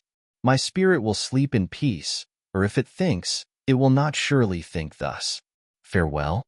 He sprang from the cabin window as he said this, upon the ice raft which lay close to the vessel. He was soon borne away by the waves and lost in darkness and distance.